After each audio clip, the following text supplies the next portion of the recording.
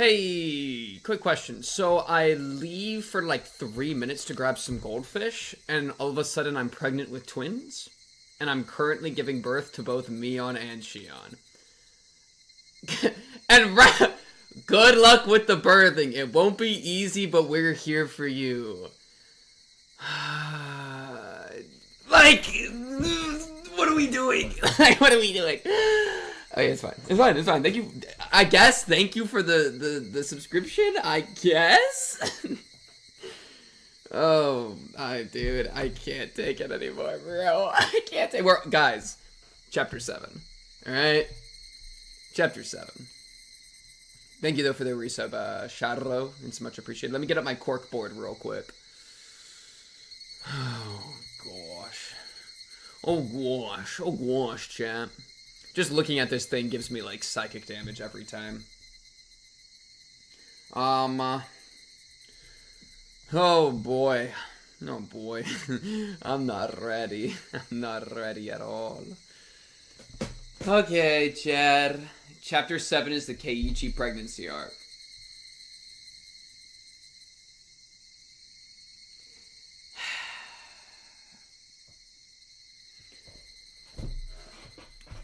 Dude, who would Keiichi's kid be? I feel like who would Keiichi... Okay, so who would impregnate Keiichi, and then who would Keiichi's kid be? Because it could be, like, Oishi. Or we could maybe do, like, some reverse crazy, like, Mion or Rena moves there. That one of them would impregnate, like, you know, impregnate Keiichi. And the father, Satoshi. Oh, wait, Chiru? Chiru? Wait, that's a good one. That's a good one. And then... Let's see. Who would they... I don't know who their kid would be. POV prediction on this chapter. Okay, so... Let's see. This is chapter 7. Chapter 6 was referencing chapter 1 mostly. So it was Rena and Keiichi.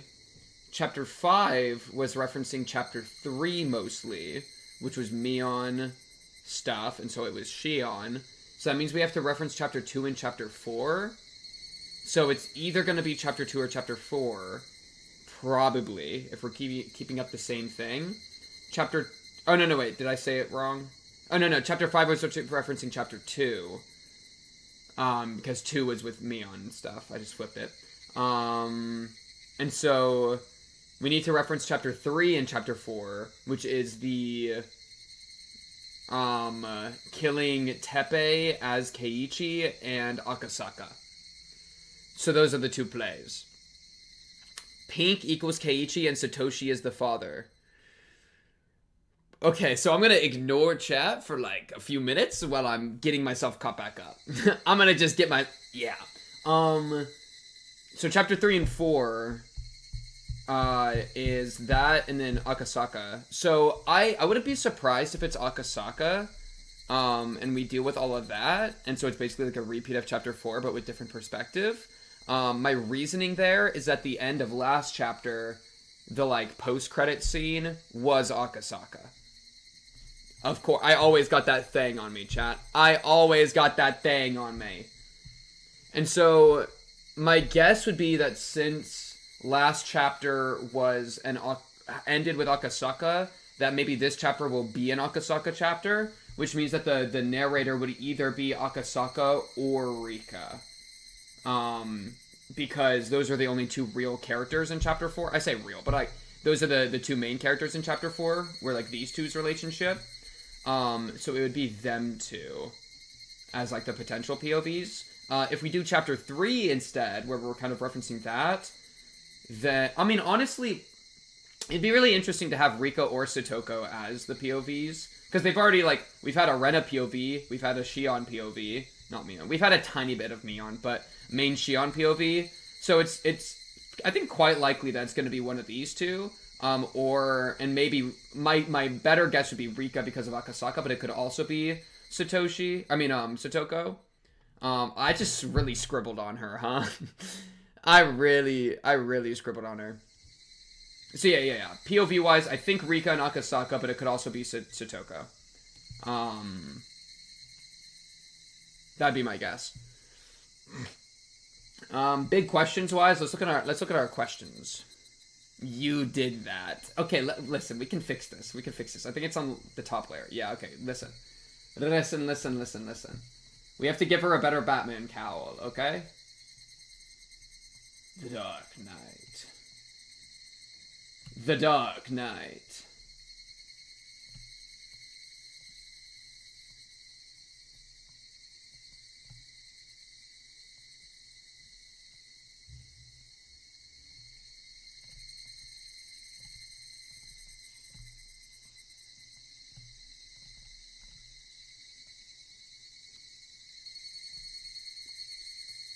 Holy peak. Oh, wait. It's kind of good? Wait, y'all are seeing what I'm seeing, right? It's actually kind of coming together, no? I feel like it totally is.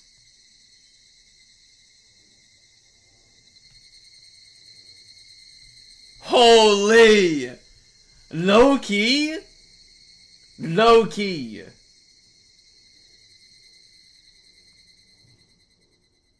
Oh! That's it! Holy! Satoko in Giga Batman form. Let's sharpen it a little bit. Yeah. Yes. Boom! This, dude, the aneurysm any person in their shorts feed would have if they looked at this. Like, it wouldn't make a single drop of sense. They wouldn't understand who this anime girl is, nor why I'm doing this. Because we're like 7 layers deep in the sauce. We're so deep in the sauce with that one. Oh yeah, the alien estrogen theory. Okay, so let's escape from the alien estrogen theory and go to our big questions. Okay. Who's producing the drug/syringe? Great question. We still don't know. I've talked about this a handful of times. It's somebody that Rika has enough of a connection to. And I do overall trust Rika. Rika also is a time traveler, or like somebody aware of the cycle, which means that they could easily like gain access to something they're not supposed to by knowing to be in the right place at the right time. So there's like a lot of ways that she could have this. Yeah. So, I don't know. I don't really have much for that one off the top. Who is killing people each year? It's not the Sonozakis. It's not Rika. It's not the director. I can do a not here. Not. I'll just say, not the director.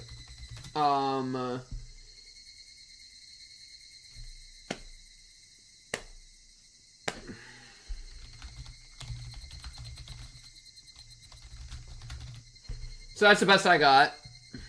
Time traveler, meaning that they're timeline memory Andes, which means that doing what Keiichi does, right? Oishi and Rika both are aware of like the timeline structure and how things are repeating, to some degree. I think Rika more, but Oishi gets glimpses of it, like, oh, it was different last time. And then Keiichi got a glimpse of that by remembering the past timelines. That's what I mean by time traveler. Though it's not really traveler, it's more just like they keep their memory whenever like the reset happens, which is whatever the reset is.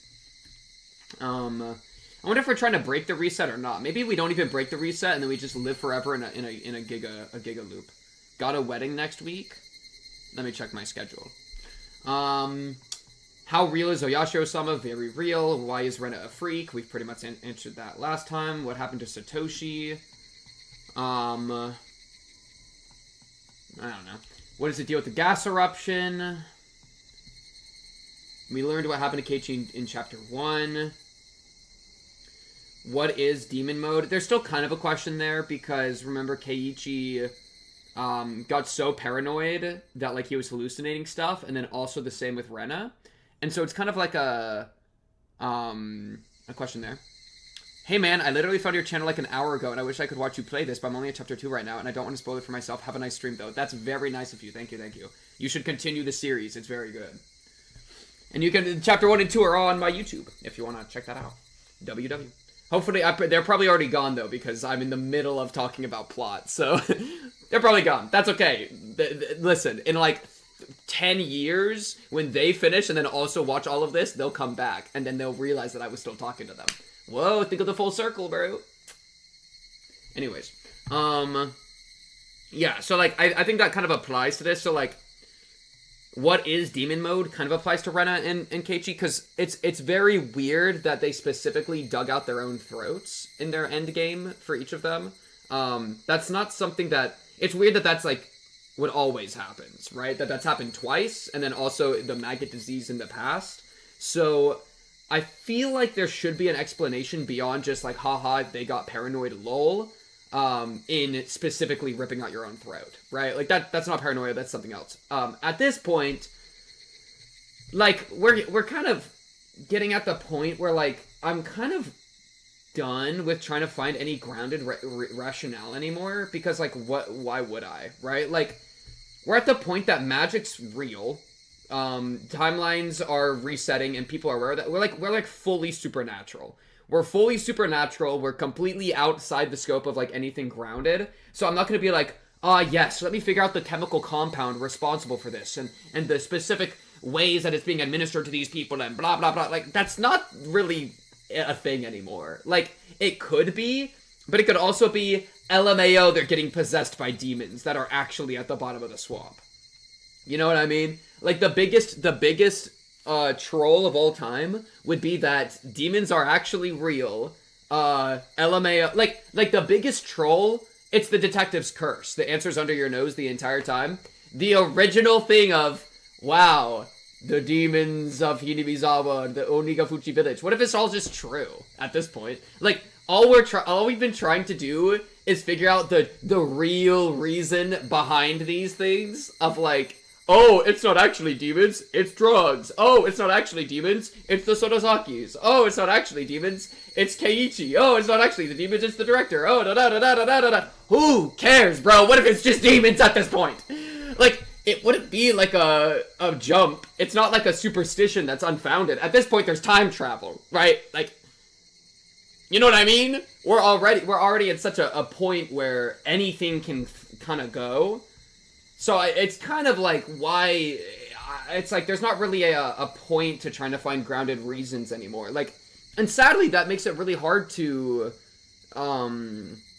like theorize at all, because it really gets to the point of like I can't theorize the supernatural, because guess what, the supernatural doesn't exist in my world, and I don't know the mechanics of how it works in this world, so I can't guess them, right? Like, it could be literally anything, you know? I think the big questions are like, because I don't know, there's just a bunch of weird stuff, and it's to the point where like most of theorizing is trying to figure out like grounded rationale for weird stuff, but we're at the point where weird stuff exists that has no answer other than straight up supernatural, and so maybe we just start using the supernatural everywhere, right? Like, what happened to what if, I don't know, like the teddy bear thing.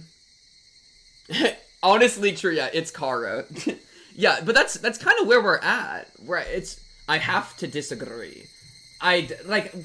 Oh, you know, it's just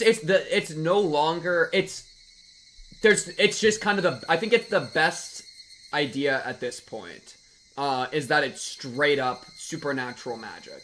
Because, and that's what we've been running from the entire time, and I think it would be ironic, and it would be the detective's curse, which is like a classic, if from the beginning we're told like, oh, the demons of Unegafuchi village, and ooh, right? And everyone's like, well, it can't be that. Demons aren't real. You know, it can't be that. You know, whatever, you know? But, like, maybe it just is. It's just giving up. I feel like I'm, like, giving up by saying that. But, like, it really just comes from looking at this, right? What is demon mode? Genetic, actual possession, drugs, etc. I don't think it's genetic, because Keiichi. I don't think it's drugs, because, you know, Keiichi wasn't ever drugged in Chapter 1. So at this point, it's paranoia mixed with actual possession, right? Like I feel like it's very much what was said at the end of last chapter, and like what Keiichi was saying of like, we're not going to like do this tragedy anymore. Where, like, they're getting, like, harassed by, like, a spirit that wants to ruin them forever, you know? Like, it was kind of specifically said, but in kind of like a way that felt like analogy or whatever, that like, oh, the tragedy, the trauma or whatever. And so what if it like what if we take that more literally, and there's actually a bunch of demons at the bottom of the swamp, and they're like these little imp guys. They're like, oh yes, let's do another one, but this time let's make Keiichi go freaking crazy. Ooh yes, that's a good idea. Let's do another one, but this time it'll be Keiichi bludgeoning Teppei to death, but he did actually do it. We're gonna gaslight him the entire time. Woo! Like, at this point, that seems kind of reasonable to me. Because it's not like we're already doing it. We're already doing timelines. So might as well just send it all away. Probably not drugs, because Shion don't take Fent. Talk about it. Yeah. Ritual Implement House for Kiniyoshis we still haven't seen. I would love to see what's inside of that. I feel like it could be important. Who bought the teddy... Oh, yeah, and the teddy bear. I was going to say that. So, like, and the teddy bear is, like, the most heartbreaking tragedy I can imagine, right? Where, like, he does all this work, he suffers so much, and then the one thing he wants at the very end, which is the teddy bear for Satoko, he doesn't get, right? That is the most kick-in-the-balls thing I've ever heard. A demon would love to do that. At this point, it's literally just for the sake of, like, traumatizing people for your own, like, enjoyment. You know what I mean? And then it goes meta, and the true demon is us. I'm the true demon because I'm the one that's been participating in watching the story. Bada boom, bada bang. What have we learned? Thank you for the Gifri sub. Appreciate you. That's very nice of you. Thank you. Yeah. So, like, I feel like the answer to the teddy bear thing could have literally been, what if it was literally just the motivation to make Satoshi miserable? Because there are freaking demons that want everyone sad because demons like suffering. Like, this is really kind of where I'm at. Because I don't know where else to go anymore. Also, where is that missing arm? Oh my god. Please. Please.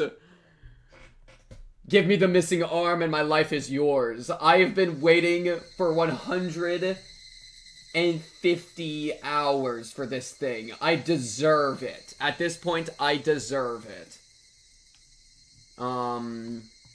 Yeah, and like, it's not, the nice thing about that explanation is because that explanation can work anywhere, which is also the annoying thing about it, which is why I didn't want to go here. Like, oh, what happened with Takano's corpse? I can just say LMAO demons, and then I can just stop participating in the thought, and it answers it, you know? That's why like, I think I'm, like, conditioned to hate that answer, and why I feel like I haven't, like, whenever there's always been, like, a religious or superstitious answer to something, I've always, like, kind of been like, no, like, let's try to find a real reason. But at this point, what else do we got? You know? Oh, yeah, and, like Shion, whatever, like, she was in attunement with, in her arc, that she thought was Satoshi, that could have literally been, like, a demon pushing her on and making her life worse because it likes suffering, you know? And it's such, like, a brain rot, like, answer, because it's, like, LMAO suffering good, like, that's the motivation.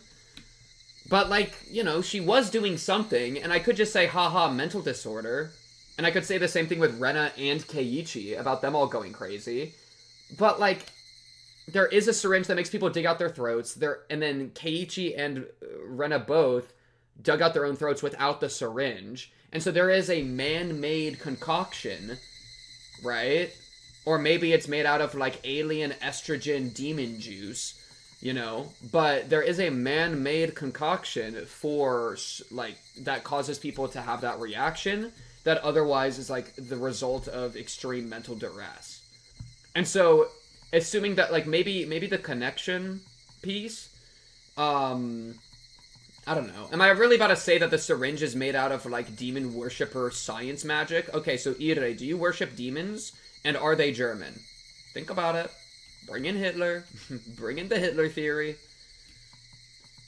Tomotake, are you a demon worshiper? So which one of you is a demon worshiper? Good luck with Chapter 7, Twin. I have no words to describe this chapter. Lock in the best you have ever locked in your life. Yo, bro, I don't even have any Dr. Pepper.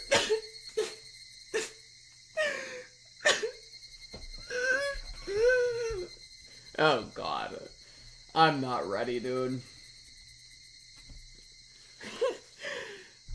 Body Snatcher Theory. Like, even remember in Chapter, 3 when Keiichi did all the Teppei stuff and then didn't actually do any of it, but then also existed going to the festival, right? Like, the Body Snatcher Theory still, like, has some level of potential truth to it. I feel like the better answer is that it's playing with, like, the timelines. Dude, okay, so guess what? I figured it out. Oh, wait, I just figured it out.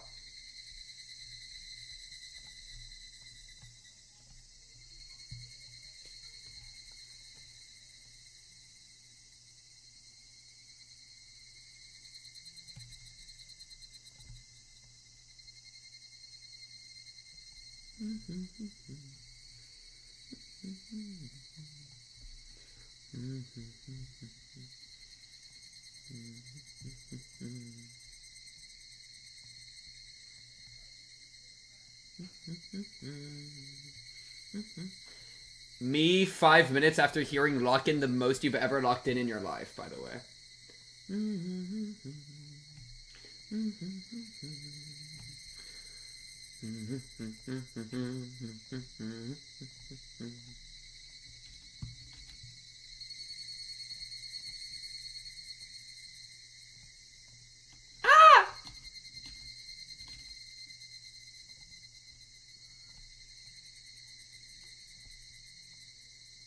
Okay. New theory just dropped.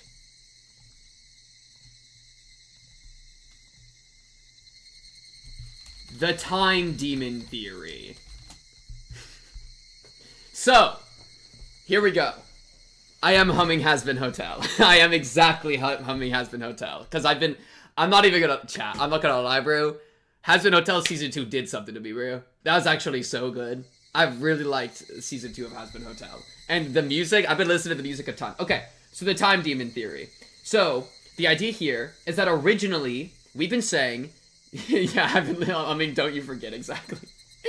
Originally, this was the way that I drew the timeline resetting, and then people kept saying that these look like a pair of lips. What if we lean into that? What if they are a pair of lips, and they're the lips of a demon, right? And the demon is evil and wants people to suffer.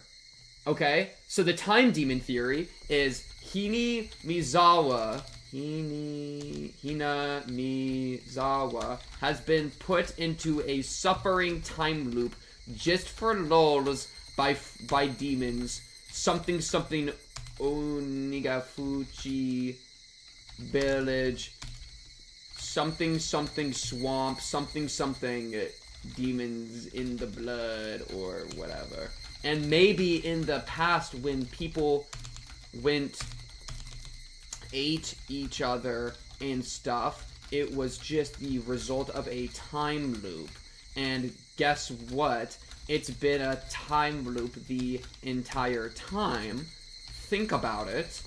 And also, then the time loop gets let go of, aka released, and therefore the remnants are the evil cannibal actions. So think about it this way, right? So the dark history of Onigafuchi village is the results of people going crazy from time loops being harassed by time demons. Because at this point, we have to have an answer for like how time's looping, right? Ever since Oishi is a returned by Death Andy, we have to have an answer for that. It can't just be like LMAO. Okay, let me look at FBI's thing. FBI, stop DMing me ever in your entire life. Like, we have to have an answer for why this is happening. You can't just write in a time loop that is, like, changing the plot and then be like, and nobody knew. Like, this has to be, like, the thing. You know what I mean? And so, at this point, why not connect that to the history of Onigafuchi Village? you know, with the time loops, and then use that as the reasoning for why people have done a bunch of crazy stuff in the past. That is people stuck in time loops that go crazy and then do a bunch of crazy stuff, and then right when they do like the craziest, most horrific thing, then the time loop is broken, and then they're free. But then they're free with like the worst path, right? So basically, Rika, and that's Yashiro-sama is a protector spirit that tries to fight off the time demons, right? And then the time, and that's why they're the protector spirit of Hinamizawa. But in the current loop, in nowadays, Oyashiro-sama has become depressed because it's freaking too hard, you know? And it just hasn't been working because it's been like 500 bajillion loops, right? She said she was like 100 years old or whatever. That, you know, so she like came in to like, Yashiro-sama came in to like give the assist and try to like break him out of the loop, but hasn't been able to do it. Including like trying to rely on like Akasaka and everyone, but it just hasn't been working because the time demons, aka this beautiful, wait, Loki, why are they kind of hot though? Wait a second. Maybe I need to give the, wait, okay, quick pivot, mid-conversation, quick pivot. Give the time demon like a little bit of like a body. Okay. And then also give the time demon like some boobies. Okay, so I'm never cooking again, I fear. But yeah. So that's the, at this point it's like, I don't know what else to do. Because we need to have an answer for how time's resetting. And at this point, why not connect that to everything? Period. Time demon can be redeemed. Oh my goodness, we can save. Even Keiichi, the end of chapter 8 is going to be Keiichi finding the time demon at the bottom. Keiichi's going to swim to the bottom of the swamp with scuba gear. He's going to swim to the bottom, come face to face with like Cthulhu, and it's going to be like, and you're my friend too. My best friend. Cthulhu-san! And then that's going to be the last line. Can we start the chapter, please? What the hell is going on? What about the piss demon? Stepped aside 5 minutes. What am I seeing? It's the time demon theory! Chat, I'm onto something. I'm onto something here. Okay, I'm gonna do one last thing, then we can start, okay? I have to connect this in. Time demon theory is connected to Rika, because Rika's Oyashiro-sama. So we're gonna do this. Boom. So now it's connected. It also connects to this question about the missing teddy bear. Which means I'm going to connect this. Boom. So that's missing teddy bear, and that's Rika. What else could it connect with? It's connected with... So Oishi... How is Oishi breaking out of this? 33 minutes vaporized. I'm going to cut you open and flay you. In-game. In Hinamizawa. Yeah. So every time that Keiichi's hallucinates something that's not real, it's just magic. And it's time demon magic. Frick you, that's the best answer I have anymore. It's broken me. It's broken me. That's all I have anymore. Alright.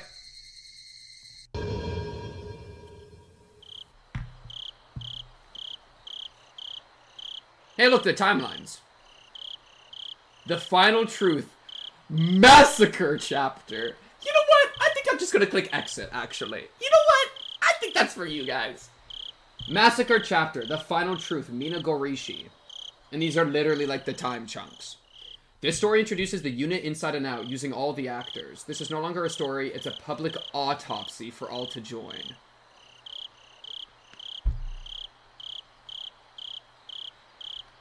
As someone unfamiliar with what has happened so far, your board looks like absolute delusion and paranoia. Yeah, I think in about T-minus 3 hours, I'm going to be ripping up my own throat. Public autopsy is crazy. That's the craziest thing I've ever seen. As they say, after loving someone, cut open their belly and eat their organs. That's what they say? I don't remember that. It's the same with stories. The difficulty is quite mild, well suited for those with pride. You're saying I got pride? I don't have pride. You piece of shit, are you looking down on me? This is fitting. I mean, this is fitting because the Hinamizawa tradition of, like, opening the futon and, like, eating the organs is, like, something that's been happening. You got pride, boy? Yo, I'm not your boy. Boy. Actually, chat, I think pride might be my 7 deadly sin. I thought, in the past, I thought it was like envy or whatever. I think I'm a pride, Randy. I'm just a big deal, bro. And then just the has been singing in the middle. Let's go. Okay. Chat, I don't think I'm ready for this. Massacre chapter, it's a public autopsy. Okay. They obviously meant Pride Month. True. Oh, goodness.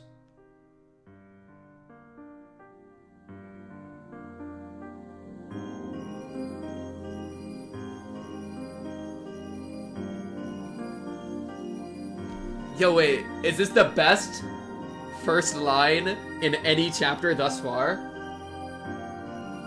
Because we have, like, blue and red, 2 forces pitted against each other in a purple void. What are you doing? Okay. And the celestial and mystical music? I'm here? What are you doing? I don't see you playing by yourself that often. All you could do before was to nod to my question. Since when do you have your own will? I'm glad. I finally have a sister or a brother. Whichever you are. Wow, okay, why do I feel like it's breaking the fourth wall? No, maybe not. It's breaking one of the walls. It might be breaking into one of the characters. That one of the characters have seen through the timelines and thus become, like, Keiichi has finally seen through, like, been able to, like, see between them, which has made him a brother or a sister. Whichever you are. I used to be an existence of nothingness, just like you. But one day, I began to have my own identity, my own thoughts, and eventually my own body. Oh, your body came last? Identity and thoughts came first? Okay, so in Higurashi, we've confirmed the existence of the soul. Because identity and thoughts are precursors to body, and I would say that aligns with the idea of the soul. So it's not a surprise to see you in possession of your own will. Welcome to this vast yet tiny world, my sister. You might be my brother, but let me call you my sister until I know for sure. I'm fine with that. I'll take that pronoun. Talk about it. This is an endless, eternal, and infinite world. But that doesn't mean it's boundlessly vast. Oh, because we're looping, right? So it's endless, eternal, and infinite, but it's contained because we're stuck in the village and stuck in the time period, right? So it is still endless, eternal, and infinite, but it's a contained infinite, just like the infinity between 0 and 1, right? Not a, yeah, it's the infinity between 1 and 2, bro.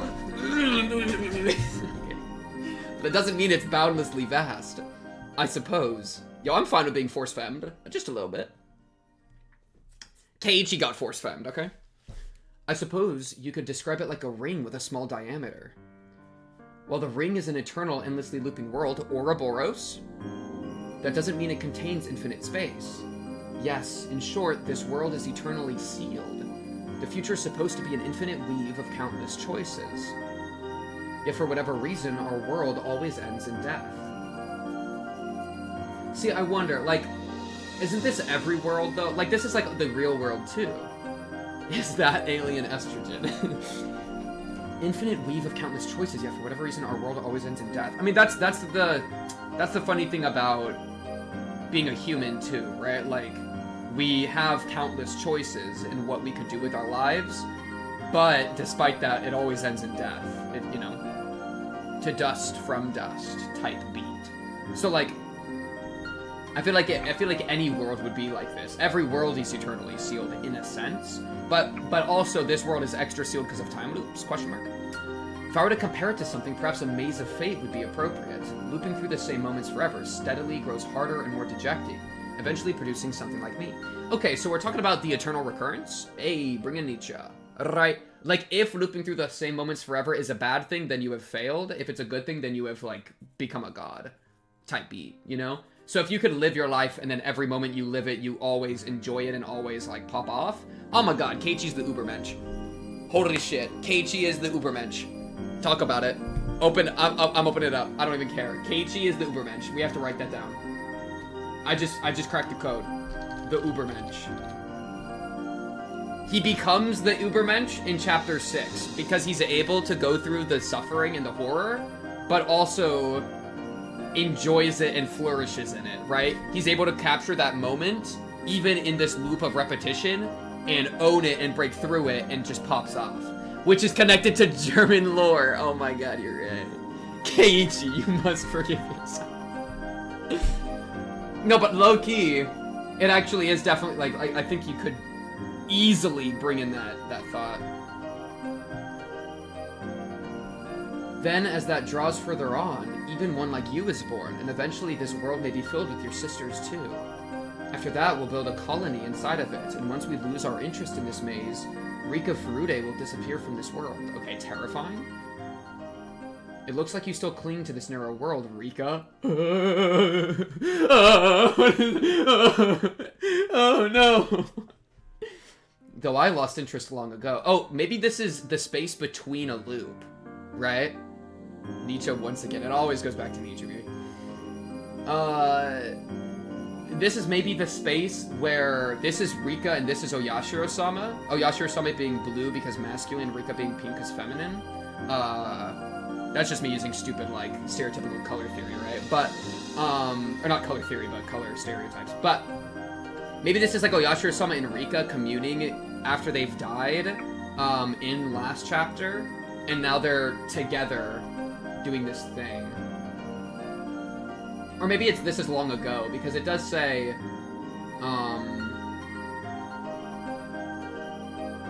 I used to be finally, like, there's been a threshold passed, because finally I have a sister or a brother, and now they have their own will. So, like Rika at this point has, like, obtained her own will, where previously she didn't, I suppose. Which I think is, like, the will she has to, like, fight against the inevitable, right?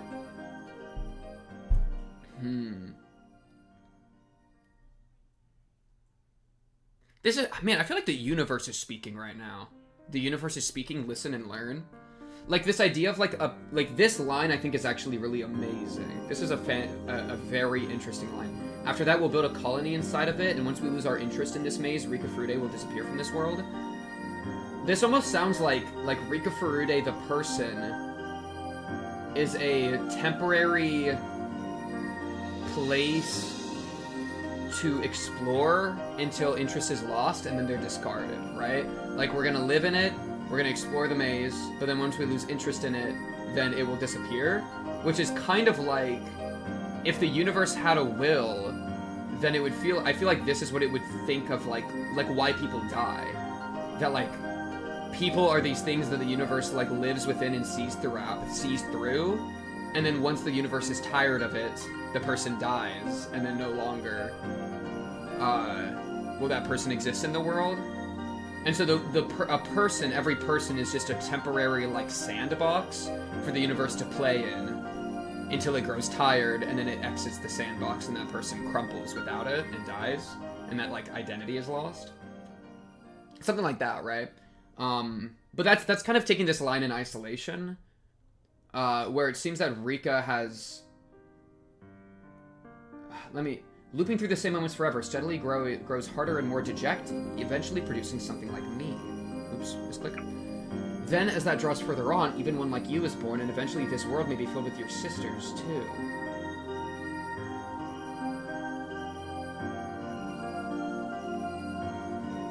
Man, but what, like...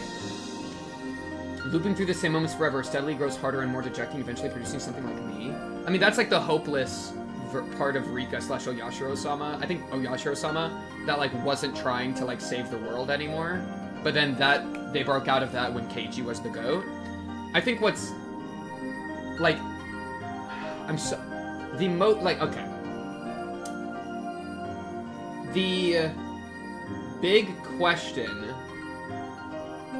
it's the heaviest burden. Okay, I might just pull it up at this point. This might be... I think I'm gonna pull this up. Chad, listen and learn. I'm gonna pull up a Nietzsche thing. We're completely pivoting, but I think it's important because it's something I find important, so I'm gonna do it. The heaviest weight, or the heaviest burden. Because I think it applies very well. Here we go. Oh god, I'm really playing Higurashi the anime VN, and then I'm pulling Friedrich Nietzsche into it. God damn it, bro. God. Oh. Okay. Okay, wait. Nietzsche. Night. Wait. Night. Nietzsche. We just gotta really quick connect. Okay. Yo, get off my screen, bro. Okay. So this is a fragment from Nietzsche's The Gay Science, which is just like a thing of his. But this is like a fragment of it that I think is really important. Oh, Yashiro-sama is dead and we have killed him. Oh my god, that's such a good line. Different one, but that's a really good reference. I like that. I guess I'll just read this. I'll just read this real quick. The heaviest burden. What if someday or night a demon were to steal after you in your loneliest loneliness and say to you, this life as you now live it and have lived it, you will live once more and innumerable times more, and there will be nothing new in it, but every pain and every joy and every thought and sigh must return to you, all in the same succession and sequence. Even this spider and this moonlight between the trees, and even this moment and I myself, the eternal hourglass of existence is turned over again and again, and you with it, speck of dust. Would you not throw yourself down and gnash your teeth and curse the demon who spoke thus? Or have you once experienced a tremendous moment where you would have answered him, you are a god, and never have I heard anything more divine? If this thought were to gain possession of you, it would change you as you are, or perhaps crush you. The question in each and every thing, do you want this once more and innumerable times more? Would lie your actions as the greatest weight, or how well disposed would you have to become to yourself and to life to crave nothing more fervently than this ultimate eternal confirmation and seal? So, fun fact, this is what I wrote my thesis about. This was a big part of my thesis in college, so talk about it. So let me try to first apply this into Higurashi so it can make more sense. Like, oh my god, like it's like verbatim. Looping through the same moments forever steadily grows harder and more dejecting, eventually producing something like me. Looping through the same moments forever. This life as you now live and have lived it, you will live once more and innumerable times more. The eternal hourglass of existence, right? So they're talking about the same thing in this moment, right? That it's experiencing the same experiences forever. Let me try to unpack this a little bit. What I find so powerful about this fragment is that it's a question, right? It's a question posed to you about how you view your experiences in life, right? And so the question right here, this is the core of it. It's this, all the beautiful language is really just building up to this core. The question in each and everything, do you want this once more and innumerable times more? This being the present moment. So right now, your present moment is watching this stream, listening to me yap. And so you have to introspect on that moment and ask yourself, if it is true that everything I live, I will live again forever, would I want this every time? Because the big hypothetical, fuck no, the big hypothetical is a eternally looping same thing over and over and over. That every single moment you have ever lived, you will live, and then you will die, and you will live again and again for eternity. And nothing will ever change. And so if you hear that, does that destroy you? Because you think to yourself, this is such a, I have to do this again? I have to suffer everything I've suffered again? I have to go through every pain I've been in again? Or are you able to be like, whoa, I get to do it again. I get to experience all these things again. I get to feel everything again. The pains, the sorrows, and the joys, and the blessings. And so that's, you are a god, you are above, you've ascended, you've conquered it, you've won, you're happy if you're able to look at this hypothetical and go, yes, right? Yes, and I have never heard anything more divine. That's how you win. So every single moment of your life, you need to be able to look at it and say yes, And not just yes now, but yes forever and yes eternally if it was all it would ever be. If I am clueless that everything is repeating, yeah, but watching the same pink reaction loop, I would go crazy, still peak. Yes, okay, and so that's a great point, because that is the key, I think a key difference between this quote, and what's being constructed here. Because the problem with what Oyashiro-sama, I think, is, because it might be Rika, but I think Oyashiro-sama is experiencing, is that they have awareness. Their awareness stays with them, right? And so they aren't actually, they being Oyashiro-sama and Rika, aren't actually living the same exact life over and over, which is what's being said in The Heaviest Burden, right? You will live once more and innumerable times more, and there will be nothing new in it. That isn't the case here, right? That isn't the case. Here, you keep your memories, which means it's a little different every time, which almost is like a curse of awareness, right? Like, having to keep your memories of things makes you acutely aware of being trapped in the maze, you know? So if anything, I feel like that would make it really difficult, because now they're stuck. They're aware of how stuck they are. But at the same time, I think that you get that same problem in The Heaviest Burden, because as soon as the demon of the night comes and speaks to you and tells you that everything you've lived, you're gonna live again, as soon as you're told that, you become aware of the same thing. You just don't actually remember the past lives, but you become aware of the loop. And so The Heaviest Burden asks you, could you live with the loop? Whereas Higurashi with Oyashiro-sama and Rika are asking, could you live with the loop, but also the loop you have all the memories of the past loops? There's like that slight change that changes things. That makes it a little different. And if anything, it gives you like the illusion of like control or something, right? Where it's almost like worse to know what's gonna go wrong and then think that you can change it and then fail over and over, right? Where at least here, you don't know what's coming next, right? You're at least you're aware of the cycle that you're stuck within, but you can't actually see what's next in the cycle. Whereas in Higurashi, they're aware of what's coming next. They're aware, like, oh, I'm gonna be killed on this day, this person's gonna die at this time, etc. They're aware of it, and that gives them the illusion that they can do something about it. And I say illusion, which might not actually be true, because Keiichi, and I think what Rika found so compelling about Keiichi was like, oh my goodness, what if there's a world that we can actually break out, right? Like, Keiichi was this blossom of hope to actually fight against it, you know? I think if you wanted to like tie these things together better, then if you wanted to really be inspired by this Nietzsche thing in writing Higurashi, you would make it that they never break out of the loop, but rather they find happiness within the loop, right? That like it's a force that they can never conquer, and that they have to learn, they being like all the characters, have to learn to love and accept the loop and themselves within it eternally and forevermore, despite never being able to save Rika, despite never being able to save Tomitake or save Takano, etc. That would be how you I think tie these things together. Because if you can break out of the loop, then you've escaped the heaviest burden, because you've broken the eternal hourglass of existence, you know?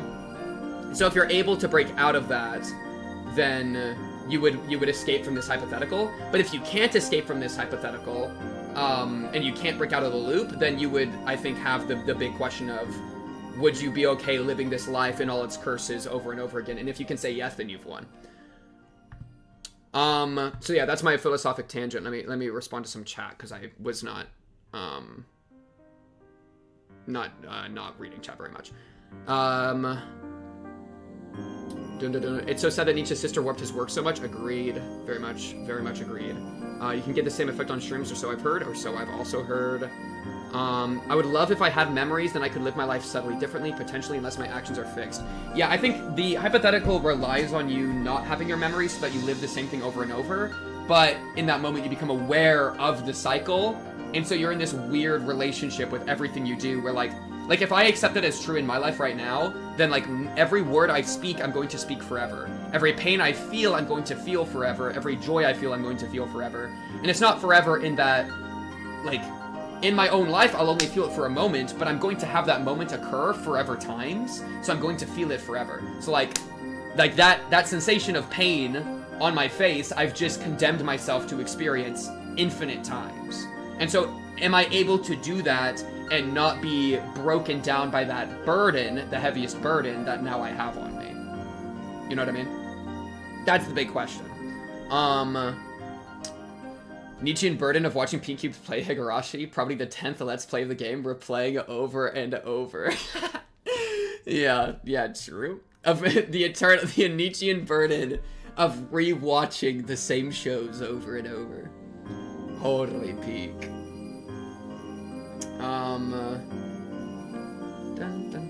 It is kind of like a predestined thing. Like, you're cursed to know that you're going to choose the same things every time because you're stuck in your own loop. So it's kind of predeterministic for sure.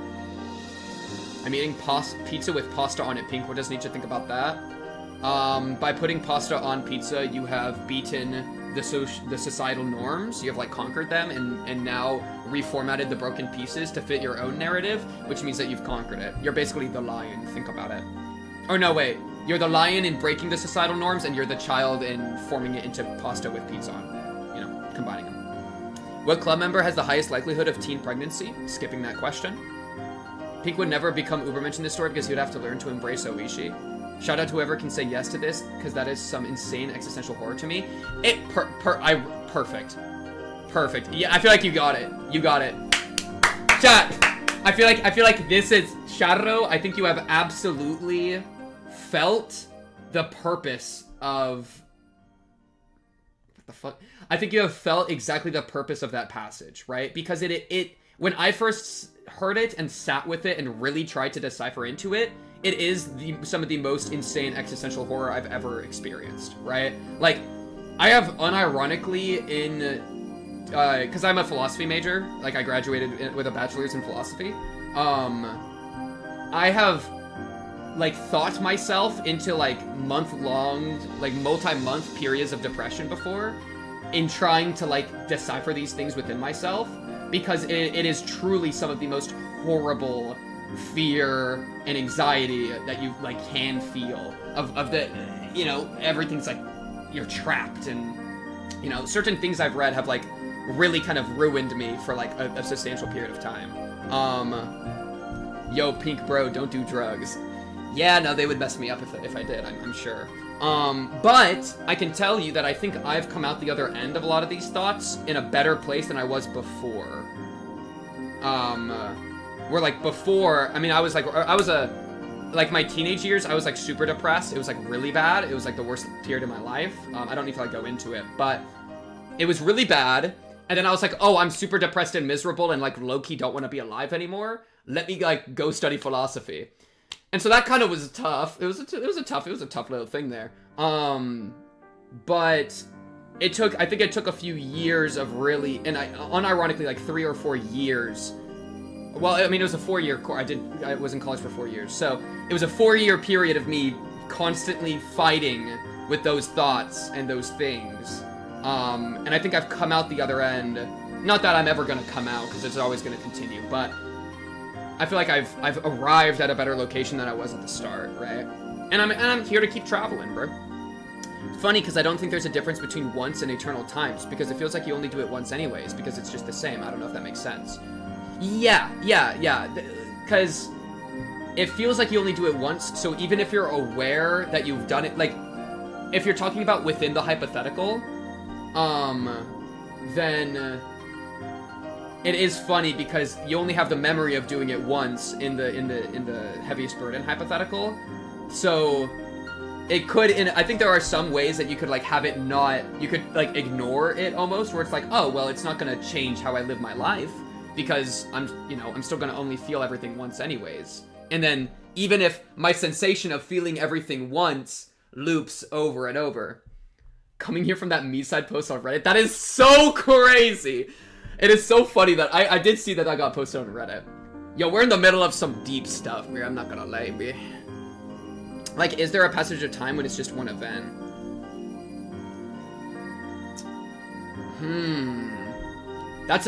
Is there a passage of time when it's just one event? I feel like that's kind of like, and I don't know if I quite grasp what you're saying. But the way that I take that is like where, one place you can maybe take that, I don't think I get what you're saying though, is that we're like always in the present moment. So like we're eternally in the moment of the present, kind of. I don't know if I get what you're saying though. I'd be completely fine with the Nietzschean loop because I wouldn't remember it. If I take that passage to mean that I should live my current life the best way for me personally, can't and never have regrets about it in later cycles. But I think the thing about the hypothetical is that like, you wouldn't remember the past loops, but you would, as soon as the demon comes to you in the night and tells you about this thing, you would now become aware that they exist and that they will forever exist. That there is no afterlife for you. There is no... The afterlife is your same life again, and the life you had before this, if any, was actually just the same thing again, forever and ever looping eternally. An eternal loop kind of feels like a dot on the graph if you zoom out temporarily. There's no line. Oh, okay. I can get what you're saying now, a little bit. Yeah, okay. Yeah. Oh, wait, I'm bringing in the corkboard. So, like, ignore all this nonsense. We're gonna bring this over here. So it's like, you kind of mean like, so this is the Ouroboros loop. Like, this is the loop of the life, right? Where you live things, and then you die. It's like, here's the snake eating its tail, right? So, like, I'm trying to draw it really small to make a point in a second here. So it's like, here's the tail, and here's the snake trying to eat it. Like, I'll give it a little red tongue to make the point. So, like, here's the little snake tongue. So that's the snake eating its own tail. But then if you zoom out enough, it just looks like a dot. Because you're not actually moving anywhere. You're moving in a circle, and then if you zoom out enough, it's like there's not a passage forward. Because we like to think that passage is something that goes ahead and moves somewhere. But in a loop, you don't move anywhere, so you're always stuck. Higurashi has genuinely taught me to live my life without stewing in my regrets, and has helped me move on from a lot of depressive and suicidal mindsets. Beautiful. Beautiful, beautiful, beautiful. Yeah, and I think that my experience with, like, Nietzschean philosophy has done similar. And then, so it's funny that I think there is a connection between these things.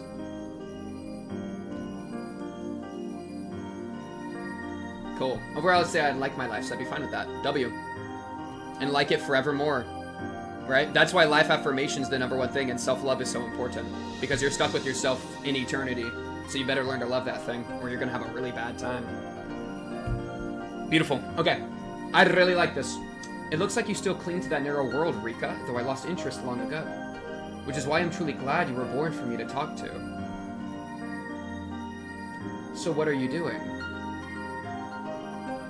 Yo, guys, we're so deep in the sauce. Like, we can be in an infinite loop at any moment, and then passage occurs suddenly, so it's no different from an event. So could you even tell if you experience Nietzschean burden? Could be in an infinite loop at any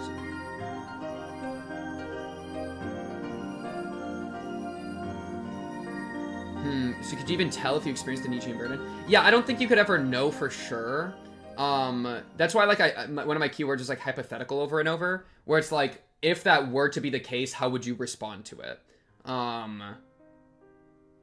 And I think it's also, like, that's why it's like a demon comes to you in the night. It's like it's something from outside it's like a thing with authority. It's like it would be the same if, like, God came to you in the night and said, hey, this is happening, by the way.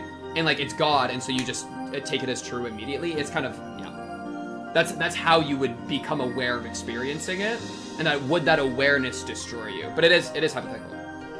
Sorry for derailing. No, you're fine, Rube. I just ignore chat if I don't like what they're saying. I generally think that was one of the reasons he wrote the story, so yeah, I'm glad it did that for you. I just wasted everything watching that anime. Unlucky, Rube. Okay. Are you collecting fragments of memory? There's only 5 or 6 of them right now. It must still be fun for you, though. There used to be more fragments long ago, but one by one they disappeared into the darkness.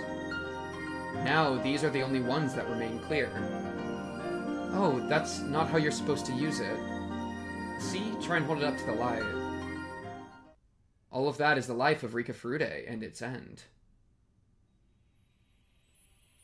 Has Rika become, like, aware of Rika Furude's life?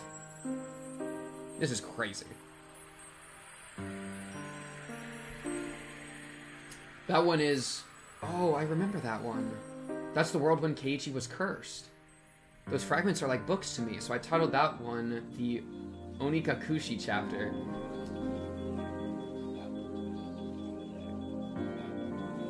Hey, what do you mean you titled it the chapter? Which one is that? Hey! Which chapter is this? Give me a number. I don't remember the names. Yo! It's the cube! It is the cube!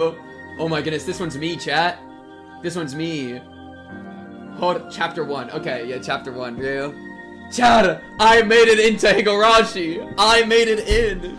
Hold, Left Zor, thank you for the follow 5 minutes ago, by the way. Sorry, I missed that. We were in the middle of some deep sauce. Very deep sauce. Bro. Do you remember what happened in that one? Good. It's crazy. This is like the author. This means all the, like, narrative bits at the start about, like, the what was this one called? The massacre chapter or whatever, and the thing about it being, like, a dissection. Those were probably written by whoever's speaking right now. That makes things easier. In Onikakushi, Keiichi Maebara was consumed by the darkness. He couldn't accept the kind words his friends offered him, and he eventually beat them to death, not knowing of their kindness. We were all killed after that anyway. That had nothing to do with his story, though. The cube theory. That fragment is the Watanagashi chapter, chapter 2. Shion Sonozaki was cursed in that one. Okay, so curses are real. Boyfriend! Aw, look! Whoever this the narrator is saying that a boyfriend. That's cute. Aww. Yeah, chapter 2. Okay. Yeah, so curses are real, though, which is kind of what I was saying at the beginning about, like, demons and stuff. Like, at this point, you just have to say supernatural LMAO. You know? We've just really gotten there. Narrator is a shipper. She killed many people out of revenge for her boyfriend's disappearance, as he went missing in 1982. I am the narrator, for real, for real? Rika worked so hard, but she was captured at the end, and she was tortured to death. That's why she chose to commit suicide in the Miyakashi chapter, because things were going to turn out the same way. Oh, wait! So it's not a different perspective of the same events, it's the same thing happened, but happened slightly differently. Because of awareness. Because Miyakashi, is that chapter 5? Because if this is chapter 5, then yeah. That's crazy. So it was slightly different. That fragment over there is called the Tatori Goroshi chapter. Yes. Okay, cool. Stogo's uncle came back and locked her up inside her house. So 2 and 5 were actually slightly different. That was the worst world of all. Oh, narrator agrees with me. Absolute cinema. Thank you. Satoko being abused is absolutely the worst. There was nothing Rika was able to do in that world. Whenever Stogo's uncle comes back, Rika usually just gives up on that world. This is Oyashiro-sama narrator? Fortunately, Satoko's uncle doesn't come back that frequently. That one is called the Sumira Horoboshi chapter. Rika was there until just a moment ago. Or maybe we have a different observer. Maybe we have an observer that's even more distant from Oyashiro. Rika was there until just a moment ago. Rena Ryugu was possessed in that world. Possessed. It was pretty exciting to see her take over the whole school. True. It surprised me to learn that Keiichi Maebara had a memory of the other worlds, just like we do. It was pretty amazing, but then again, most of us have some kind of memory like that. We all have an imaginary world within us, some idea of what would have happened if you did things differently. This feels like something that's speaking outside the narrative a little bit and speaking to, like this is kind of true for us, right? For, like, the audience. That we all have an imaginary world within us, too. Some idea of what would have happened if we did things differently. Keiichi's just got so strong that he was able to actually see a different timeline. It's like the strange feeling you get when you do something for the first time, but it feels like you've done it before. Deja vu. Everyone has a memory of an imaginary world in their mind, but the memory is not always that clear. Exactly what I just said. It's not surprising, really. You're special enough to be able to see those fragments of memory. It's probably very difficult for you to understand how special you really are. What if Pink didn't hate me on timeline? Yo, I accept every... Listen, chat. I accept every me in every timeline. I say that now, and I will say that forevermore. Hopefully. I don't know if I actually would be able to, but I would like to dream that I could. You were born into a world where it's a natural thing for you to see these fragments. I was originally born in the normal world. I didn't know until recently that I could collect these fragments of memory. You grabbed those fragments just because you could, but I didn't know how to do that for a long time. I'm sorry. I'm sure you're not interested in hearing my story. Huh? What's wrong? What are you curious about? Oh? You're curious as to why so many different incidents occur in the same world. It's very interesting, isn't it? Why do you think that's the case? Let's think about it together. Thinking is the first step towards playing a game. It's all just one big game, chat. That's what I meant by the sandbox earlier. Think about it. The main character among Rika's group of friends is Keiichi Maebara. In Onikakushi, he was possessed by suspicion and killed Ren and Ryugu and Mion Sonozaki. If that was an inevitable event, he would be killing them in every world. In other words, what Keiichi Maebara did in Onikakushi was not inevitable. Indeed. The only thing that's inevitable is Keiichi Maebara's role. If Keiichi Maebara was someone with a naturally suspicious heart, he would take the same actions in every world. But that didn't happen. It's true that Keiichi Maebara is both passionate and easily convinced of anything, but it's rare for him to exhibit the kind of rage he displayed in Onikakushi. In other words, even though something might seem inevitable in one world, that may not be the case if you compare it to a different one. What about Rika dying, bro? Hey, but maybe you just have to find another world, bro. Listen. In other words, even though something might seem inevitable in one world, they may not be the case if you compare it to a different one. But what if it seems inevitable in 1,000 worlds, but it's not the case if you compare it to a different one? That's the mentality we need. That's what we need, dude. If something really is inevitable, it will happen for sure in every life. That's what true inevitability is like. It's very important that you know that. When you compare the different worlds, what's common among all of them is the truth. Understand? Like I said, what seems inevitable in one life could just be a random event in another. That's the thing they were talking about with the statistics, remember? With, like, rolling a die. The club activities that Mion Sonozaki suggests are a good example. If Mion Sonozaki had a strong inclination toward playing a certain games, he would be playing them in every world. But in reality, you participate in different activities in most of them. That means that the games they play in the club are randomly decided by Mion Sonozaki. This is interesting because it is like free will, right? There's like free will within this like this trap. We know that now because we've been through many different lives. Those who only live in one world can't see if the event in question is inevitable or random. Those who only live once can't predict what's going on in Mion Sonozaki's mind, but we can. Although the activities are random, Mion Sonozaki calls us together for the club meeting almost every day in every life. I can see that Mion Sonozaki holds a strong will towards having the club meeting. Mion Sonozaki always wants to play with the other club members, but she doesn't know what to play. See? We can read Mion Sonozaki's mind just by simply examining these fragments. With this alone, we can see part of who Mion Sonozaki really is. But what if you get tired about that, dude? That's the scary thing about this. Like, this awareness. If you can see who someone really is, then you can't go through the joy of uncovering who they are. Right? I think that's similar to what was being said here. And once we lose our interest in this maze, Rika will disappear from this world. Once, like, if you lose interest in Mion, then why would Mion will disappear from this world kind of idea. Right? That's really, that's the scary thing. That's why, like, I sometimes like to think to myself that the truth of our world, of reality, is that I'm a god, and that I created this world and put myself into it, and then stripped all my memories out so that I could experience the world for fun, and that when I die, I'll return back to me, and, like, become, like, God again, and that all of this is just a way for me to immerse into a story of a life, and that if I had the awareness of what was really going on, then I wouldn't be able to immerse and enjoy it, because I would already know everything. And that mentality there is like part of, I think, what's going on here, where like if you actually know what everything's gonna happen, what everything is, then like how could you enjoy it? Like the awareness would cause you to lose interest in the maze if you already know the answer.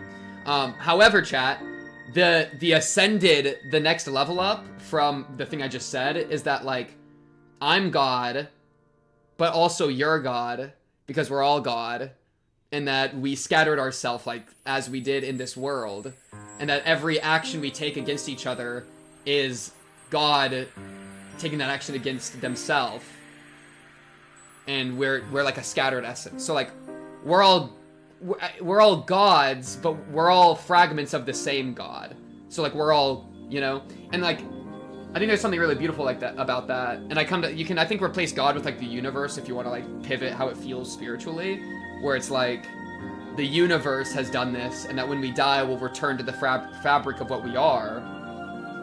It's like, are you do you, if there's like this eternal, if there's a soul, does the soul have you, or do you have the soul? The egg's a perfect pivot. Yeah. Chat, go read The Egg. Is it Andy Weir? Is it Weir that wrote The Egg? The Egg, Weir? Yay, I was right, it is Andy Weir. Yeah, it's a short story, you can read it in like 3 minutes, or not 3 minutes, but like, you can go read this, go read The Egg. That's your recommended reading, chat. It's very similar to what I was saying here. Yeah. God scattered his omniscient presence so we can experience everything in a unique perspective and come to different understandings of it all. Something like that, yeah. Or maybe just for fun, right? It's actually my mom's religion. I respect that. I asked this already, but what do you think? Do you believe that the Minecraft way that we are the universe experiencing itself, or the Vsauce way that we are the universe ignoring itself? I mean, both are true, no? Right? Because we experience ourselves every day, but we also ignore a lot of what is out there. I feel like both can be true. But also at the same time, like, these are, like, I feel like the crazy thing, and this is where, like, I start to get, like, severe existential fear, is that I think this question itself is a form of experience and play that the universe is trying to have.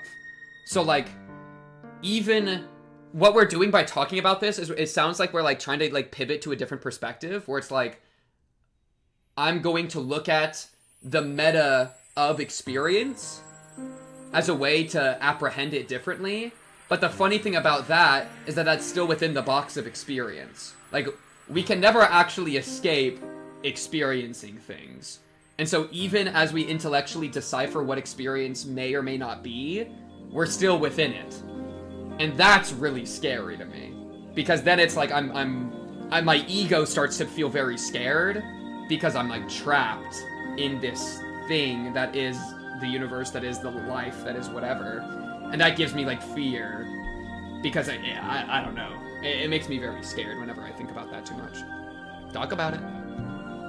Yeah, crazy stuff, chat. With this alone, we can see part of who Mion Sonozaki really is. Let me talk a bit more about Keiichi Maebara. The ambiguity itself exists in the Aristotelian binary of truth, not truth. I don't think I understand that. I'd be intrigued if you had a recommended reading or anything so I can think more about what that means. Okay, let me talk a bit more about Keiichi Maebara. For those who only live once, the world of the Onikakushi chapter is nothing but a story where Keiichi suffered mysterious hallucinations and beat his friends to death. True. For them, there's nothing beyond that fact. We, however, can compare different fragments and find out something they could never see.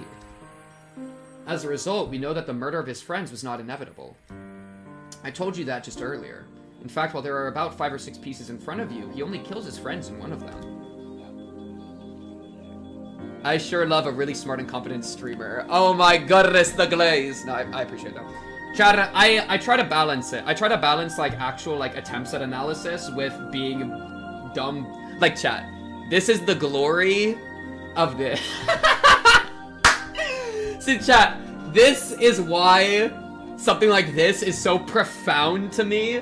This is a profound experience beyond anything else. Because it's silly and it's stupid, but it's mixed with things like, Keiichi, you must forgive yourself, which is an actual, like, truism about, like, self-love and self-acceptance that I think is one of the most important things a human could ever do. And it's mixed with it next to, how dare you hide stuff from me, and overdosed on Fent. Like, I think, like, this is, like, my form. This is, like, my maze, bro. To put it into the terminology of Higurashi a little bit. Of, like, getting tired of the maze of Rika. Like, my maze and my experience of the world is this, like, insane shit. You know what I mean? Where it's, like, piss and it's philosophy, but it's, like, piss philosophy, and who cares? Like, I don't know. It's just, for me, it just brings me such profound entertainment and joy to, like, participate in that. And that's, like, all it, you know, and I'm okay with that. And I feel like I could do that forever and enjoy that, you know? And if I ever got tired of it, I would find another game, I would make a new sandbox, and experience that as well. It's pretty, the red demon is so peak, chat. The red it's so funny. But I wish I could put into words how, profound's just the best word, how profound the stupidity that I try to inject into, like, the content I make is. Like, I don't say stupid stuff for no reason. For me, it's like it's a profound form of play, you know? And leaning into that and doing it genuinely and full-heartedly, I think, is the most immersive way to experience that. That's why I try to immerse into media so hard. Like, me hating Neon so much, that's me trying desperately to immerse into this media and really feel it. Because if I'm here to experience stuff, and that implies that there's, like, a reason I'm here, which I don't agree with. But, like, if I make it my mission to experience stuff, then I'm going to really experience stuff. You know? That's how I feel about media. And that's why I've devoted years of my life, which is limited, to experiencing media and putting that out into the world, you know, so that other people can also experience that too. And for me, it's just, you know, that's the point. That's, like, the point I've made myself. And if I ever get tired of this point, which eventually I'm sure I will, though who knows, then I'll find something else to immerse myself within, and that'll be okay too. That's just the love of it. It's for the love of the game, chat. For the love of the game, for the thrill of the hunt. Okay. That means we can roughly conclude that the possibility Keiichi Maebara triggers the tragedy is less than 20% and is almost a fluke. This means that amongst the countless worlds, Keiichi Maebara causing the tragedy is an unimportant factor. Now, can you find the common thread to be drawn from here? My, you found it already. No wonder you were born in this world. You're quick to learn the knack for playing with building blocks. Oh my god, and they bring in play. This is what I mean, chat! This is what I mean! This is what I mean! It's a divine and profound form of play. You're quick to learn the knack for playing with building blocks. It's about a play. That's why the final stage final is not the right word, but the three metamorphoses, which is a chapter in Thus Spoke Zarathustra, which is one of Nietzsche's works. It's the camel, the lion, the child. Because the camel bears the burdens of the world. The lion, like, shatters, like, social expectation. I'd have to go reread the line a little bit. But the child, that's the important one. It's the last one. Or, like, the lion's, like, empowered, right? The camel is borne down by the weight. The lion is, like, empowered over it. And then the child is playing. And so it's about, like, this is exactly it! This is exactly it! Anyways. Is the Furude bloodline still off limits, now that we know she's 100? Yes. Because she's been eternally a child, so she's still a child. Ugh!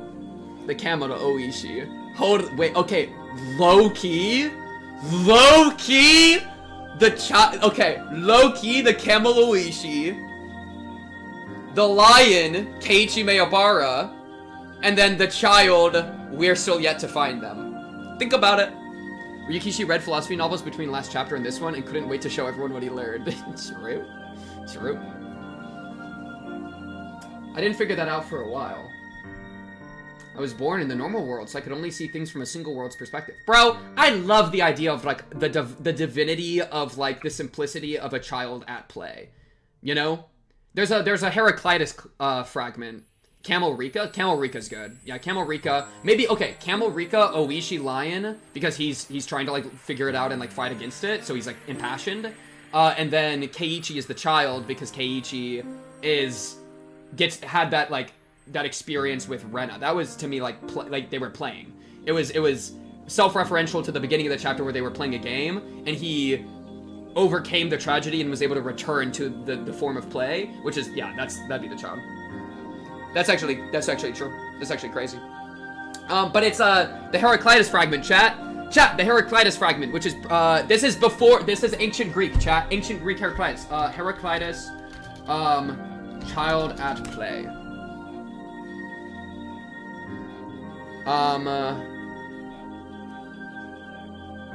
There's so many different translations. Let me. Okay, this is a fine translation, I guess. This is okay.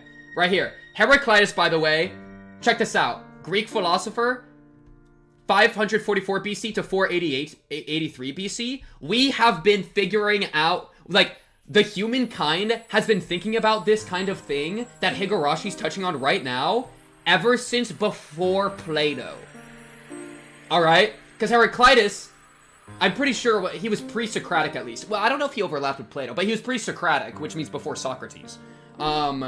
And obviously they were close. Anyways, way back in the history, man is most nearly himself when he achieves the seriousness of a child at play. A child at play, just doing their thing, and getting the mentality of that child at play is how man, like, attunes to himself.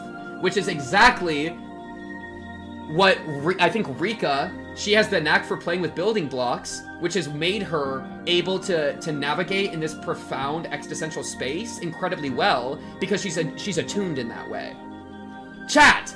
It's Heraclitean! Think about it! It's awesome! I was born in the normal world, so I could only see things from a single world's perspective. I was too obsessed with the fact that Keiichi Maribara caused the tragedy, so I had trouble finding it. Yo, was this person born... Was this person born at the start of chapter 1, maybe? Is that why they say they're younger? Yo! Is that why they say that they're... I know that's because I'm a lot younger than you? Did they only get born in chapter 1? And so these are all written... All of the chapters are written in world by this Rika, which is like Oyashiro-sama. And this also explains why Rika in the beginning, I think, acted differently than Rika nowadays. Like, the meep thing was kind of a new thing. And then her acting weird and, like, Oyashiri is a new thing, because that's, like, something that Oyashiro-sama only existed in chapter 1, and then got more, like, willing to work as the chapters went on, maybe? Whereas Rika's been stuck in the loop for a lot longer. Whoa! So, Oyashiro-sama was born in chapter 1, low-key. Rena had to play with Keiichi to regain her true self. Yeah, just the power of play, dude.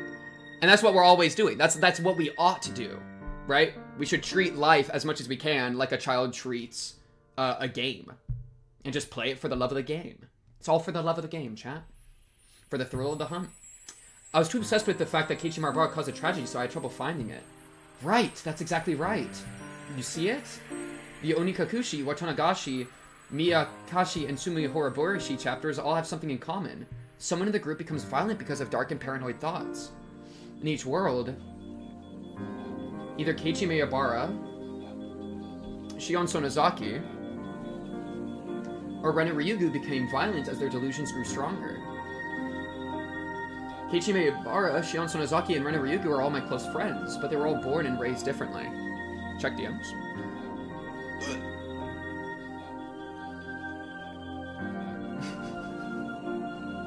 Yo, bro. Yo, we got Rika the camel, we got Oishi the lion, and we got Keiichi the child, bro. The divinity of the three metamorphoses from Nietzsche's Thus Spoke Zarathustra has been combined. Oh my peak.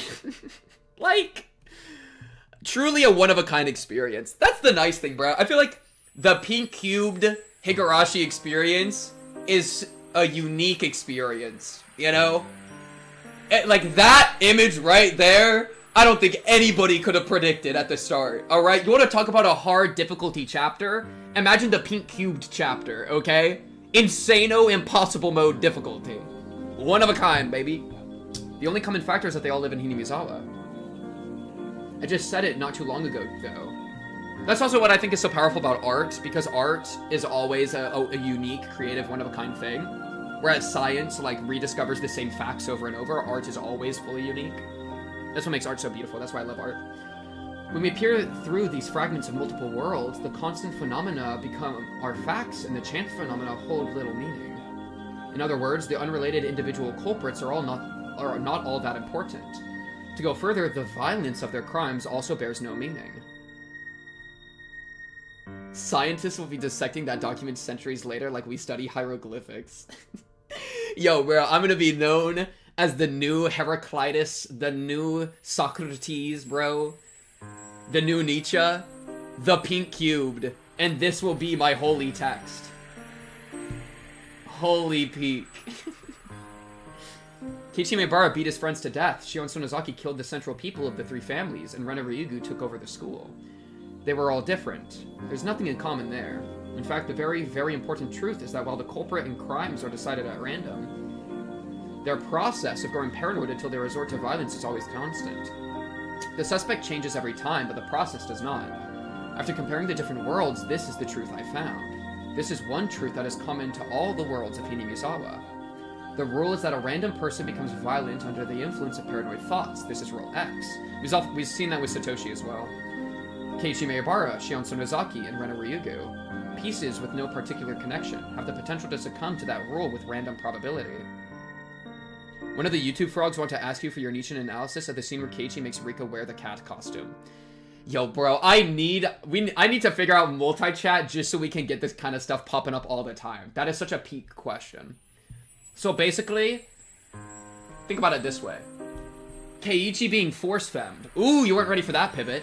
Keiichi being force-femmed is Nietzschean play with the divine masculine and the divine feminine being inverted in a power struggle, just like how Zarathustra entangles with life as a woman.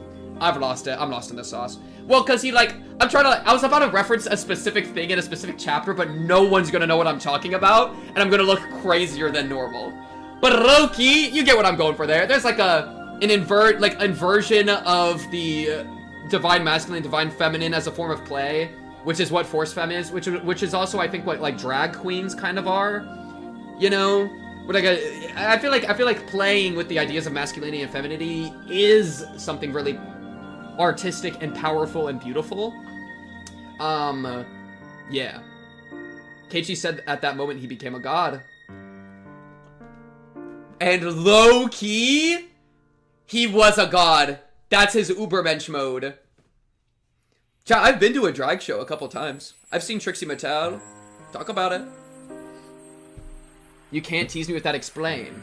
Well, yeah, because it's using the societal norms of masculinity and femininity, which have these, like, boundaries, and it's either bleeding the lines together or constantly toppling each other in power dynamics, and that's play. Just, like, play wrestling, you know? Like, you might wrestle with, like, another kid as a child, or, like, a sibling. I would wrestle with my siblings sometimes, and it's, like, constantly who's winning, who's losing, or even, like, in a game, you have the winner and the loser. It's power dynamics, it's overturning, it's who's gonna win, who's gonna lose, and that is, so like the idea of something toppling over its opposite over and over is play, and I think that you can have that same form of play with masculinity and femininity, right?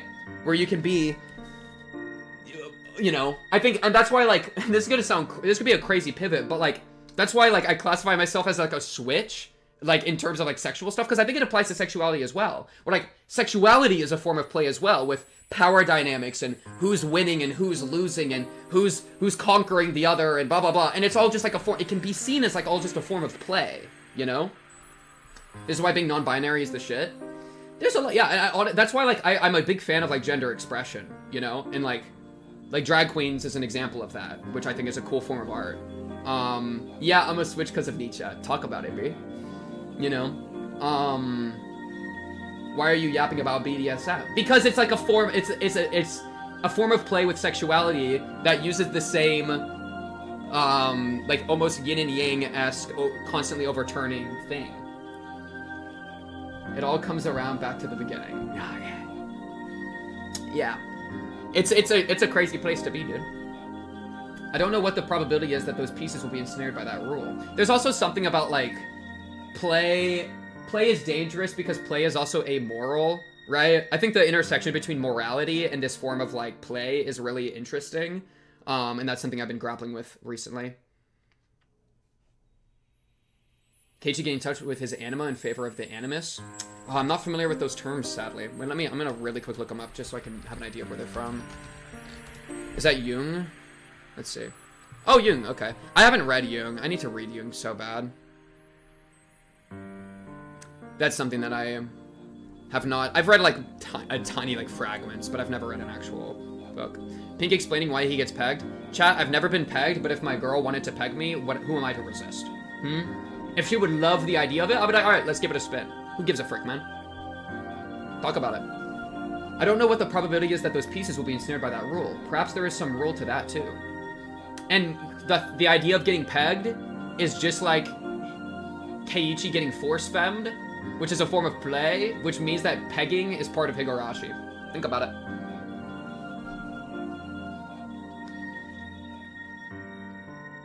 Is it because these three are all close in age, or is it because they all live in Hinamizawa? Well, we're not detectives or police officers. This is not something that a small girl like us, Rika Furude, can easily figure out. Love the us with Rika. I love a plural self. I've definitely considered... There was a... Chat, I'm gonna self-report. There was a period that I kind of unironically, only in my own head, never out loud, considered myself as a plural agent as opposed to an individual agent.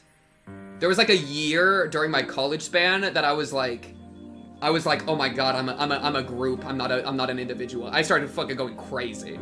I was having like a psycho breakdown over it, dude. It's crazy work. Plurality king. Talk about it.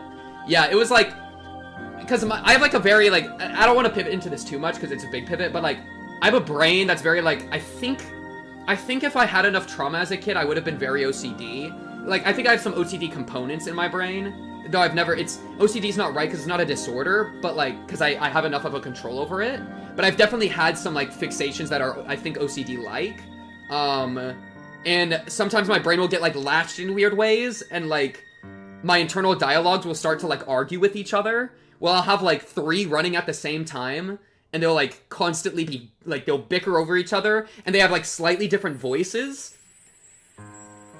You know? And so, like, it was this weird thing for a while where my internal dialogue had different voices, and they also, like, this is gonna make no sense, but they had different positions. I know, I sound crazy, but, like, one of them was, like, this, and then another one was, like, they were all, like, very up, but they were, like, slightly different angles. So I had this weird thing in my brain where I had, like, different voices speaking with different angles, and they would argue, and so I was like, I'm just straight up a plural at this point. And nowadays, though, I'm pretty subtle with that. I think it was just a weird, like, fixation that my brain got into, as opposed to being, like, a genuine condition or, like, something deeper. I think it's just, like, that started happening, and now it started to connect deep, you know? Anime villain moment. You're just, like, my BFF? Yeah, and it's, I wouldn't consider myself, like, I'm not, like, a multiple personality Andy, you know? Because I never, like, I'm always one thing, but, like, the one thing is juicy, like, had, like, a weird, like, a lot of internal conflict to the point of almost feeling like a plural thing. And to a degree, it could be a plural thing. What's the difference between individual and plural anyways? Right? They're just words. Who cares? I just am here to experience. Whatever this is, I'm here, bro. I'm here, and I'm here to love it, bro. Self-love. Even if it's a lot of selves, alright? I love each of them. Those are my boys up here. My internal thing is juicy. God damn it. There's not something that a small girl like us, Rika Furude, can easily figure out. At least we now know that there's a mysterious rule in the world of Hinamizawa. People who only live in one world have no way of knowing that. I'm proud of myself for figuring that out. I guess for you it's not particularly surprising, though. Huh? What did you say? That's right. If something is common among all worlds, that means it's fated to happen. Some events quickly come to mind, don't they? Yeah, you getting murdered, these two dying. Right, Jiro Tomotage and Mio Takano are always killed in those worlds. On top of that, they are murdered in exactly the same way in every world. In other words, unlike our previous rule with its variability, their murders are thoroughly planned out by someone with a strong will. Oh god, wait, but you're right. It is. Oh my god, you just opened something up and I don't even know if you realized it. Their murders are thoroughly planned out by someone with a strong will. In much the same way that Mion has a strong will to play club games, somebody has a strong enough will to kill these people in specific ways. And so, like, perhaps you're saying it's fate, but what is fate if not the will of people deciding it? Right? Like, if you have a strong enough will towards something, maybe that's what makes fate fate. You know? And which brings in, like, a slight, like, room of free will, you know? How we're combining fated to happen with somebody with a strong will, that brings in free will. So that does not fit with this mysterious vague rule X that leads a random individual to violence. After all, they are always murdered, regardless of who falls to rule X. Therefore, there's another rule to these worlds, a rule that says Jiro Tomitake and Mio Takano will get killed on the night of Watanagashi. Let's call it Rule Y. Don't you see how funny this is? See, and if you can laugh at that, then haven't you overcome it all, bro? Like, low-key, if you can laugh at the face of suffering, then you've won. If you can always contort horror into, like, beauty, then everything's beautiful, and then every moment you've redeemed. And then you win the game for free. Boom. But that is also risky, because if you combine that with actual morality and not doing, like, evil, they don't work together. Because morality is all about, like, limiting these evils.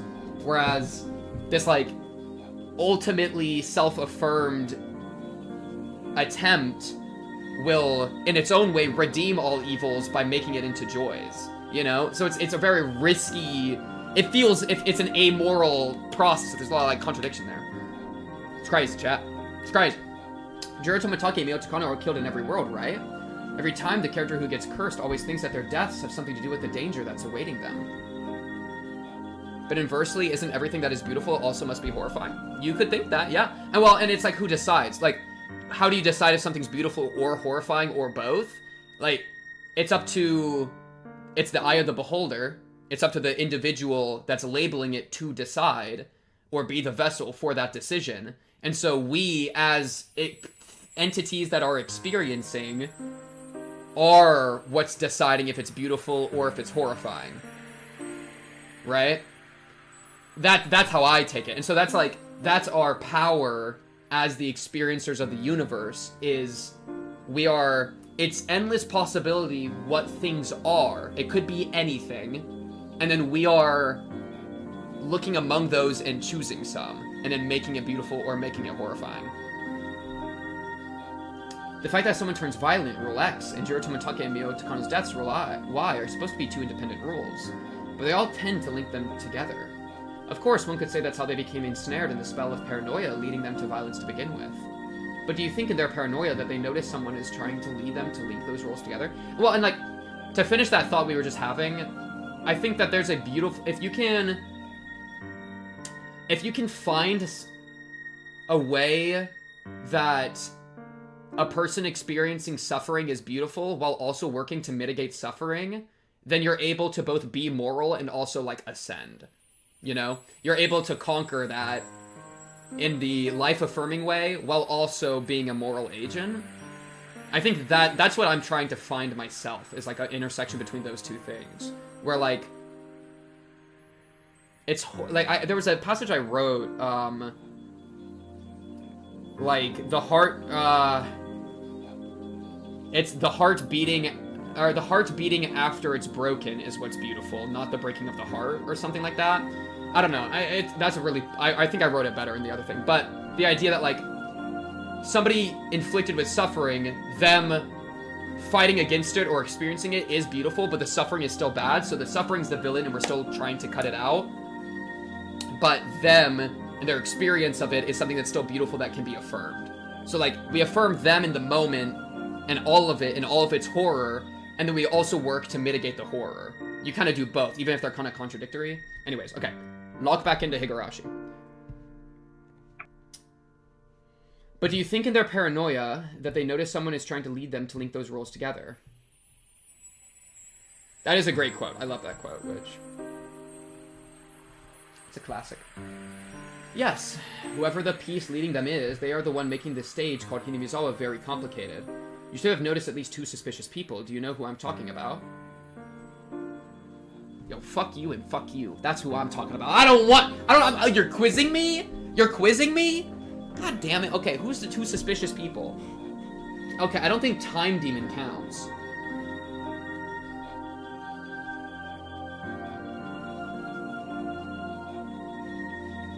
Takano herself, Mayor Kimiyoshi, you, cause fuck you. I don't know.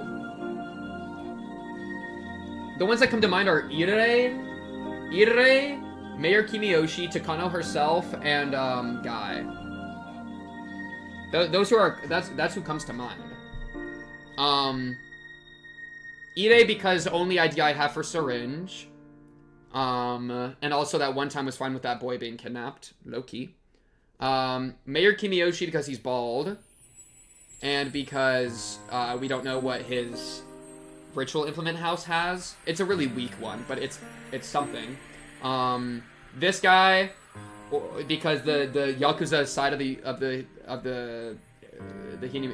Sonozaki family does do a lot of like crazy stuff. But honestly, like, I don't know, that doesn't really feel like it. That not really, but and then Takano herself is a freak. Teppei also sucks balls. Anyways, let's see what the answers are. That's right. Oishi? Why Oishi? Takano, yeah, absolutely Takano. I mean, Oishi... I think Oishi's genuinely trying to figure this stuff out. Right?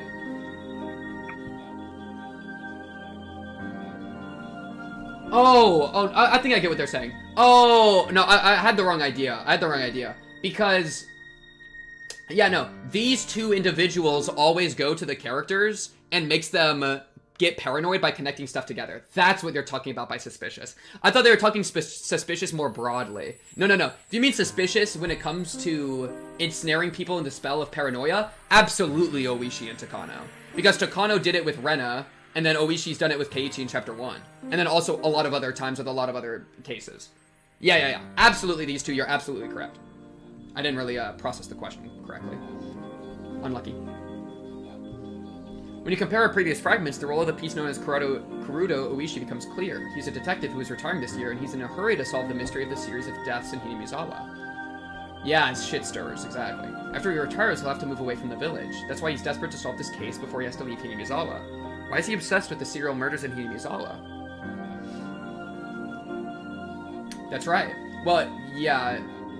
Which, wasn't that, like, his friend that he played, Mahjong with? It's because of the first murder involving the manager of the construction site. The victim was Oishi's close friend. You will see that if you look at the Higurashi Chapter. Oishi was there when the damn conflict was at its peak. He saw how the Sonozaki family took control of the Inugafuchi Guardians, and he believed that the Sonozaki family was pulling the strings behind the whole incident. That's why he always suspected that the Sonozaki family was behind the series of mysterious deaths, regardless of the evidence or lack thereof. His personal biased belief, combined with his credibility as a police detective, affected the pitiable victims of persecution complexes in each world. As a result, the pitiful victims of Rule X came to accept the Sonozaki family as the identity of the unknown force their paranoia seeks. Shion Sonozaki's case was the most conspicuous one in that matter. So yes, if this piece Oishi did intervene, then perhaps the victims of Rule X wouldn't have resorted to such violence. So the role his piece plays is to indirectly cause the tragedy. I don't know who named him this, but Oyashiro-sama's servant is the perfect nickname for Oishi.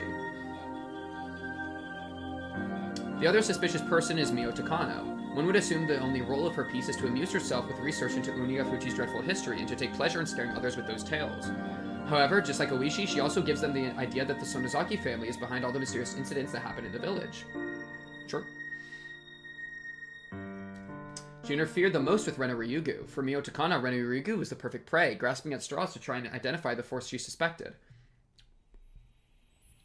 Ironically, however, Mio Takano always ends up getting killed at the end. If she had survived and seen Rena take over the school, she would have laughed long and loud. What an evil creature. Now, have you realized that these 2 pieces and the roles they fulfill have their own role too? They talk about the Sonozaki family, and the listeners always believe them. This is Role Z, and what a humorous role it is. You should always have an answer to this mystery in your fragments on hand. See, the thing is, though, I have faith that we can break through these rules. That's the power of Keiichi Maebara. Bruh. Think about it that way. Keiichi Maebara diff. Alright? You're setting rules based on, like, repeating events, but what if they can go a little different? What if the tragedy doesn't have to unfold? The fact is that the Sonozaki family always acts as if they are responsible, no matter if they are or not. Top 1 Keiichi hater to top 1 Glazer. Dude, we need to do a graph of how I feel about each character, chapter to chapter.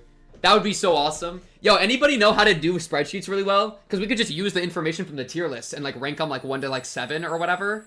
And then, like, dude, the one tier where I activated all the hell tiers, and then all of a sudden Mion goes from, like, normal to hell and then back. Oh my goodness. It would be so peak. They always pretend to be the villains in order to make sure that people continue to fear them.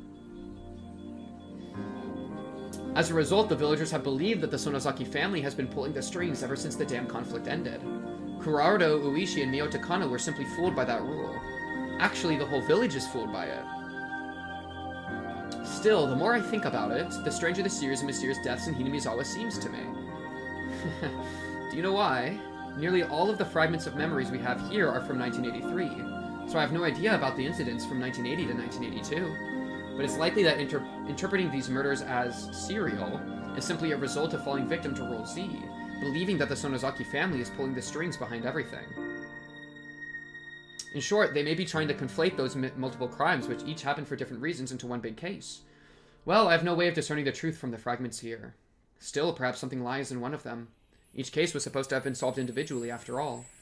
We don't know if that theory is sound or irrational, but it might surprisingly be an element we can't ignore. That reminds me, Shion said something intriguing in the Higurashi chapter. That curse system she came up with. Do you remember that?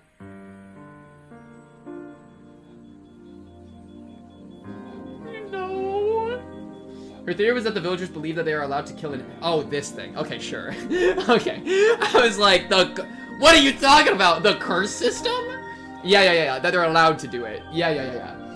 Jeez, man. That they believe they're allowed to kill an enemy of the village on the night of Utanagashi in the name of Oyashiro-sama's curse. And that this foundation of murder is allowed on that night alone is the true identity of the curse. Since most of the fragments here are from 1983, there's nothing to back the validity of Shion's theory, but there are still interesting things about it. In other words, her theory is that the suspect is not the one who's committing the crime. It's the environment that's causing the murder. And, like, well, they're still committing the crime, but the crime's allowed to happen because of the environment. People in a single world tend to analyze a criminal's life to determine the process that led them to crime, but her idea is different. Right, yeah. The real crime is committed not by the criminals, but by the environment. Or like the ones that cultivated that environment, perhaps? In other words, it may only be a happenstance that robber A committed the crime, and the environment of poverty may have created robber B instead, or perhaps even robber C. Yeah, no, this is true. But like, just because you grow up in poverty doesn't mean you always become a criminal, though it does increase the likelihood, and therefore some sympathy and like, you know, reparations may be important to like alleviate that problem. Yeah. But it's still, I think you can kind of do both. A may not even be a criminal in another world, therefore the real criminal is not A, but the environment that creates A, B, or C. And while people in a single world may be able to reach such an idea, the widespread desire to place blame commonly causes A to be lynched by society, while the environment that gave rise to A goes ignored. Such as, what if somebody like wanted to lynch Keiichi in chapter 1 or Mion in chapter 2, but really it was the environment that gave rise to Keiichi and actually Shion that led to that thing. I mean, that'd be crazy of them. Why would anybody ever like hate Keiichi or Mion? What? Wait, did I flip it, Sif? I mean that the society needs to pay reparations to the impoverished to help them for... even if they're committing more crimes, to like alleviate that. Flip it, just flip it. Did I confuse you? I'm sorry. No, you didn't confuse me, but I know you're talking to Rika right now, so it's okay. Perhaps that example was actually harder to understand for you. It's easy for me to see it like that because I'm from the normal world. Let me make it simple for you. The culprit behind the tragedy in many worlds isn't individuals like Keiichi Maebara or Shion Sonozaki, but the environment.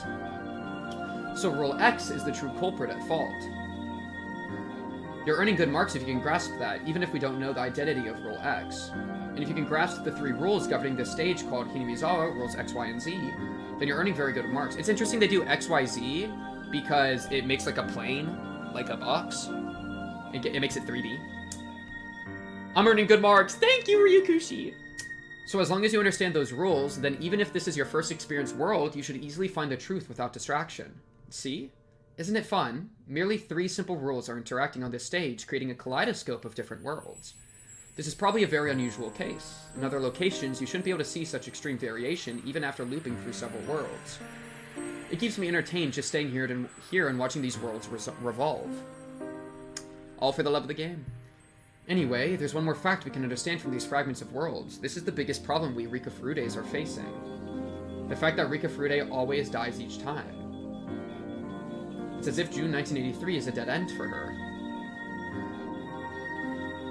Worse, there's no randomness to it. It's guaranteed to happen. In other words, it's the same pattern as the deaths of Jiro Tomotage and Mio Takano. It's following the exact same rule, Rule Y. Tomotage Jiro and Takano Mio are always murdered on the night of Watanagashi. Furude Rika's date of death is not always the same, but she's always dead by the middle of June.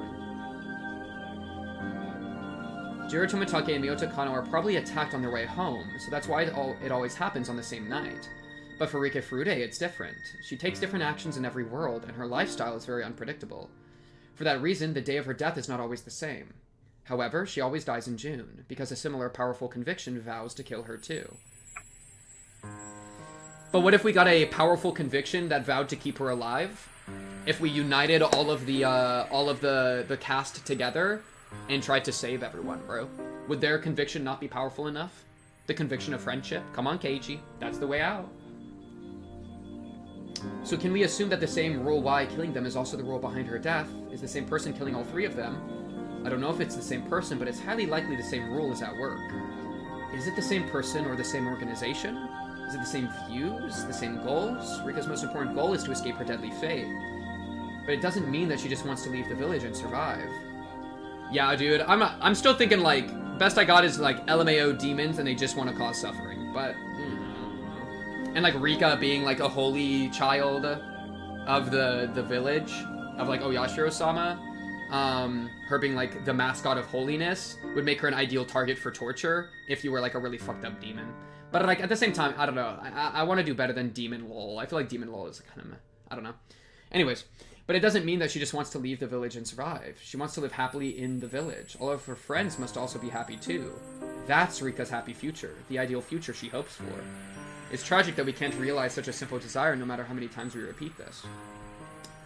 Though, it's a tragedy we're only able to perceive because we're beings capable of comparing the fragments from different worlds. Exactly! That's what I was saying earlier. The awareness is a curse. By the way, I have some interesting information. While Rika is almost always killed by Rule Y, have you noticed that she's killed by Rule X in some worlds? Which one was X? You're using a lot of rules, dude. Oh, like Keiichi or Shion. Yeah, because Shion does it in a world. Yep. Right, it happened in the Watanagashi and the Miyakashi chapters. Rika Furude committed suicide, but you can say she was more or less killed by Rule X via Shion Sonozaki in those worlds. In other words, this is a blunder for Rule Y. Rule Y is trying to kill Rika with a strong desire to achieve some aim, but she was killed before that as a result of her unrelated Rule X. New idea. We spawn in the world, and then we murder Rika before she can die, and then we break the cycle. Because they won't be able to do their aim. Rika spawns in the world and rips out her own throat immediately, and she's the sacrificial lamb. Boom! Okay, it's obviously bad. Obviously not what we want, but think about it. Funny, though. Right. Yes, yes, of course. It might have caused them to show some disturbance. We just have to kill her before Rule Y kills her, dude. If Rule Y's objective is simply to bury Rika, then that's not a problem. But if they have some objective beyond that, then that might show up as some other phenomenon. Perhaps the Watanagashi and Miyakashi chapters have something in common. Something that doesn't happen in the other worlds.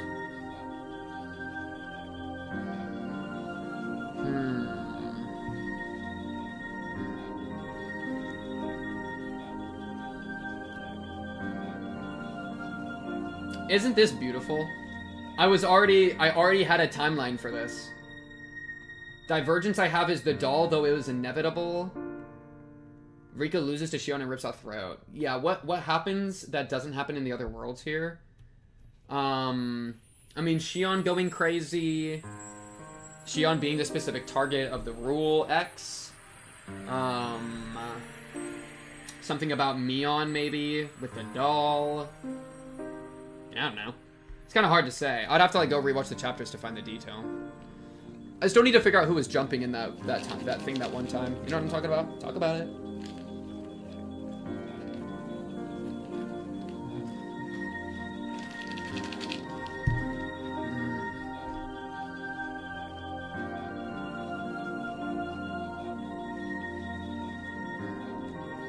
Yo, I should get Jack in the Box tonight. That'd be so delicious.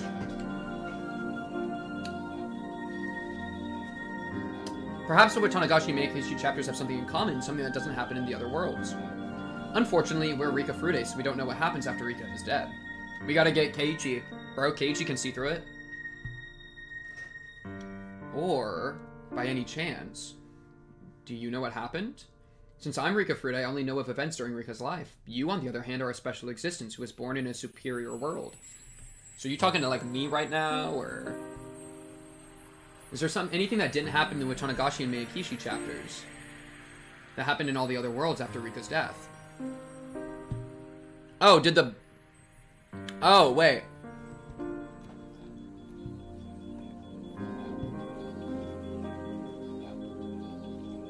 I was right?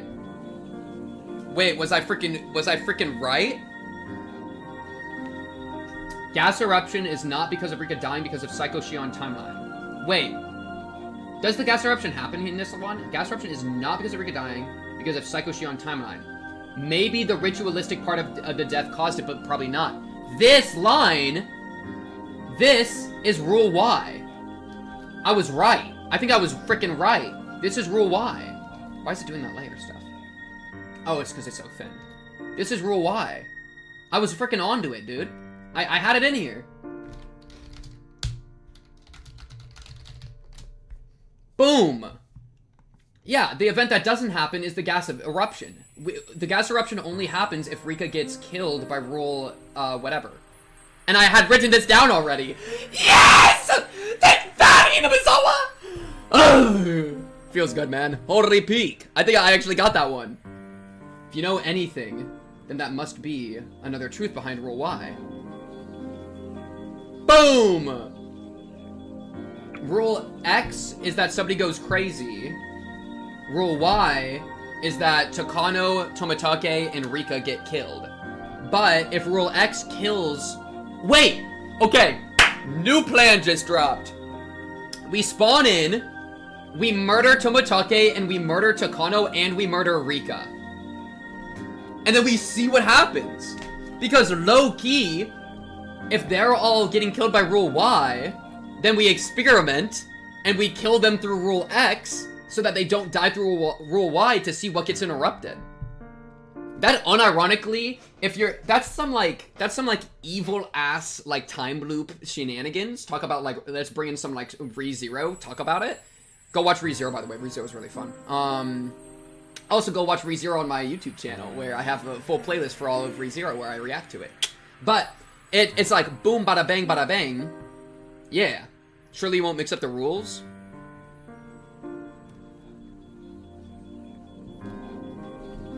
Rule X.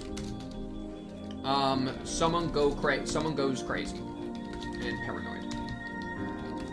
Rule Y. Someone is murdering Takano, Rika, and Tomitake. Rule Z. What was Rule Z? I forgot Rule Z. Let me check.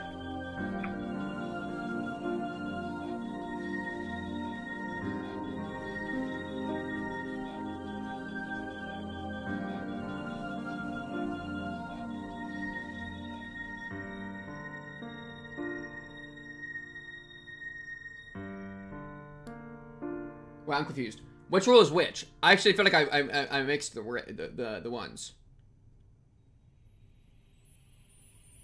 I forgot the rules, not gonna lie. Cause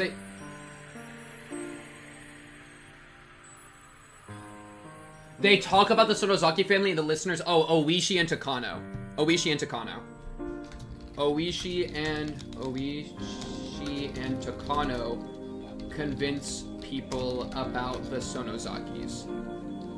environment. Someone is murdering Takano, individual will. Individual murderer. Specific murderer.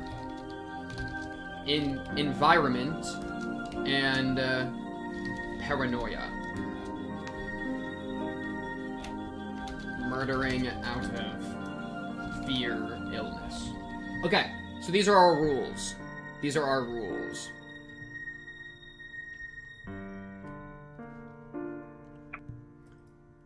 The memories I have here are mainly about the chaos brought about by Rika's friends, that is, Rule X. But its foundation, Rule Z, and the obvious hostility common among all worlds, Rule Y, are what I believe to be the true rules governing this stage. If so, then Rika's path is a thorny one. She needs to fight Rule Y in order to survive. Unless she defeats it, she has no future past June 1983. And to win her own happiness, she must also beat Rule X to win her friend's safety. So as long as that's undefeated, one of Rika's precious friends may be led to tragedy. If that happens, then even should Rika survive, she wouldn't have the happy future she hopes for. She also may have to defeat Rule Z, just as Sonozaki Shion faced it in Miyakashi. So long as Rule Z remains, then even if she escapes 1983, it's possible another tragedy may lie waiting in 1984. Which is true. But the only way to solve that tragedy, which is the gas eruption, is if she doesn't get ritually killed, which is how, if you escape from Rule Y, you'll get out. Oh, but also, if the environment's bad, and people think the Sonozakis are gonna go crazy, then yeah, that would still be a tragedy. Because she's friends with Mion. It's extremely likely that Rule Z is the breeding ground for Rule X. Hinamizawa's fundamental belief that the Sonozaki family is behind everything, and the custom that anything can be misconstrued as the curse may indirectly be the root of all evil here. People are not surprised to see somebody die on the night of Watanagashi. That type of thinking is keeping the curse alive in Hinamizawa, where it causes even more tragedy. It's Rule Z reinforcing itself. Rules X, Y, and Z. There are 3 rules that hunt Rika down in the eternal June of 1983. They are all tough obstacles. We didn't even figure out these 3 common rules until recently. Were you aware of them? Hey, I mean, I got a little bit. Hey, I'm not gonna lie, bro. I'm not gonna lie. I low-key, this was a great call-out. This freaking cooked. I am so proud of that. Oh my goodness. I actually figured one piece of the puzzle out before they fed it to me. W. Were you aware of that? If you were, I'll give you straight A's. Yeah, I'm gonna take it. Can I get a B? B. I get a B? Wait, let's look at the rules again. Someone goes crazy and paranoid. Someone is murdering Takano, Rika, and Toмотake. Oishi and Takano convince people. I feel like these were all things we considered true. I didn't, define them as individual rules. But they're all definitely things that I think were true. I think maybe the piece that was weakest for me was that Oishi was convincing people about the Sonozakis. I think being in Oishi's head and seeing how much he was trying to make things happen made me, more, accepting of him. But it also was true in Chapter 1 that he was the worst. B minus, A for effort. W. W, W, W. I'll take a passing grade, B. Yeah. I feel like overall, most of these things were all considered true, though. They're really not that crazy. React to your old Chapter 1 reaction to see how skeptical we were about visual novels. Yeah, I find it really interesting that the different paths is actually, the plot, as opposed to being just a thing they did. Because that was one thing that very much I wasn't a fan of. Because it was what do I take as canon? I can't take anything as canon if it's always changing. But then it became the plot, so it was oh, okay, just kidding. It just took a long time to get there. I just had to swallow that pill for a while. If you were, I'll give you straight A's. I've tried so hard in the past to break these rules, but I was never successful. However, a miracle happened in the Sumi Horoboshi chapter. Cut to Keiichi Meibara, my goat. Keiichi Meibara was able to recognize a small fragment from another world by chance, and he beat Rule X. He did, yeah. Yeah, because we brought Rena back from the brink. In the end, Rika was still killed that night by Rule Y, though, but still, one rule was defeated. That was a huge leap forward. Rika knew that there were 3 common rules among the worlds, but she could never break any of them. Eventually, she gave up and lost interest in the worlds. That's how I was born. However, she's different now. She learned something valuable from Keiichi Meibara. So is this an observer, or is this Oyashiro-sama? You know? Because it's a separate entity that I think spawned at the beginning of Chapter 1. I'm so little unsure who I is. I think it's Oyashiro-sama just because it said that it was younger than Rika. By a substantial amount. She learned something valuable from Keiichi Maebara, that the rules can be broken with a strong enough will to fight. And that means a strong enough will to save Rika can save Rika. And that's what I just said earlier. I believe it, dude. If she can break all 3 rules, Rika Furuta will be freed from her eternal prison. She doesn't have much time left, though. Rika has traveled through many worlds. Her physical lifespan is not a problem, but her mental lifespan is getting shorter. Mentally, she's extremely old, and her soul is starting to turn into something different. In the end, she'll probably lose the ability to experience singular worlds. She's already showing those signs, and eventually her memories from the parallel worlds will mix together, ultimately causing her derangement and the loss of Rika Furuta's soul. Then she will disappear. That means that you and I are going to be left in this dark world. You? Okay, 4th wall broken. 4th wall unironically just been broken. The fragments of our memories will gradually disappear, and we will be left alone in the eternal darkness. Eventually we will die. Rika Furuta is aware of that. She knows that her mental lifespan is getting shorter and shorter. Hanyu is also losing her powers. Who the fuck is Hanyu? Hanyu? What the fuck's a Hanyu? I don't got a Hanyu in my notes, guys! What the fuck is a Hanyu? Do I have Hanyu in here? What the fuck's a Hanyu? Is this Hanyu? Oh wait, is this Hanyu? Wait. Is this Hanyu? What the fuck is a Hanyu? Hanyu? I'm just gonna write the word so I don't forget it. Hanyu? Who the fuck is a Hanyu? Has powers. Spiritual Andy? Who the fuck is Hanyu? She can't rewind. Oh. Well. The source of time rewinding? Oh, well. She can't rewind through years of time like she used to. She's the time rewinder. Her power has decreased so much that she can barely rewind 1 month at a time. All I need, 24 hours. And I will stop it all. Think about it. Actually, she can only rewind a few weeks. In the next world, she would only have about 2 weeks of time. Oh my god. Rika Furuta is going to try and break all 3 rules in just those 2 weeks. Oh my god. Wait, it actually is the time demon! Oh wait, fuck. I wanted to know what's outside the well, so I tried to claw my way up from there. I wanted to know what's outside the well, so I continued to climb even when I fell and injured myself. I finally realized the higher I climb, the more pain I feel when I fall. When my curiosity toward the world and my physical pain become equal, I finally understood the meaning of the frog in the well. Damn. The more you attempt to fight back, the more it hurts. And that's how you lose the will to fight. But chat, never give up, never surrender. Fight for the love of the game, for the thrill of the hunt. For friendship, bro. For Keiichi Maebara. That's what he inspired us to do.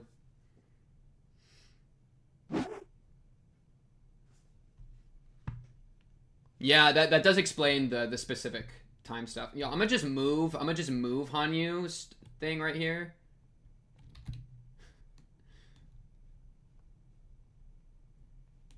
Over here. So, this is Hanyu. But also, I feel like Hanyu's actually a good person, but there's still other stuff going on. Right? Talk about it. Bro just said we escaped the maze of Yap, not knowing that when you lose interest in the maze, that's when you die. Bro literally just killed himself spiritually and isn't even aware of it. Think about it. 10-minute long prologue, by the way.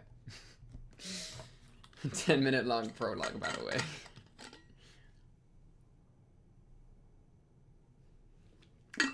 There's not very much water left in that. I felt no gravity in the darkness and lost all my senses as a result. Rika, forgive yourself.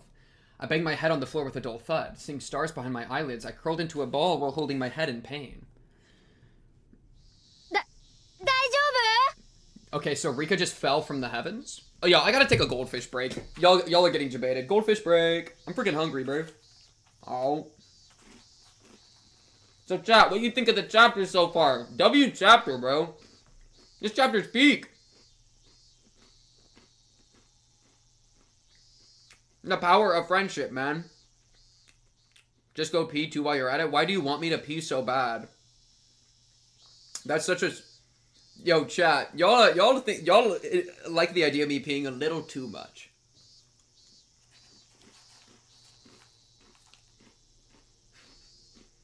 Made a whole pizza. Because I want to pee. Bro's looking for the bathroom pass. Just go pee right now. I'm eating goldfish. It's fine. Oh, but you're worried about spoilers. I see. Yaz will do it. Don't worry. Yaz. Us wanting you to pee. Us engaging in the maze of play. Holy peak. Holy peak. You're right. Yeah, me telling you guys that it's weird that you want me to pee is all just a power dynamic thing. It's teasing. Teasing as a form of power dynamic and hierarchy. Right? Which is a form of play.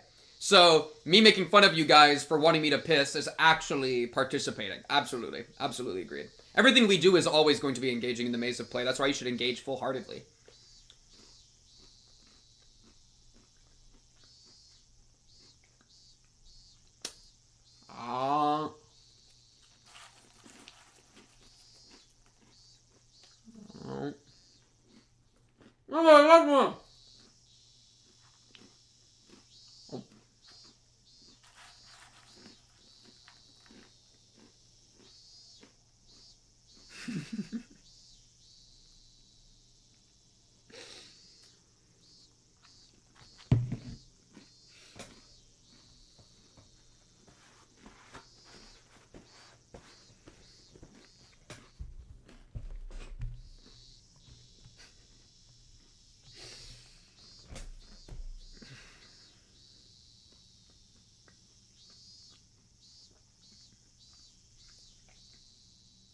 Yo, chat's the burden. Chat's the burden that the pink cube camel bears, the pink cubed lion fights back against, and that the piss cube child enjoys. Holy peak. One of the best things I've ever read in my entire life.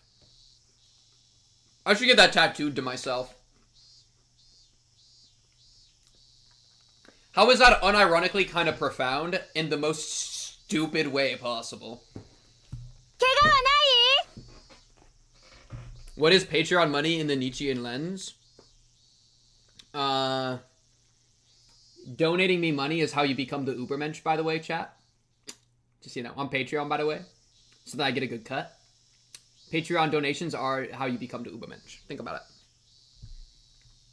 Yeah, the fourth wall meta is a crazy jump. Okay.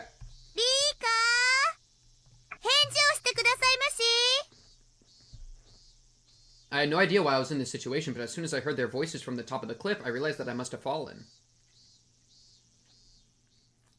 Oh, I remember. I was playing behind the shrine with the rest of the club members. I got too excited and started doing something very dangerous, then the tree branch broke. And so I fell off the cliff. My body started to ache all over. I remembered how I felt, but I still felt strange for some reason. I couldn't remember what I was doing. No, it was more that I couldn't remember who Rika Furude was before I fell off the cliff. That's her soul is starting to break. Oh, I heard Hanyu's Oh, that's Hanyu? Oh, we got a name now. I heard Hanyu's panicked voice. Yo, I'm fucking confused. Is this a demon?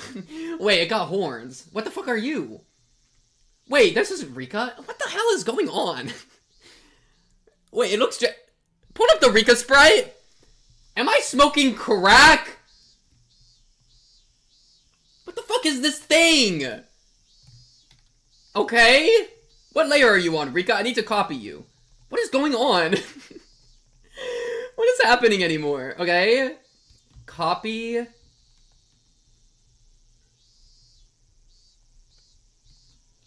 Paste. What? Oh, I didn't get on the right layer. I want to copy. Paste? Oh my god, it's fucking up. I just need to copy Rika, dude. I need to make a new Rika. Copy. Wait, did I just duplicate everything? I did. Okay, copy, paste, move it. Gotcha. Dionea07, appreciate the photo. Don't mind what I'm doing right now. Don't mind what I do. Don't mind what I'm doing. Paste. Got it. Hanyu is Rika with horns. So I'm gonna have to draw in the horns.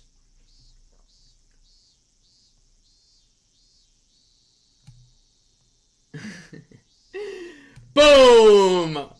Hanyu has been obtained! Who the fuck is Hanyu?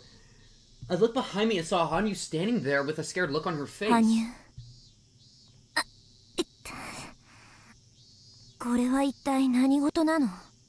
My guide. So I've been calling you Rika. The true Rika. What are you? So where's Rika?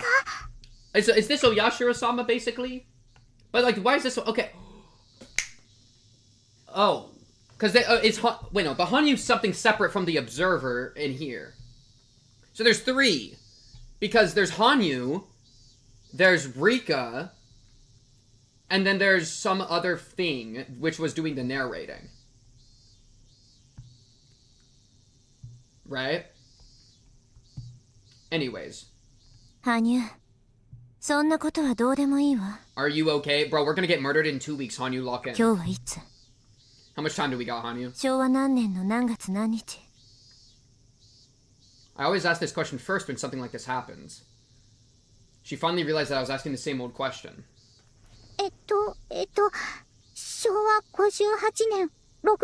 Next week? You only gave me a week? I thought you were giving me a month! Or like 2 weeks. I thought you said 2 weeks.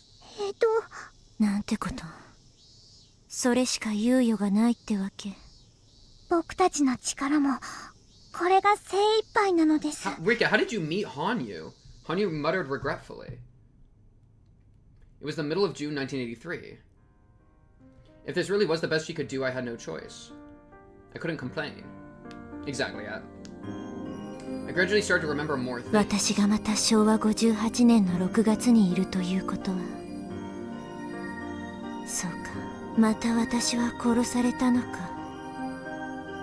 I wonder if it's... After Rena surrendered to the police, all of the classmates were given checkups at the clinic. I didn't get hurt, so I was sent back home after they determined that I had no injuries.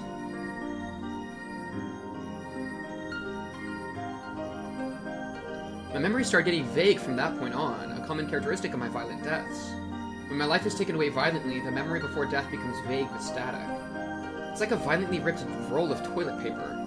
Why are we talking about the toilet? It makes me think of piss. That example should make it easy to understand, even if it's uncouth. Okay, sure. That's why I have no clear memory of what happened and how I died that night. I only have vague memories. I think someone covered my mouth with a handkerchief or something and I passed out. That's about the only thing that I remember, and only vaguely. I'm not even sure if it really happened. The only thing I know for sure is that I was attacked on my way home or possibly after I got there, and that I was murdered suddenly. I don't know who killed me or how I was killed. I'm glad that at least I don't remember the horrific ending to my life every time it happens.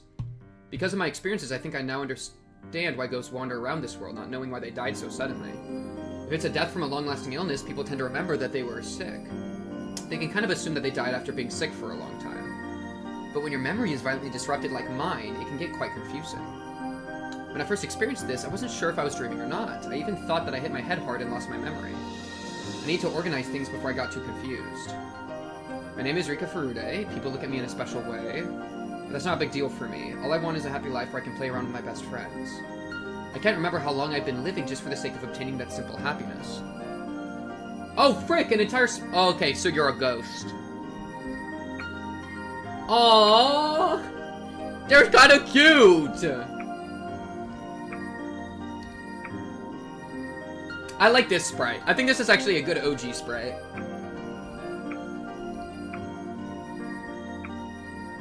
This pendant girl here is named Hanyu. I'm the only one who can see her. Perhaps she only exists inside of my head? At any rate, Hanyu is invisible and can generally only interact with me. It'll be a long story if I try to explain Hanyu's existence, so I won't be doing that right now. You son of a bitch. I need to know. Besides, I don't even know how I should talk about her. She's been there since I was born, and her existence is a natural thing for me. Oh.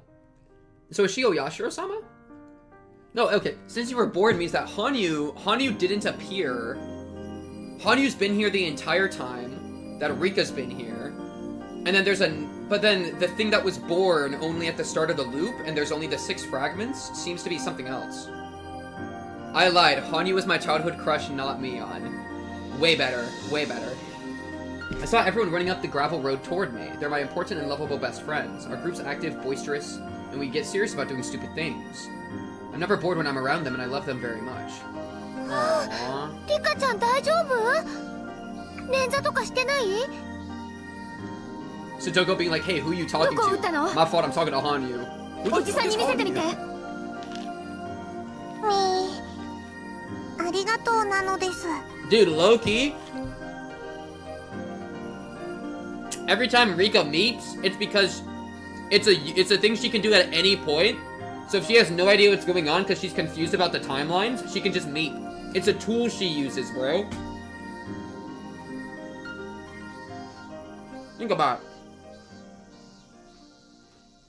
頭に単行部ができただけなのですよ。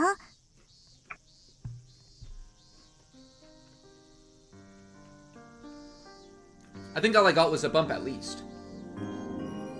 My injury wasn't as serious as everyone thought. 頭を打った時はその場では大丈夫でも油断がなりませんでしたよ。 My genius, Sotoko. Meep is a surprise tool that will help Rika later. Exactly. それもそうだな。Keiichi, my goat. 念には念で監督に診察してもらった方がいいかもしれないな。レナもそれがいいと思うな。どうしよう、監督を呼んでくる？そうだね。近くの家で電話を借りて監督を呼んでみるよ。そこまでしなくても大丈夫なのですよ。この通りピンピンしてますのです Keiichi, carry her. Carry her. The OC sprites have grown on me a bit. 万が一ということがありましたよ。 Oh my. Even so, I obviously, like, these are the ones I'm accustomed to, but I can kind of... Except the gun. The gun is dumb. I don't get the gun at all. But other than the gun, I can kind of... Look at Sotoko doing a little stance. Sotoko warned me with a stern voice. It really wasn't a big deal, but I decided to nod since Sotoko was trying to be generous. She wasn't trying to boss me around or anything. She's only saying that because of how much she cares. I've seen it before in the many different lives that I've been through. I have no doubt that she's really concerned about me. It's not just Sotoko. Mion, Rena, and Keiichi are the same. They're also nice to me, and they truly do care. Mion left to look for a phone, Rena also left with a towel, looking for the water tap. Sotoko remained nearby, taking care of me with a worried face, and Hanyu was just standing there, still wearing a panicked look. Keiichi seemed to be panicked too, but he was trying not to show it. He was standing by me, wearing a calm expression. 大丈夫か？大丈夫なのですよ。もう全然痛くないのです。なら不幸中の幸いだったよな。よかったよかった。 This music is great. I love this music. It's very fitting with Rika as this, like, spiritual thing. I wouldn't feel anything special about his words if this was a while ago. But at that moment when Rena took over the classroom, when she hurt Mion, Keiichi tried his best to save Rena, even so. He was more reliable than I ever imagined from his normal behavior. Damn right he was. He's usually an insensitive guy who hurts other people's feelings without noticing, but that's not his true self. He has a secret side. He's willing to sacrifice himself for other people. I was just observing that not too long ago. That's why I can honestly feel his generosity now. Now that I think about it, Keiichi regained a memory from another world the previous time around. Is it possible that he carries that memory in this world too? If that's the case, I have some hope. Hanyu and I are totally powerless. Hanyu is only like heir to everyone but me, and I'm just a little girl. There's only so much that we can do ourselves. But Keiichi is different. He changed the fate that I had once resigned myself to. He's somebody who may have the power to take me to my unseen future.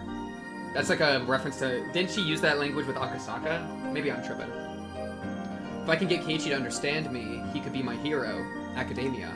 Perhaps I'm not actually... Kachan! Expecting that much out of him. Kachan, put it in already! I just want someone to understand my struggle of being stuck in this maze. Keiichi? Oh, yes, yes, open up to Keiichi. We have to bring Keiichi's memories back, and then we start the Doom stack, bro. We just have to Doom stack. I spoke to him slowly. It had been a while since I felt so nervous. I hadn't felt this way since I started my endless life in 1983. As a witch, I normally would know what his response would be before even talking to him. As a witch. We just saying we a witch now? I often remain silent because I already know how pitiful the reply would be, but in that case, why was I so nervous now? 呼んだかリカちゃん。 Hanyu gave me a disappointed look before I responded to Keiichi. リカ。 I could tell what Hanyu was thinking too. The miracle wasn't going to happen. If miracles do happen, one could have happened many times in my other lives. But I've only seen one miracle before. Listen, Hanyu. You're running out of time. My soul is literally disintegrating over time. Hey, this is all we've got. Lock in. The miracle that Keiichi gave me was a once in a lifetime kind of miracle. Only if it happened again would it be a true miracle. I won't get out of this world just because I rolled 6 on the die once. I can't get out unless I get a miracle that's equivalent to getting 6 on the die 10 times in a row. And so I rolled 10 dice, wishing that they'd all turn out to be 6. ケイチ。どうしたんだよ。どこか痛むのか？ He looked at me worriedly after I called his name twice. ケイチは覚えていますですか？ I knew how sudden my question was. As I thought he would, he looked at me with a confused face. え？覚えてるって。 And if she starts talking about this now, they're gonna think that she hit her head and that she's like going crazy, right? Is she like mentally kind of hurt? If she pushed too much. Looked inside his eyes to see his true feelings. He should remember, he should know. Even though he doesn't have the memory, Keiichi experienced it. なんですのケイチさん。何かリカに悪いことでもしたんじゃありませんの？自分の胸によく聞いてごらんなさいですわよ。ケイチ、学校の屋根の上に登ったことを覚えていますですか？学校の屋根？ So Toko, I respectfully, I need you to calm down for a second. サトコは黙っててなのです。 Thank you, Rika. ケイチ、 Toko's like, damn, 覚えて okay, いま what? せんですか？ Yo, we're friends, be nice. 俺が？屋根の上に？いつ？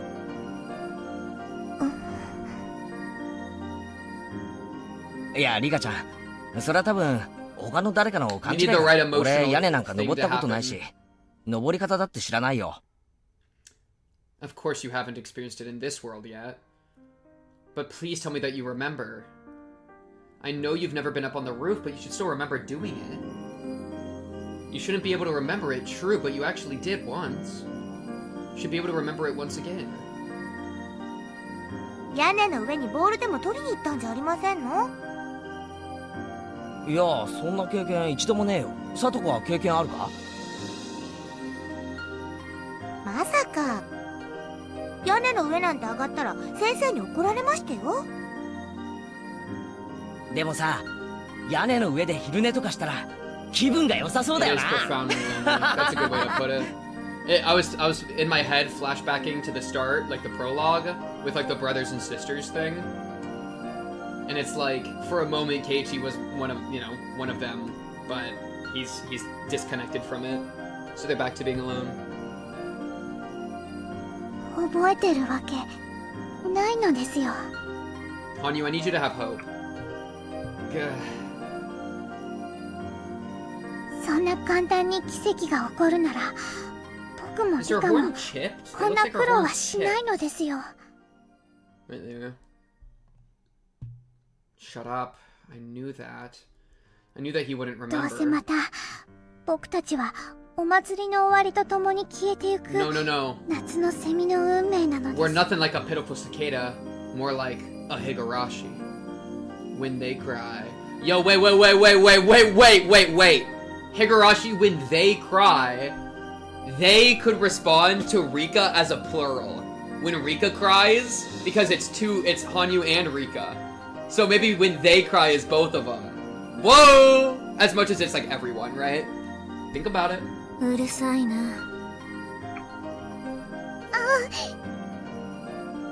As I stared at her fiercely, Hanyu realized that she had crossed a line. This might be a waste of time. The maze we're in might not have an exit. It might be an endless loop without a goal in place. We are trapped in this fate. I thought that Keiichi might be able to get me out of here. That Keiichi I saw was truly a miracle, a momentary glimmer. The Keiichi of this world doesn't bear that same miracle. All the same, I'm not going to give up. Last time, too, I gave up on fighting destiny. I realized Rena was beyond salvation, so I bid her farewell and forsook that world. But Keiichi fought and broke the cycle of fate. I should have worked harder with that Keiichi in that world. I could have broken this endless cycle together with him. Am I going to repeat this life, waiting for that miracle to happen again? I can't do that. You gotta bring it. I don't want to repeat the same life anymore. I'm tired of it. I'm tired of this world, my fates and everything. I'm tired of getting murdered by destiny. Keiichi showed me a miracle. I should be able to do the same too. I must fight. I must fight with all my remaining power. I was always fighting. I was fighting when I had more power, but I never made it. How can I expect to win this time? Still, I must fight. Keiichi taught me that fate can be shattered. I'm going to fight one more time. It's funny, the time loop thing is also a way, like the weakening time loop is a way to make sure there's still stakes. Because if you had like an infinite time loop, then you would always have no stakes because you could just do whatever you want. But if Rika's soul is like starting to break apart, yo, wait, to my granddaughter's crazy. Rika, go talk to Oishi. He might be time looping too. Go talk to Takano and Oishi and get them to back down. Hanyu was the character on the cover of this chapter that we want to avoid you seeing. Okay. I mean, I feel like that even wouldn't be that... Like, that was within chapter 1. That's not that bad, right? I mean, still, I get it, because it's, like, a new character, and if you, like, look closely, them having crazy horns is kind of crazy. And, like, looking like... I probably would have been... Honestly, I would have just been like, it's Oyashiro-sama! Right, because they look like Oyashiro. Oh, but Oyashiro-sama was supposed to be masculine. I guess it wouldn't quite make sense. Anyways, to my granddaughter. I'm sorry for leaving you like this.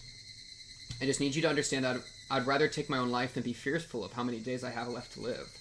That's why I'm writing this letter to you. I can't stand the fear of being unable to leave behind a will while my life is prolonged, even as I lose my consciousness.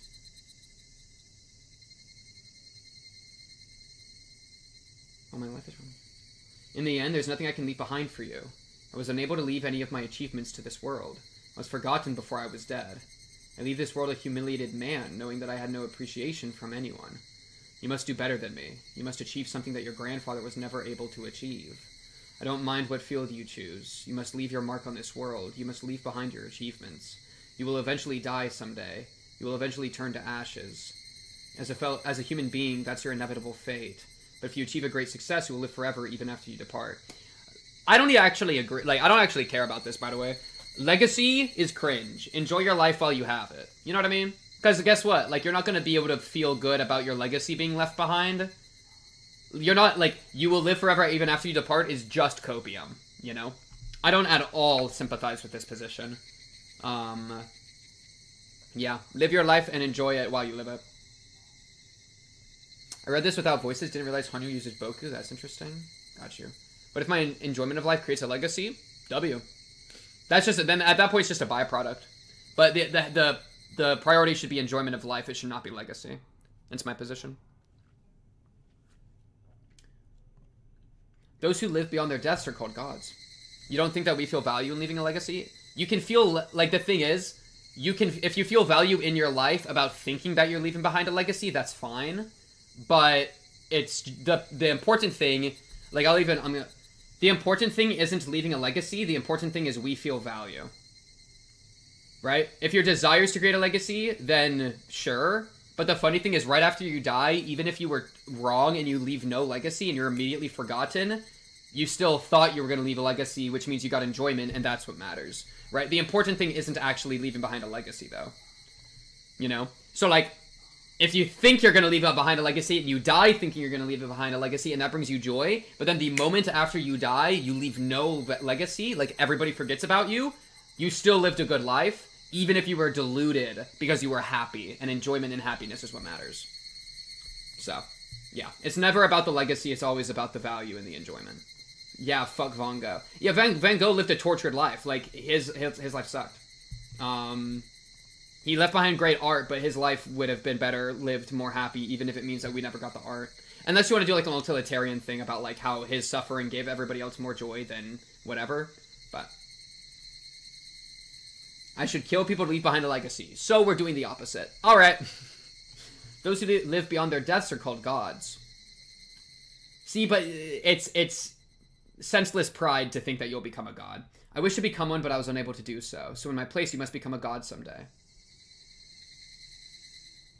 Insane tip. Hedonism maxing. Basically. I should eat the Mona Lisa. W.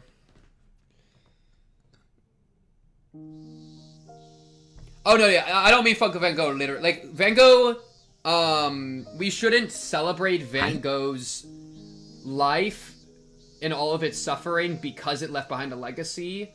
We should, like, his life was painful and had a lot of suffering. Period. That means it would have been better if his life was less painful and had less suffering. Even if it meant he didn't leave behind a legacy as great. That's my position. That at least is within his own life. If you want to do like a bigger scale as like utilitarianism thing, then it would be different. But I'm not going to go there.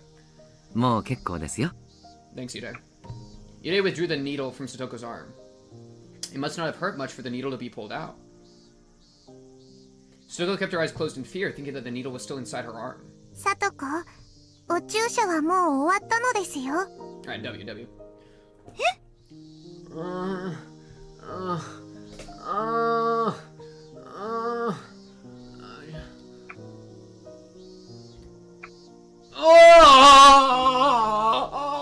Nurse outfit Takano is real.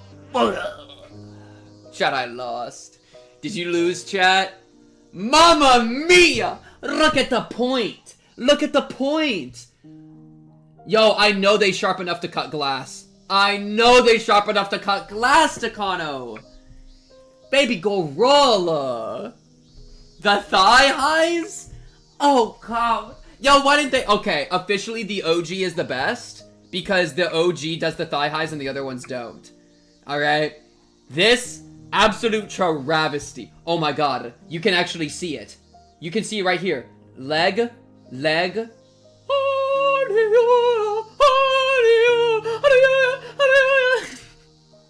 Yes, we are cracking Takano. God damn right. No, not Satoko. God damn it. As Satoko opened her eyes, she found that Ire was no longer sitting in front of her. Takano was wiping her arm with rubbing alcohol instead. Yo, I wish Takano would wipe me, dude. もう終わってたのよ。入江先生は私よりお注射が上手だから、終わったことにも気づかなかった。 Okay, so this is called dramatic irony, where it says Dr. Ide is good with needles unlike me, but in reality she used the syringe to kill Toмотake. Period. So this is actually a joke, right? Like everybody in chat's laughing because they're aware that she used the syringe to kill Toмотake, even though I don't know that yet. But I'm gonna guess that to be true, and that this line is funny because of that. 傷口を揉んじゃダメよ。 Think about it. できれば I'm 3 steps 重 ahead, いものも Higurashi. 持たないこと。わかっていましたよ。サトコは偉いのですよ。なでなでしてあげますのです。 Look at those crumbled 注射くらい、もう cords back 全 here. 然平気で These すよ。 coiled up 理 tangled 科に cords. 撫でられるような覚えはございませんですわ。 Not long ago, she would go into a panic when it was time for her to get her shot. Also, I was right about Eureka POV. That's kind of fun. The way she behaved today is, in itself, is worthy of praise. Everyone in the room smiled, aware of that growth. じゃあ、さとこちゃんはいつもの検査を受けてください。高野さん、お願いします。ええ。さあ、さとこちゃん、いつものクイズをしましょうね。Is this broccoli or cauliflower? 高野さんのクイズは We failed the 答え game に for くい free. 問題が多くて私苦手ですわね。いつもと同じよ。答えづらい問題はわからないと言ってくれればいいわ。変に考え込まず、自然に思いついた答えを口にしてくれればいいのよ。Takano smiled at Satoko to ease her tension. Then she led Satoko to a desk in the back of the examination room. サトコの具合 What is going on? 良いといいのです。 I don't know if it's because of the heat, but Satoko's been showing negative symptoms since last month. The change of the seasons can affect her physically and emotionally. It's not a surprise that this is happening to her. 私は入江たちのところへでも行って、聡子の容体を聞いてみるわ。羽生は What's this どう girl's す name る？ again? Like, freaking Ragyu? What's her name? Hanyu. Okay. 僕は聡子のそばにいてあげますのです。Yo, bro, Satoko can't sense you're there. ありがとう。Alright. そうしてあげて。I guess she can scream like, "Hey, Rika, Satoko's being murdered." Loki, that's a good tech. Hanyu went over to see where Satoko was. Fortunately, I'm the only one who can see Hanyu. She won't be a distraction if she goes and observes Satoko's test. I, of course, would be a distraction like that. This is supposed to be a routine exam, but it seems like Takano is teasing her by giving her difficult questions. Bro, yo, Rika, unless Hanyu is tethered to you, just send Hanyu to follow around Tomotake until he gets murdered so we can find the culprit, and do that with every single one. You know? Like, if Hanyu is not leashed in like a radius, she is literally just free surveillance. That's so OP. This is supposed to be a routine exam, but it seems like Takano is teasing her by giving her difficult questions. It would be pretty funny to observe how Satoko reacts to them. I'm a little jealous that Hanyu gets to watch everything without being a bother to Satoko. Hee. Irei was talking with 2 other staff members about Satoko's exam results. I walked up and joined them. よかった。では、解放に向かっていますか。From what Irei was saying, her results must have turned out well. 入江、 Irie? どうなのですか？安心してください。いい結果が出ました。では、あとよろしくお願いします。After ordering his staff to continue their work, Irei showed me some difficult paperwork and started explaining it to me. 先週の検査結果に少々焦りすぎたようです。急に気候が変わったので、交感神経が過敏に反応したのでしょう。風邪をひきかけたりということはありませんでしたか？ There was one night recently that was fairly hot. Satoko was sleeping without her blanket and her stomach was exposed. She might have caught a cold that night. お腹を出して寝てたことがありましたです。おへそをつっついたけど起きなかったのです。 Rika, what are you doing? You boing boing boing. Does it go like boing boing boing? それは羨ましい。ぜひ今度そういうことがあったら呼んでください。私もさとこちゃんのおへそをプニプニしてみたいものです。プニプニなのですよ。お腹もぽよぽよなのです。かわいいからお布団をかけるのがもったいないのですよ。それが寝冷えの真相ですか。Satoko's belly button while she sleeps. That's a freaking insane thing to do. 聞こえていましたよ。そういう時はこっそりお布団をかけてくださいませ。ダメよ、さとこちゃん。検査中よ。時間も計ってるんだから、こっちに集中して。Irei, Hanyu, and I all laughed. Satoko went back to her test with a bitter look on her face. Which volume? ただ、小康状態には戻りましたが、レベルはレベル3マイナス。Okay, I gave it a little bit more love. I need to get a mic arm so bad. I need to buy one of those. Chat, send me money so I can buy one. W! Okay, so going back to her... Sorry, I don't need to do that. Okay, Irei began speaking to me in a softer voice. Remission. Remission of what? 昨日も今日も明日も危険な状態を脱していないことに変わりはありません。Hey, why Satoko got like cancer? What is going on? Why is Satoko always just like what the hell is going on? Is it really that bad? I mean, it's the same as it is every week. It's not like it should change. Let me just decrease the desktop audio a little bit and increase my gain a little bit more. Wait. So this is like nothing.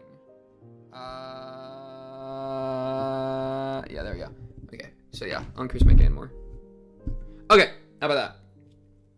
So like, yeah, me talking loud, like, borders red. It's like yellow to red, and then the game's like a nice green. Okay. Anyways, she's never ever going to get better. Foreign chemical? Anaphylaxis? What is happening? Satoko has cancer? つまり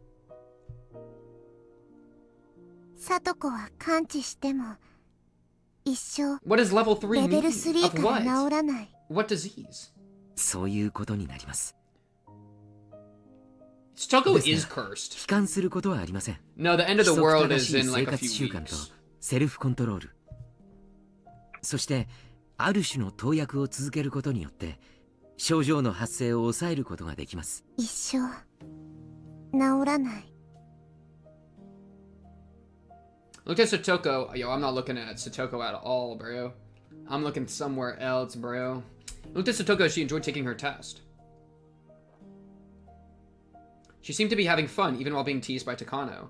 I can't believe that she's suffering from an incurable disease. Because why not at this 言 point? 葉を悪く言えばそう Shion な beat り up ま an す。 ill child. Shion stabbed an ill child to death. ですが世の中には難病ではあってもうまく病気と付き合っていけるケースも少なくありません。例えば糖尿病がそうでしょう。病気そのものは Bro 生 recorded 涯 in a 治りませんが different, like, その発症 a は抑える different ことができま place す。 entirely for the diabetes is a good example line. Yo, just cut the line at this point. I know that very well. There are many worse diseases in the world. Stoka might be in a relatively good situation compared to many other sick people. もちろんこれで妥協するつもりはありません。さとこちゃんはきっと完治 Satoko, さ make せ a ます。 wish. I want my brother to come 絶 back. 対にです。 Ungranted. Dies without it ever being granted. 信じ Think て about ま it. すですよ。 I'm still waiting for Satoshi to come back. I still trust, bro. Satoshi's gonna come back with a scar across his face, and he's gonna be dual wielding two bats that are on fire. He's gonna say, "Taste my flaming bat," as he swings and crushes Shion's head. Okay, well that's not that last part, no, but think about it. Irei spoke to me with a serious look on his face. As Satoko's best friend, I felt relieved to hear his words.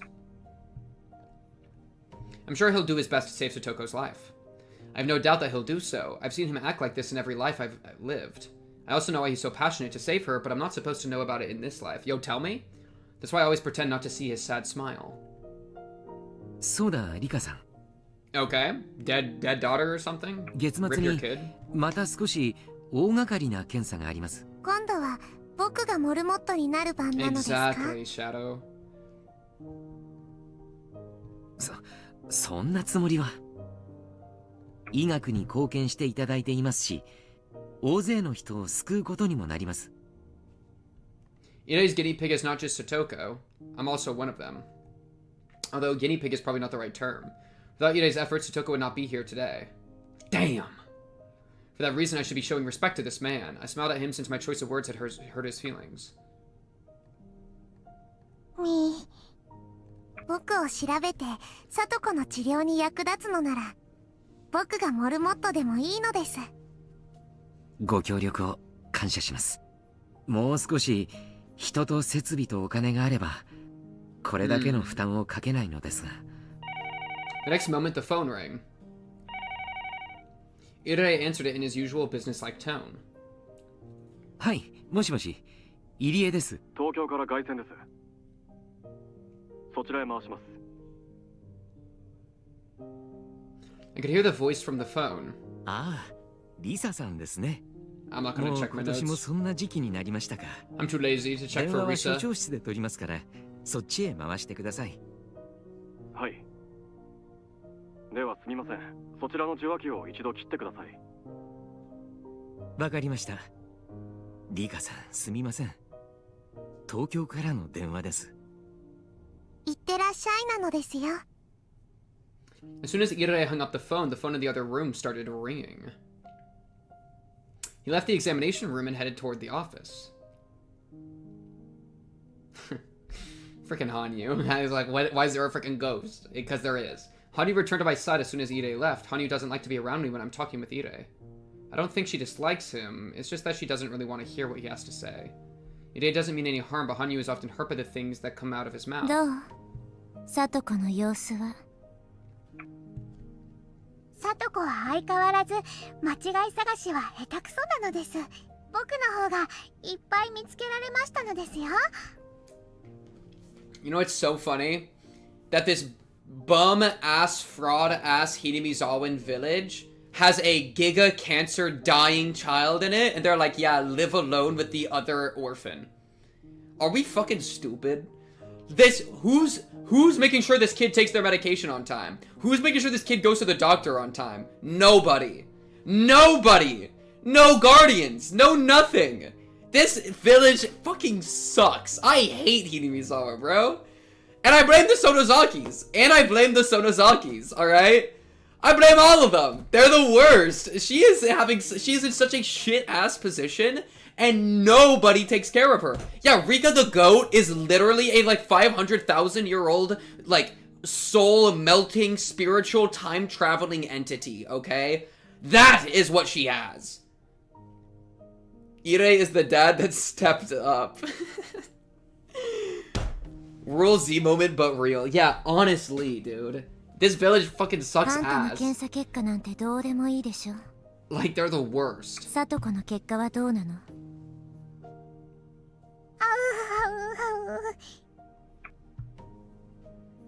I was able to find more differences than her. I don't care how well you did. What about Satoko? Yo, Rika, be nice to Hanyu. It sounds like you kicked a whimpering dog. I thought she was there to check on Satoko, but she was taking the quiz alongside her instead. That's so typical of Hanyu. She was treating it almost like a game, but Satoko was tired after taking the same quiz every week. She seemed sleepy, especially after waking up so early this morning.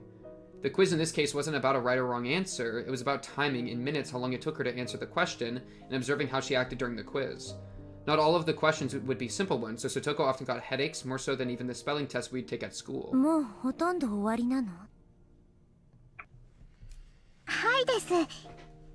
Yo, how do we get Hanyu to manifest in reality so that Hanyu can be one of our friends too? So that Hanyu can participate. Hanyu probably feels so alone. Takano was showing a book to Satoko with abstract pictures inside. Hanyu talking to Rika like, Rika, you're not supposed to drink alcohol. Rika like, I don't care, bitch. Yo, wait, that's kind of real though. Hanyu was trying to parent Rika, and Rika was just not having that. That's crazy. Okay. Takano was showing a book to Satoko with abstract pictures inside. I couldn't even tell if that was supposed to be a picture. It was just a symmetrical ink stain. I was about to say. What are those called, like Warschlots? Both Hanyu and I looked at the picture over Satoko's shoulders. I see my own body cut open. Even I didn't know what to answer when looking at that strange ink stain.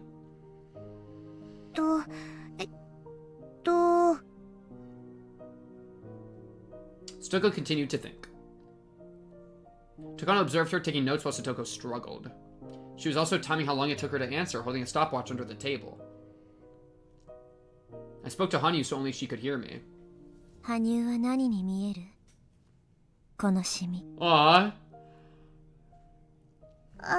That's like a slight apology for being rude a second ago. Right? Because she was just like, I don't care how well you did it. And now she's like, okay, what do you think this is? Now she's like, she's being less slow. She's being a little nicer.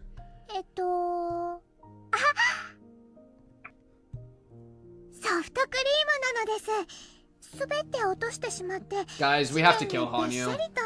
We have to put Hanyu down. I'm sorry, guys. We gotta put her down like a wounded dog. Do you hear how she's talking? That is shade. Oh my god, that is shade that nobody was... Dude, Hanyu doesn't even realize how much shade this is. Holy... To me, it looked like a horse mackerel that had been cut open and its guts pulled out. I knew you would say something like that. That's what I was referencing. I was thinking of food, too. It was rather shocking to learn that my thought processes are the same as Hanyu's.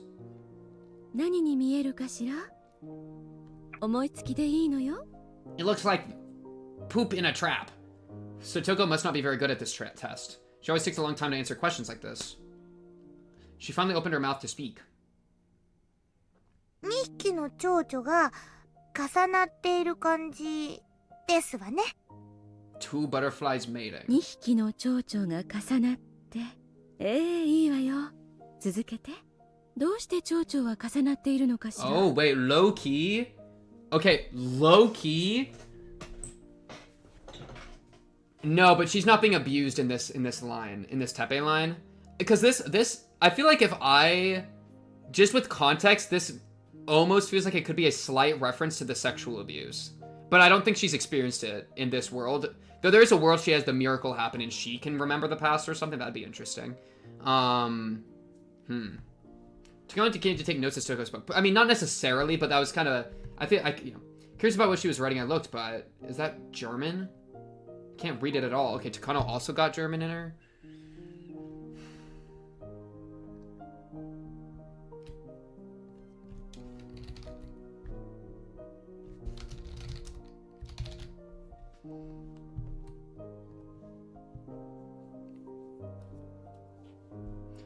I can't read it at all. Takano was so mean. Learn German in one of the time loops? Oh, or brother, or her brother. Okay, it's not sexual abuse at all. It's connected to the Hitler theory. You're onto something. No, it's her thinking about Satoshi. This is Satoshi. Return of the Hitler theory. Holy peak. That honestly is a look into my mind where I'm so ready for Satoko to be depressed that I immediately think the worst possible answer. 思いついたことが抽象的なら、そのまま口にしてくれればいいの。そういう検査なんだから。本当にこんなへんてこな絵の感想を言うだけで検査になりますの？なるわよ。例えば今のこの絵だけど、去年のさとこちゃんは別な答えを出してるの。それを比べるだけでもこの1年のあなたの変化を測ることができるわよ。なんだか嫌なテストですわね。去年の私はこの絵になんて答えたのでございますの？ I'm so distracted. Takano smiled and took a note without answering her question. I tried to remember what her answer was, but I have more than 100 years worth of memories in my head. Hanyu might remember better than I do. As I looked at Hanyu, I realized that she was standing there with a sad expression. I decided not to ask her. I could tell what kind of answer Satoko gave back then just by looking at Hanyu's face. Something really depressing. Last year, June 1982, that was when Satoko was being abused by her cruel aunt. Recalling that, I didn't even want to know what Satoko answered. But just a year later, the Satoko who was so worn down could no longer be seen. She became so strong. I know how difficult it was for her to stay tough and strong like this. Her growth over the past year is overwhelming to me. ケンさん、終わりましたか? Irei returned from his office. ええ、終わりましたわ。だいぶさとこちゃんも手際が良くなりましたわ。今日はだいぶ早く終わりましたのよ。Nice, Satoko. 早く終わらせるように頑張ったんですもの。今日は用事がある日だからのんびりとはできませんのよ。She got places to be, things to do. おや? 今日は何かあるんですか? Club, I need to go to club. 日曜日ではありませんでしたっけ? 今日はみんなでミーのおじさんのおもちゃ屋さんで部活があるのですよ。なるほど。さとこちゃんが妙に今日はおとなしく検査に従ってくださると思いました。予定が詰まっていたんですね。それは悪いことをしました。ではさとこちゃん、これはいつものです。Irei put a big paper bag on the table. He opened it up and gave her instructions about the medications. Satoko had heard the same instructions over and over before, but Irei still continued to talk just the same. I mean, nobody else 状 is 態が making いいよう sure. ですので、お注射はこれまでの日に2回に戻します。 2 shots per 昼食 day? 前と就寝前の2回に必ず注射をしてください。注射針は必ず変えるように。Yo, I don't know illnesses. I don't know what illnesses you need to take shots for. 同じ針を2度使ってはいけませんよ。それからこちらはどうしても体調が悪くなった時 And の there's no way this 食用に medication is like connected to the syringes, right? That'd be too insane of a jump. はいはいはい。いつも Me そう when I- ですわよ。分かっていましたよ。 Huh? Do you consider yourself obedient? What are you guys talking about? It depends who I'm under. It depends who's telling me what to do. I'm selectively obedient. Stoko couldn't wait to meet our friends for the club activity. It made me feel happy to see her as excited as this. 注射2本に戻りましたのですよ。よかったのです。 The number of shots she has to take each day represents how well she's doing. So it's a good thing that she has to take fewer shots. 大変よね。1日に2本も注射を打つのは。Honey grew quiet after hearing my comment. Ide handed her the paper bag after he finished his instructions. リカ終わりましたよ。ええ、お疲れ様。検査中からずっとそわそわしてたからね。いってらっしゃいな。すみませんわね、上の空で。いつも検査をしてくださって感謝していますのよ。Thank you for always looking for so submissive and ほ breedable. ら、もう時間がないんじゃ Yo, ない if you were の？ Takano, it'd be a 私 different の車で conversation. 送ろう Bro. かしら。 Takano could breed me. I'm fine with that. そうそう。 Respectfully with また consent. 車に新しいぬいぐるみがあるのよ。Aww. Are you actually nice to her? You're not 今 gonna 度は be 約束 insane? 通り、さとこちゃんが名前をつけてくれていいわよ。あら、何のぬいぐるみでございますかしら。どんな名前にしようか迷いますわね。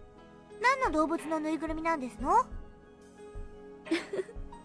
また猫なのよ。あ今キリキリ度は虎島なの。A tiger! 可愛いからきっと気に入ってくれるわよ。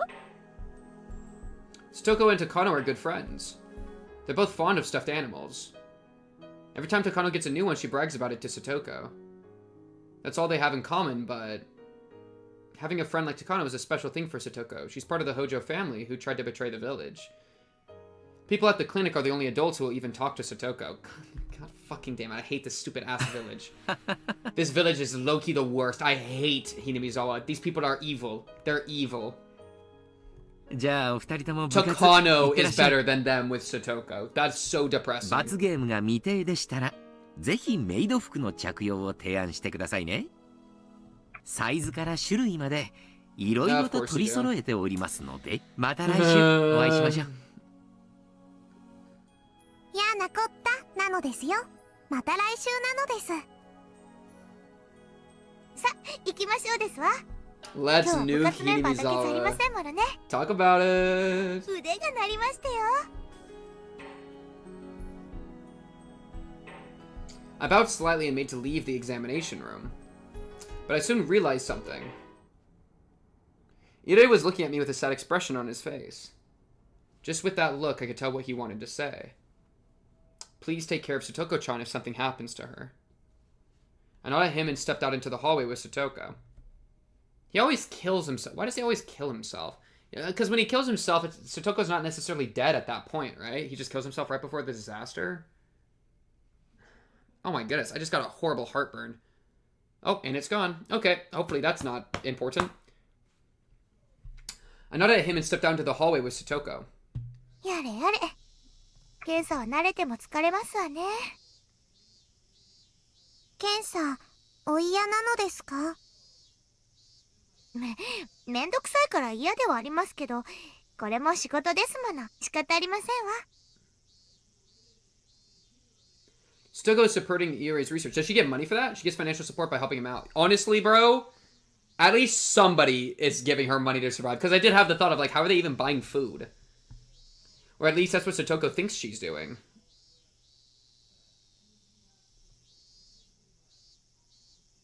I saw a white truck, by the way, during that Hinamizawa sprawl.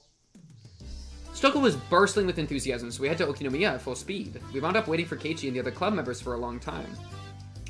We got here early, but they were late. Yo, I'm gonna be so honest, Rika. Hey, we don't have time to just, like, frick around with club games. We have to, like, solve the mystery now. Right? Like, if I'm Rika, you think I'm going to school? Dude, I have a week. I need to make moves, not, like, participate in class. I think they were late the last time we did this, too. Did it mean that this was something that was meant to happen? It's unpleasant that I can't even change the most minor of fates. I finally saw them coming towards us on their bikes. 皆様方、お待ちしてましたよ。Stoko acted like she was upset, but I could tell that she was pleased to see them just the same. さとこが可愛いのですよ。 Dude, Rena would lose her shit if she met Hanyu. 可愛すぎる。 Yeah, she is pretty much the best, yeah. Stoko's behavior soothes my feelings of frustration. This is why I love Satoko. If she was a small fluffy animal, I would definitely keep her in a cage. さとこちゃん、リカちゃん、おはよ Don't say something like that. When we're talking about like time loops and mazes and shit, don't say you're gonna keep someone in a cage. It's fucking crazy. う。おはようございますなのです。 Oh, do I have time to eat my goldfish? おはようリカちゃん。さとこ、警察が来る前にケリをつけるぞ。目標は10億強奪だ。圭一さんの話がわかりませんわ。遅くなったかな。 Yo, Sip, you're sounding like Puffy right now. 今日は早く終わったのでだいぶ待ってましたですよ。 Miona and Rena know that Stoko gets a checkup every Sunday at the clinic. そりゃ悪いことしたわ。こっちはケイちゃんがなかなか来なくてさ。 That Keiichi. So he's the reason they're always 圭 late. 一では仕方ありませんですよ。みぱちょい待て。俺が悪役になれば丸く収まるのかよ。もちろん。圭一さんでなくても When 務まらな is い大役 Peon ですよ。 showing up? Dude, we got time ghosts before we got Peon. When's this series gonna get good, bro? Skip. The one I show speed clip. You know what I'm talking about? Yeah. Oh. 実に嫌な大役だな。こんなので丸く収まると思ったら大間違いだぞ。Oh, frick. Keiichi and Satoko messed around with each other. Satoko acted like she was crying. Frick! And Rena punched Keiichi, knocking him out cold. It was the same old situation they always got into. I can watch this sort of thing forever. It's like having a glass of cold milk after taking a hot bath. Huh? Hey, it's Puffy! W Puffy. やっぱりこれが正しい丸い収め方だよな。前歯が欠ける前に Wait, I don't even see 新 the しいオ original チを message 探し from た方 Green. が How いいと long 思 ago うけ was ど that? ね。 Yo, am I smoking crack? Wait, yo, chat, check this out, look. Oh, it's right here. I'm freaking stupid. I saw this, and I was like replying, and I started scrolling up, and I didn't see it. I'm just a silly goose. Good morning, Green. We all laughed at him and finished greeting each other. 今日もみんなとっても元気なのです。元気に勝る宝はないわね。そんなこと言ってると That's for リカ Puppy to はどん decide. どん老け込んじゃいますのです。うるさいな。誰のせいだと思ってんのよ。当分甘いものを食べるのやめるわよ。 Dang. That's crazy. She's holding the sweets hostage. I guess she experienced... I guess Hanyu experiences bodily what happens to Rika. Yeah. Hanyu seemed to be getting more depressed than usual. I should stop teasing her so 嘘 much. よ。冗談だからあんまりひっつかないで。 Will you get off of me? Yo, be more nice to な Hanyu. のです。 Hanyu loves sweet treats. She especially loves cake and ice cream. Since she can't eat anything, she has to depend on me when it comes to that. Bad ice, bad. In other words, whatever I eat, Hanyu can taste too. Even if Hanyu craves something, it doesn't mean anything if I don't eat it. In other words, I have total control of what she eats. It's why it's fun to tease her with saying what I'll eat and what I won't. It's almost as fun as teasing Satoko. リカちゃんは今日もご機嫌だね。お持ち帰り。はいはい、お持ち帰ったら犯罪だからね。ミオン、店のおじさんが呼んでるぜ。 Y'all are terrible. I can't stand y'all. リカ、聞きまして。 I hate y'all so 今日の部 much. 活、賞金が出る There's a prize. Can we focus on the prize, please? I remember. Mion was going to be paying 50,000 yen out of her pocket as a prize. I couldn't believe she could just afford that. Therefore, I have to assume that she has some kind of guarantee that she won't lose. なんと5万円でしたよ。5万円。 Satoko is pogging, dude. She's thinking about all the groceries she can get. Satoko stared at me. Oh no. She was expecting me to be surprised to hear that the prize was 50,000 yen. It's natural to be surprised after hearing that sum. I've heard that too many times though, but I didn't react because I already knew it. Perhaps I gave the impression that I've known it for a long time.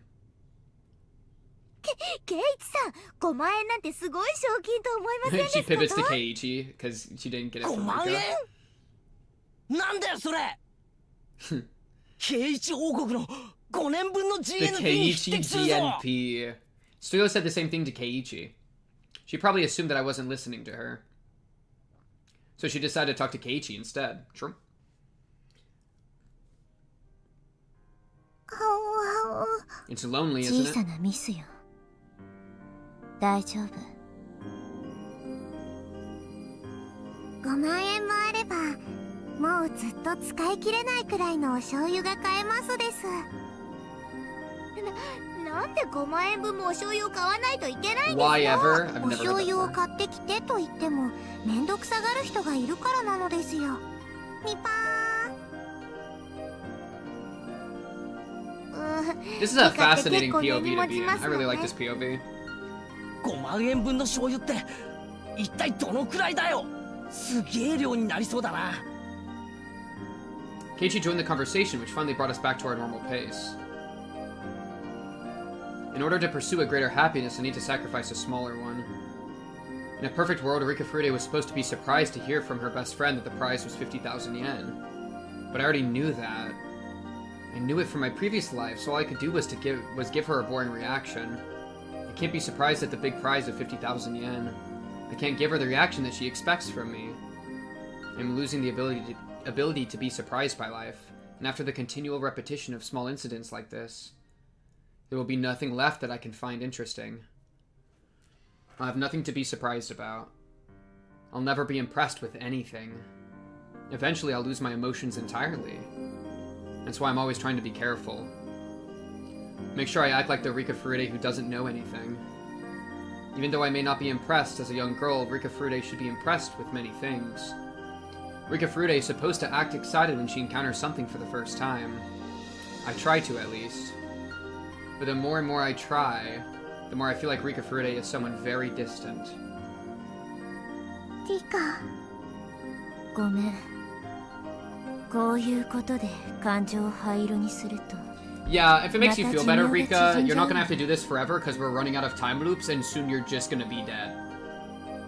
So,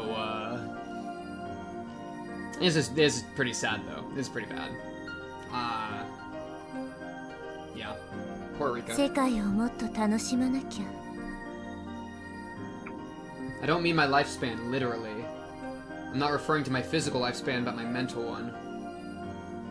This is how Pink feels as a reactor. Wait, low key? Yeah, that's a little bit funny. Yeah, where it's like, I'm watching something, it's like, I've already experienced this media before. It had a different face, it had different characters, it had different names, it had different pace, but it was the same thing.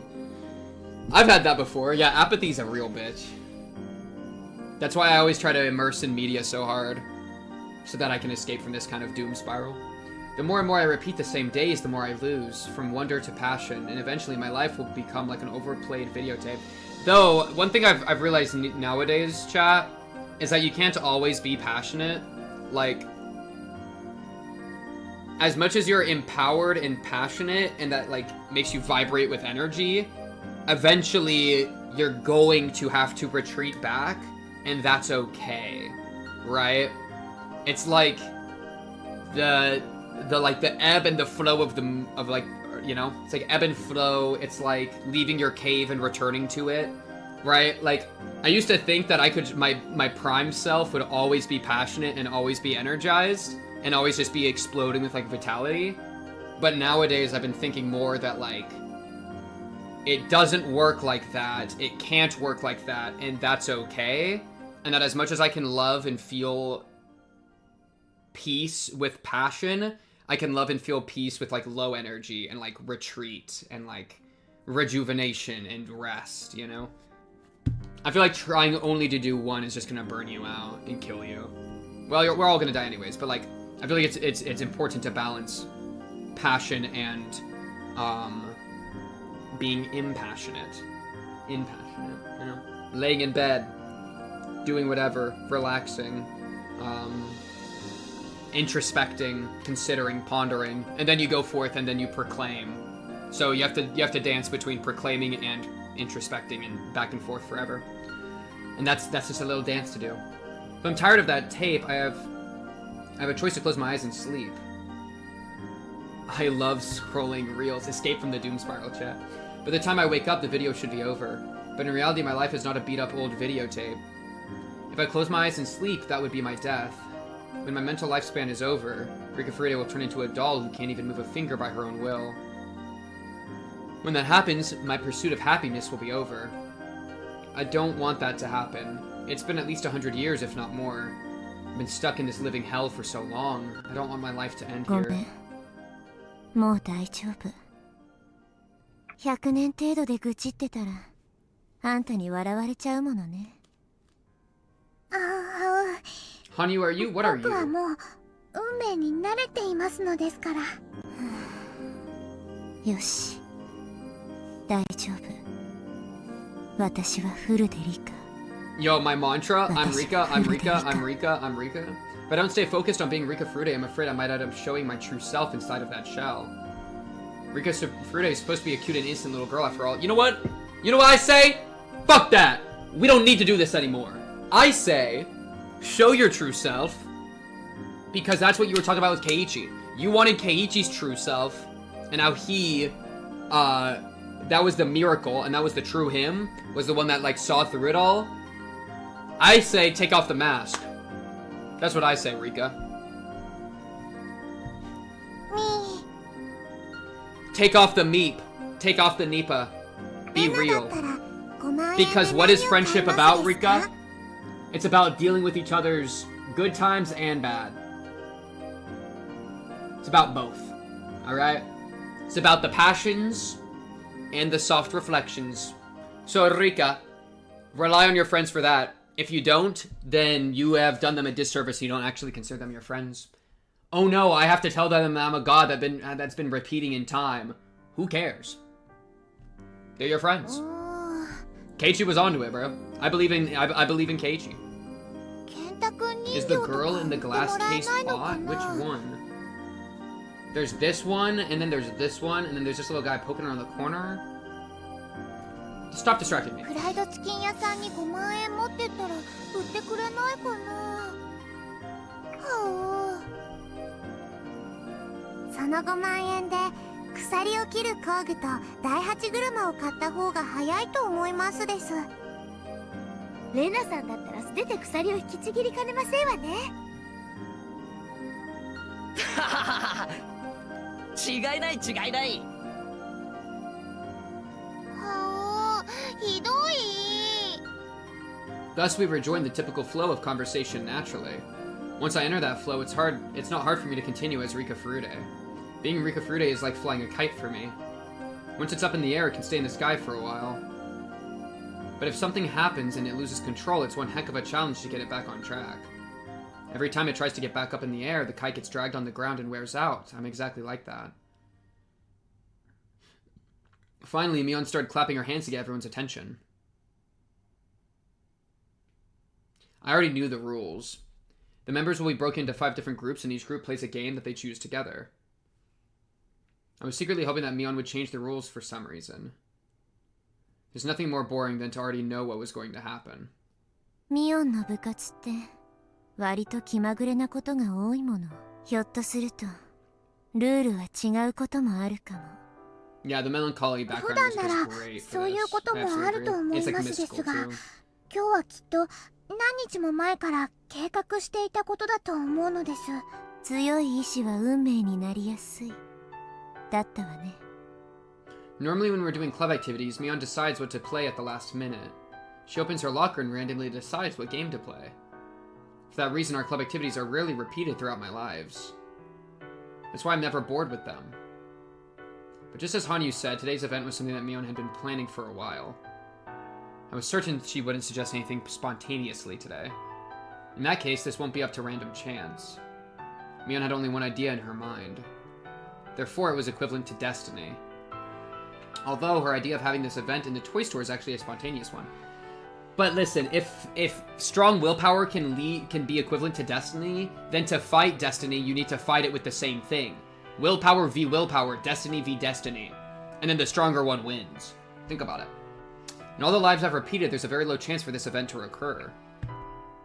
だから、あまりそういうのは期待しない方がいいのです。期待してるわけじゃないわ。Of course, I was lying just now. I was hoping that Mion would suggest a new rule for this game. If it was the same rules again, I'd be suffering for a few minutes while I listened to her instructions. Nothing is more frustrating than walking the same path over and over again. Please, Mion. Please change my fate. Please. This is so sad. まずはくじ引きで5つの卓に分かれるよ。そして各卓から1人の勝者を出して。Ugh. It was the same rules after all. ごめん。ちょっと期待した。変な期待はかえってリカを傷つけます。 Hope is what will save us though, Hanyu. 何度も教えられて I prefer to up the ante. 私も学ばない。 Please, Mion, I need this. My Hanyu's kinda homeless. She needs your help. I wanna help her out. My fate is kinda homeless. Hanyu has taught me so many times. She taught me the trick to swimming in the flow of destiny. The flow of destiny is just like a river's. By going with the flow, I can swim the direction I want to some extent. But of course, trying to swim against the flow requires great effort. Allowing myself to drift causes the least amount of strain. Of course, some strong currents are impossible to resist, even with great effort. If I recklessly try to resist without realizing it's impossible, then I'll only wear myself out needlessly, just as if fighting a river's current. So Hanyu taught me to read those currents, which is why I should have easily imagined that the rules would be the same as the moment I learned Mion had planned today's event in advance. Yet, I still wish the rules would be different, a completely wasteful action. In the end, my hopes were betrayed and only leaving my heart worn out. And things like that caused me to separate further from Rika Furude. Eventually, I'll grow tired of everything and lose all interest in die. 抗えない運命は受け入れる。 But, listen. Some things I cannot change, but till I try, I'll never know. Defying gravity, wicked. Think about it, okay? Which fates you've learned from Keiichi that the rules can be fought. So fight the rules. Don't give up hope. リカなら運命の流れを読むことができますですよ。そうよね。ただでさえ短い残りの寿命。 Don't just treasure it, fight for it! I sighed and pretended as though I was listening to what Mion was explaining. どうしたんだ、リカちゃん。 Keiichi, my 退 goat. 屈なのか。 Rika, I need you to be honest. Rika, you're making mistakes right now. You're not believing in the power of friendship, and that is how we will be saved. Keiichi surprised me all of a 退 sudden. 屈って僕がですか？ Come on, emotional intelligence, Keiichi, lock in. This had never happened before, so I thought he was talking to someone else. But it seemed like Keiichi really was talking to me. うん。なんか今朝は会ってからずっと退屈 Yo, そうな顔してるからさ。 He saw past the mask. 早起きしすぎて寝不足なのか？ 前に同じ部活をやったことがあるので。 Yes, honesty! 仲間なのかと思っただけなのです。 No one would understand what I mean anyway.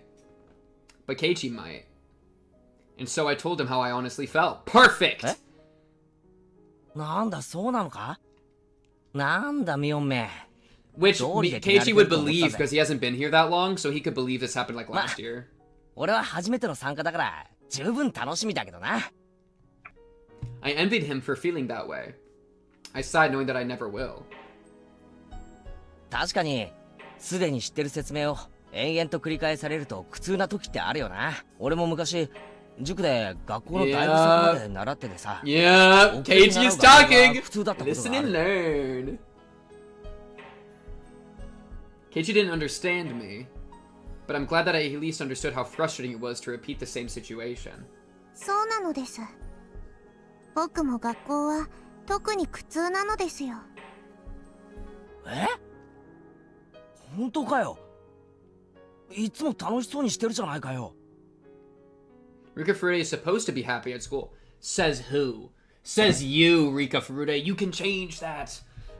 That's why I act that すで way. に知っていることを延々と聞き続けなければならないのは拷問以外の何者でもないと思いますのです。 It's easy for me to change what Satoko cooks for dinner. I can simply volunteer to cook instead of her, but I can't change what the teacher teaches at school every day. I have no choice but to be quiet and listen to her lecture. まあ授業はどうしようもないよな。俺はそこを塾で習ってますから、その次をやってくださいなんて生意気言ったらいろいろと怒られるもんな。でもこいつは違うぜ。遊びじゃないか。 We could ask Mion to change the rules. You know what I mean?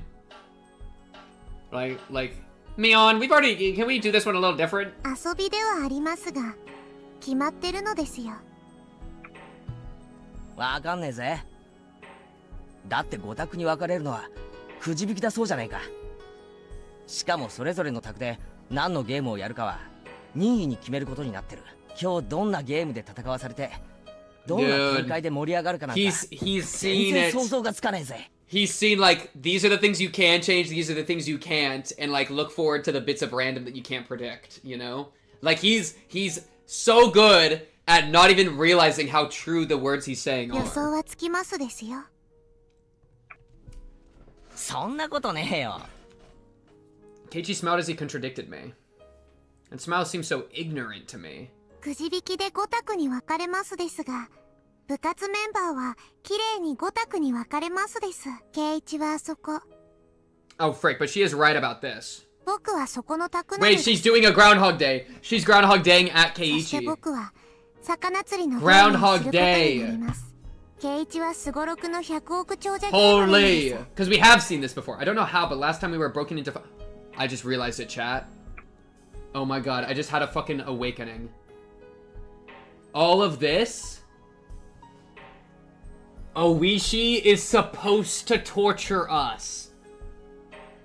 It is frustrating hearing the same thing over and over. It is torture. Because I've been there. Because that's what Oishi does.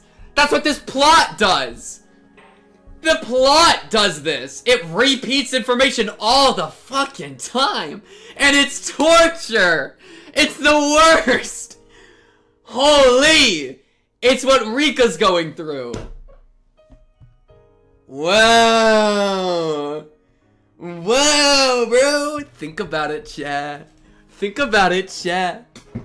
That's actually crazy. I don't know how, but last time we were broken into 5 separate groups. It couldn't have been coincidence. I'm sure Mion did something to ensure it would end up like that. I'm 100% sure. As for the games we play, I'm not totally sure, but if each member in the group follows the same thinking patterns, they'll probably end up making the same choices. If you roll dice many times, you begin to approach the average. One person's spontaneous act can be random, but multiple people's thoughts can be averaged out for the most part. The more people that are involved, the more difficult it is to alter the path of fate. Which is why we have to get all our friends together to save the world, bro. That's why I'm pretty sure that we'll end up playing the same games. Keiichi seems surprised to hear my prediction. なんだよそれ。予言か？よくそこまで言い切れるじゃねえか。運命とはそういうものなのです。へへ、運命なんて言われるとよ、意地でも抗ってみたくなるのが男って Yeah, も it んだよな。 does. He smiled at me again. I knew that he was just smiling without reason, but I felt a small hope from him. Perhaps those are the best smiles, bro. The ones that happen without reason. Maybe the emotional and the reasonable don't need to be that, you know. You don't have to be reasonably happy to be emotionally happy. After all, Keiichi really did shatter fate before. But that was just a miracle that happened in my previous life. I couldn't expect him to do the same thing in this one. Otherwise, I would be worn down by my high expectations again. That's all what hope is, though, bro. Hope. The power of hope. For the love of the game. まず部活メンバーからね。 Oh, that's why the club members go first, so the first 5 get to be the 5 tables. Mion drew first, then Satoko second. The results were the same as the last time. 初戦で部活メンバーとは当たりたくねえな。もしリカちゃんと当たったらごめんよ。We won't. 当たりませんですよ。圭一の卓はあそこ。僕の卓はそこなのです。チェ、そううまくいってたまるかよ。うりゃ。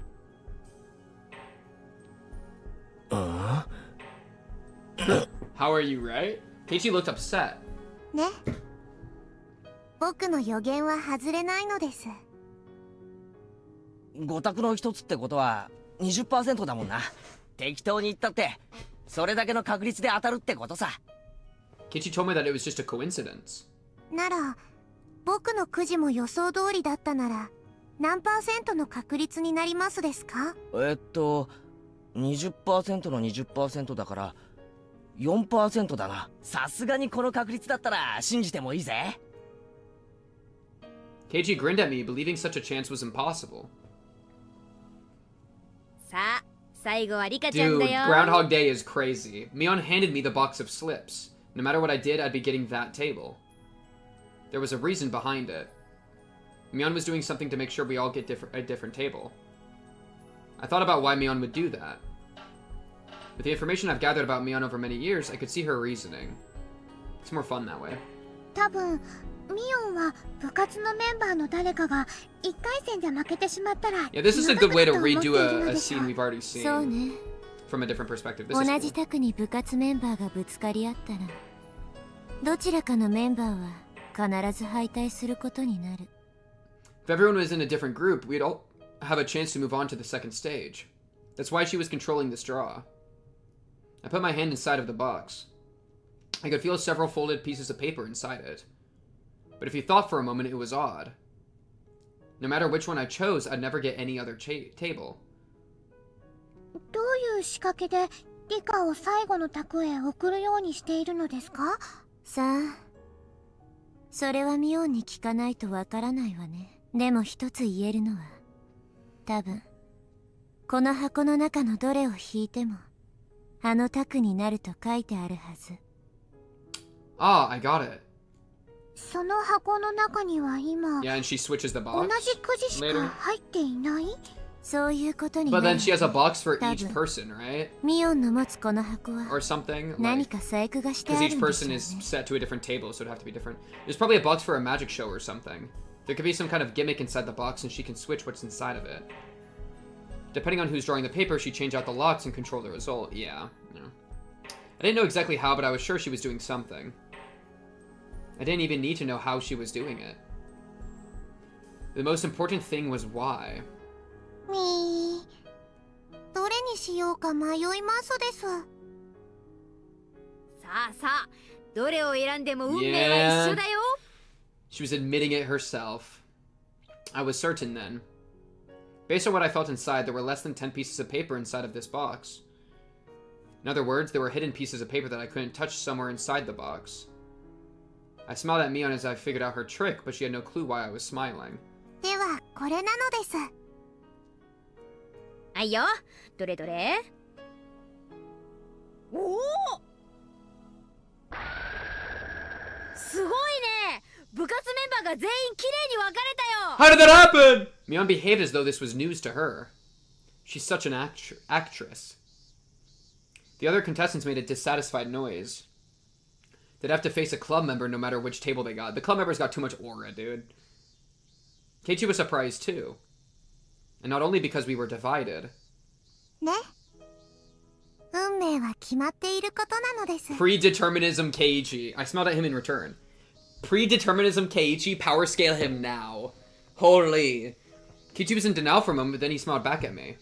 25分の1の確率で当てるとはやるじゃねえか。 It was not. I predicted that Mion and Totoko would be at a different table, so the possibility was even lower than that. Keiichi understood that. But normal people like him can't understand that meaning of fate. That's why he put it off as a coincidence. But Keiichi... What if my prediction is right about what game you will be playing? The possibility will be 1 in billions. There are a lot of games in this store. What if that prediction is right too? Will he still believe it's just a coincidence?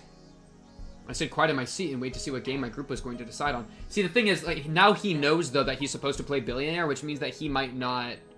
They might not play Billionaire, because if the people are like, hey, let's play Billionaire, he's gonna be like, no. Or something, right? Like, him being aware of his fate allows him to fight against it, you know? Because now he knows what to fight against. They were going to choose the fishing game. I can't expect them to choose anything other than 期 that. 待して裏切られたら、 But, like, they might still try to make him play Not that Billionaire, in which case he would still realize it as true, but, yeah.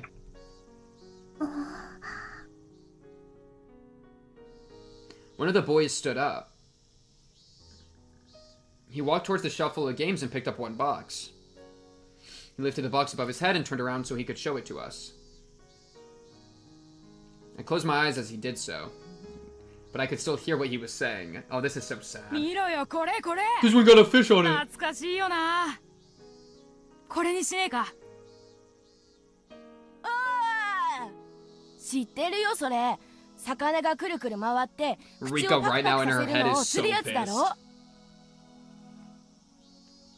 I could taste the bitter chemicals from my brain in my mouth. I clenched my lips and tried to endure the numbing feeling. ごめん。今日は体調が悪いのかしらね。なぜかうまく受け流せないわ。It wasn't because I wasn't feeling well, of course. It was because of my emotions. Our powers are getting weaker and we can only rewind about 2 weeks of our lives. I was feeling that the end was near for us. In order for me to change my tragic fate, I need more time to prepare. But I can only go back 2 weeks. That means my power to resist my fate has significantly weakened. I relate to this POV every time Pink announced another Bazaar stream. And that's a perfect pivot into the next segment of the stream. We're closing Higurashi right now to open Bazaar. Imagine. Even if I become as weak as a small leaf in the river, I should be able to do something in order to change my path. But if I can only go back to the point where I'm getting ready to be swallowed into the whirlpool, there's no chance for me to escape it. I lived for so long believing that I could eventually escape my fate and survive. I believed that I had a chance in every moment of every life I lived. But there are limits to those chances. There are so many limits in my repeated lives. And perhaps this might be my last chance. That may be why I'm feeling so ダメで restless. す、リカ。難しく考えれば考えるほど心に良くないのです。分かってるわよ。ちょっと黙ってて。My brain was numb as if surrounded by a gray mist. I was inside the crowded toy store but felt very far away from everyone else. The tighter I closed my eyes and the harder I clenched my teeth, the emptier my head became. It's so sad.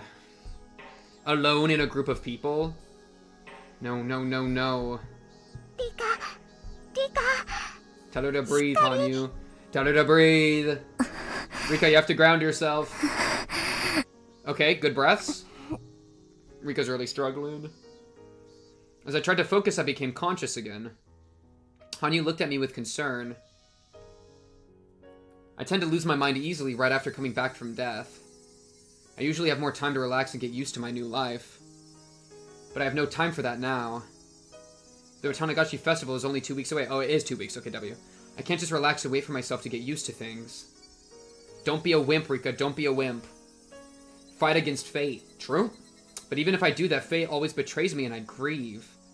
What if I did the opposite? What if I didn't fight against fate?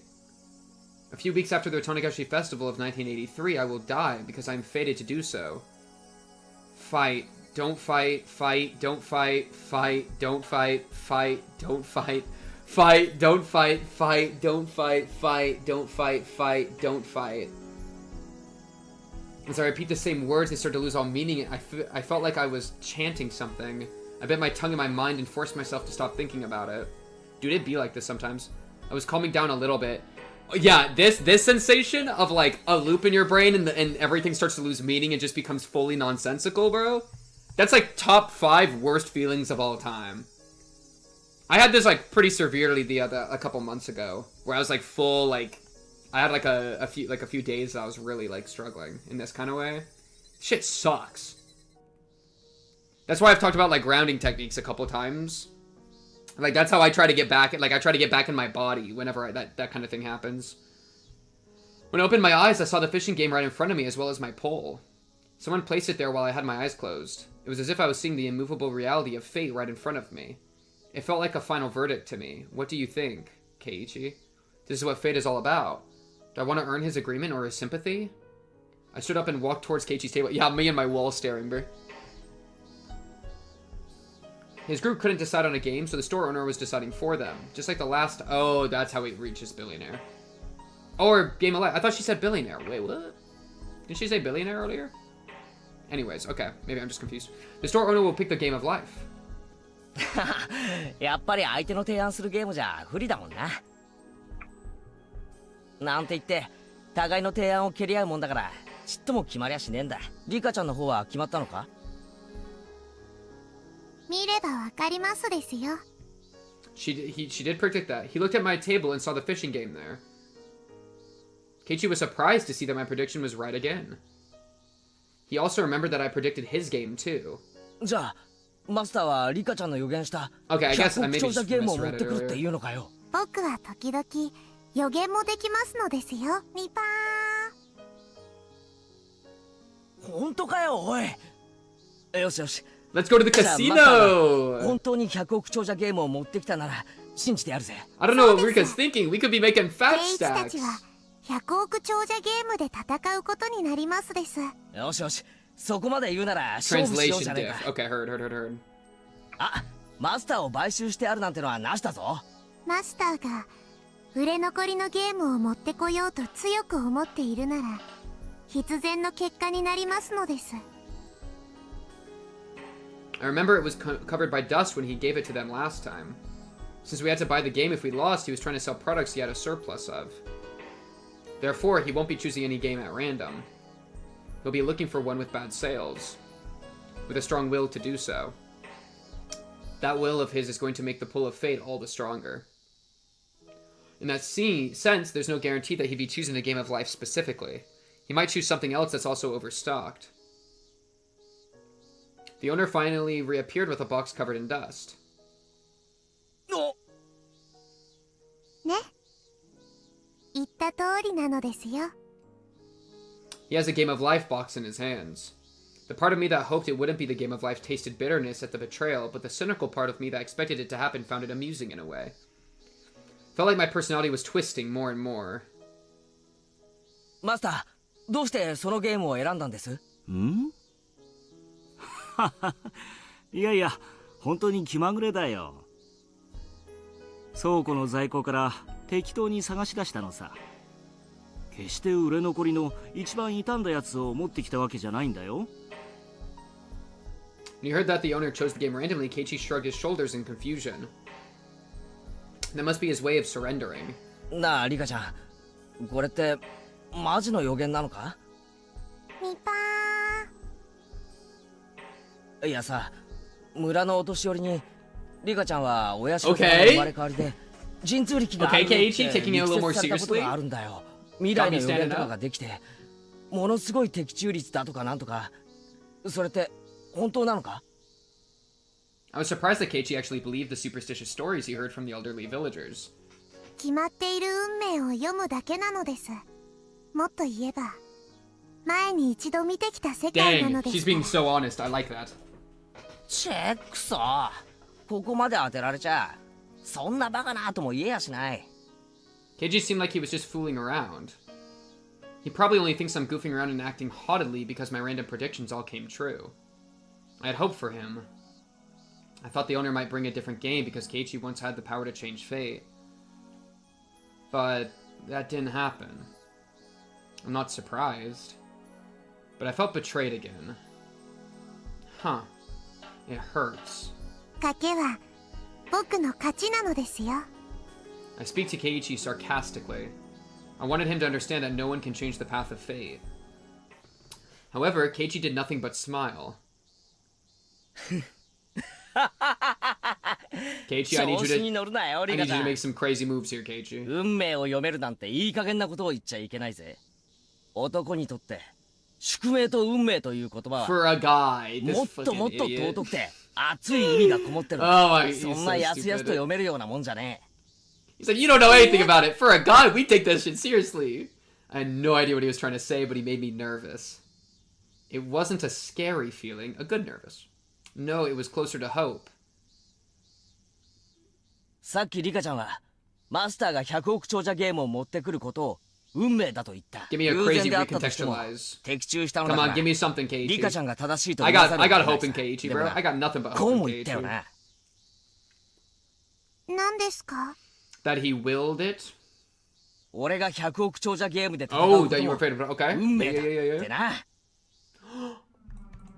Which he's now not going to do because that's what I said earlier about now he can fight against his fate because he's aware of it.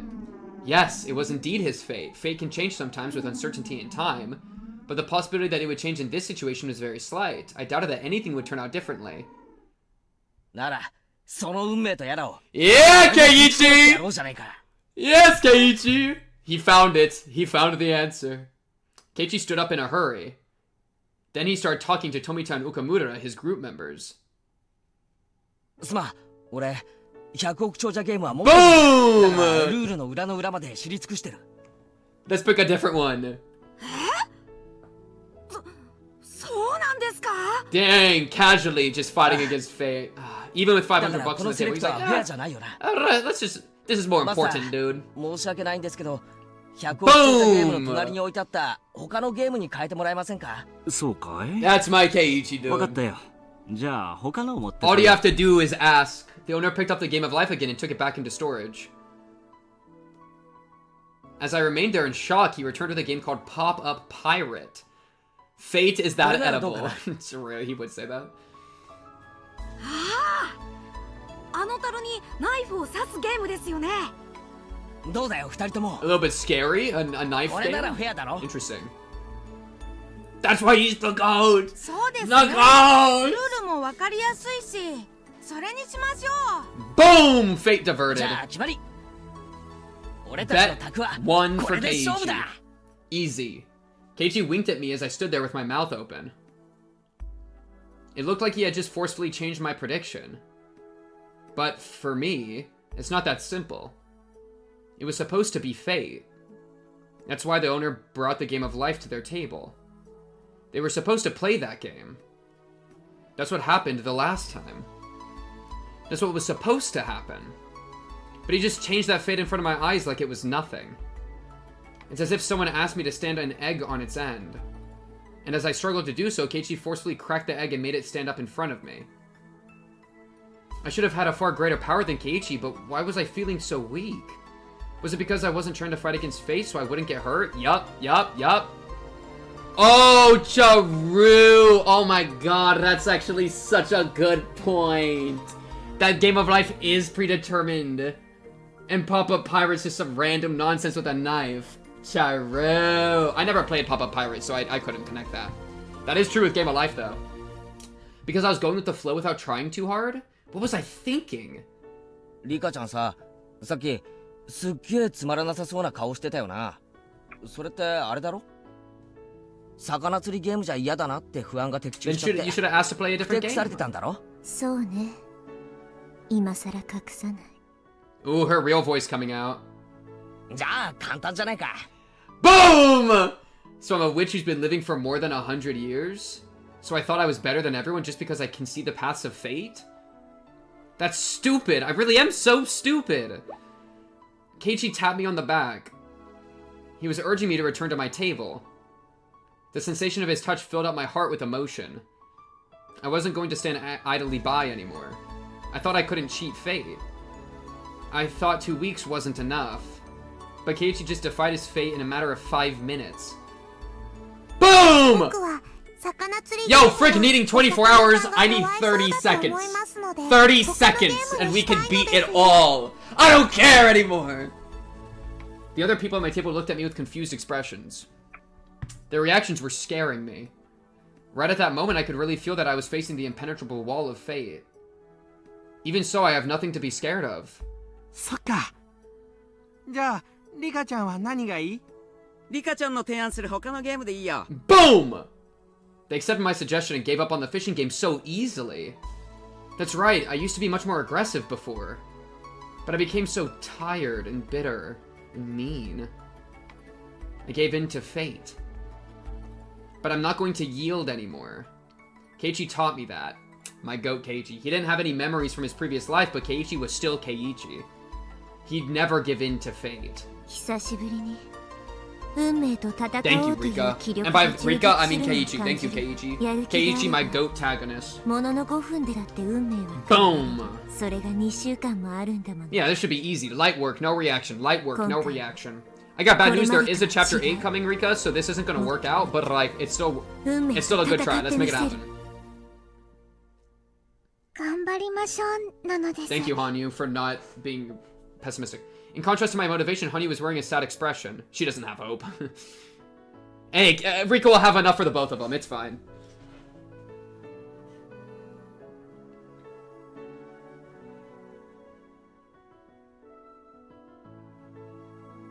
Boom! Chat, and you have the power too. You have the power too, chat. Where is the otaku? We take the fight to the enemy turf. Imagine. Complete pivot. The true enemy was the otaku. でもさ、 We're so bad. 特売やれば主婦が殺到するの常識で読めないのかね。店員足りないのに卵1パックを一人様1点限り10円なんてやるな。 As we were getting ready to move on to the next stage, Mion got a call from work. This was fated to happen too. If I was still feeling depressed, I would have been disgusted with this situation. But after learning what it felt like to change fate, I was in a good mood. Keiichi and Mion seemed like they kept regretting that they were unable to settle the match. They really are such good friends. 本当にあの二人は仲がいいね。 Oh. 仲良しさんすぎてレナは焼いちゃう When よ。 does this happen? What line are we on? Are we on the doll line? We're not on this. This has nothing to do with the doll, right? Or does this have to do with the doll? Because if this does, Rika could give a really important nudge on fate. I just remember them talking outside this store, and then the guy came out. But I don't remember if that actually is about to happen or not. Yo, this is what it feels like to be Rika, bro. I have so many memories, and they all overlap in weird ways, and I don't remember which is from which timeline. I am Rika, dude. うちのクラスにはケイチさん That's what it feels like to try to figure this shit out. ケイチさんにはちょうどいい男友達の感覚なんて Yeah, I feel like so I feel like Rika has to tell Keiichi like give it to Mion if that's where we're going. I don't know where we're going. それでもみーちゃんは女の子なんだよ。男の子にはなれないよ。 Could you change the fate like Keiichi? Hell こう yeah. していると Keiichi 仲 taught のい me い that. 男子同士にしか見えませんわね。 Pink equals Keiichi equals Shion equals Rena equals Rika equals Oishi. No, fuck Oishi. Everything else, yes. Rena and Sotoko enjoyed the lingering excitement of the day as they watched Mion and Keiichi happily goof off. The next moment, the owner came out from the store. Yeah. I think I'm right. 今日は本当にありがとう。おかげでイベントは大盛り上がりだったよ。 He was holding 4 paper bags in his hands. I remember he gave us gifts as a reward for today. I think there were dolls inside. 大したものじゃないけど、これ今日のおだちんに。あ、吉郎おじさん。私にはないの？おだちん。 He was giving them only to us. Mion didn't get anything because she's a family member. That's what happened last time too. You have to give Keiichi the right nudge. 可愛いのが出てきましたわよ。 Suga let out a tear of joy as she saw a cute doll inside of her bag. Rena reacted the same way. これかわいい。 Dude, if we do this, we avert an entire disaster. We invert, we you know? Because that was the divergence point I already wrote down. Yo, I'm a fucking genius, dude. I actually fucking cooked like no other, dude. I literally have had this written for a while. And look, though was inevitable?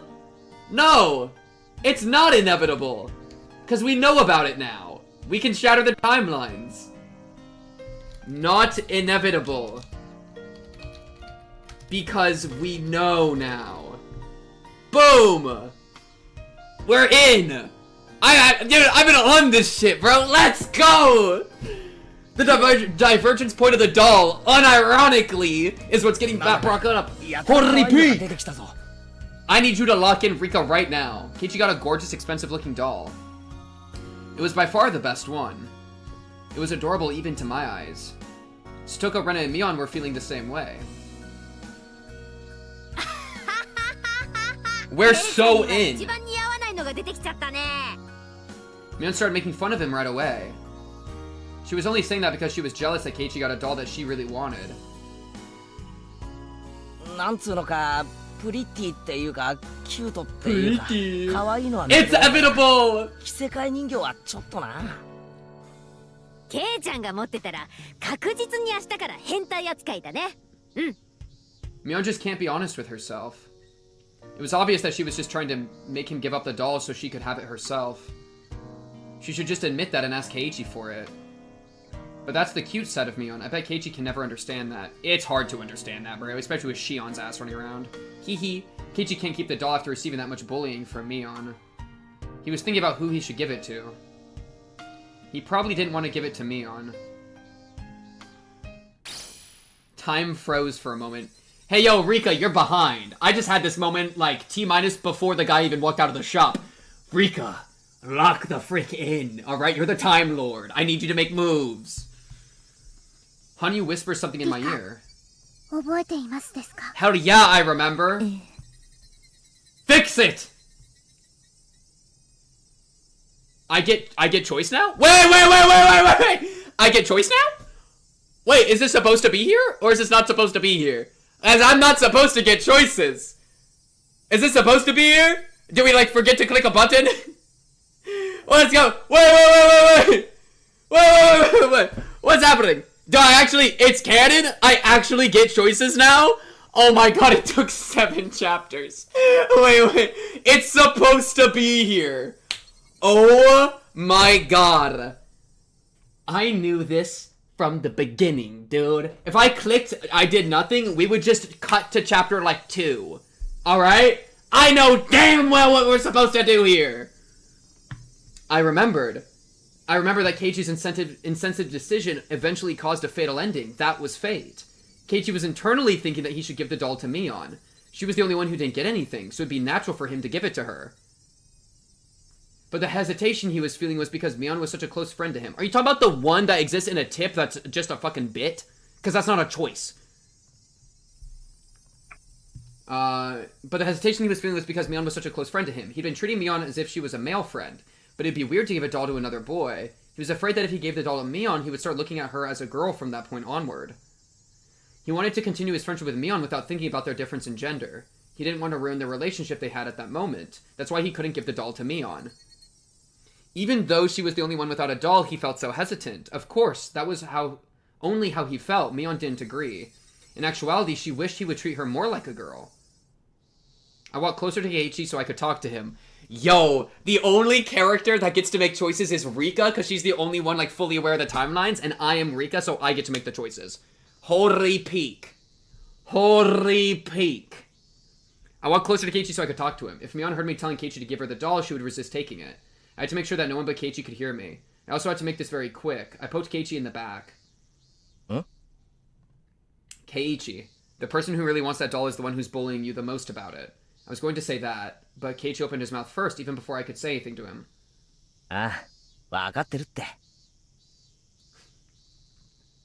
What do you mean I know?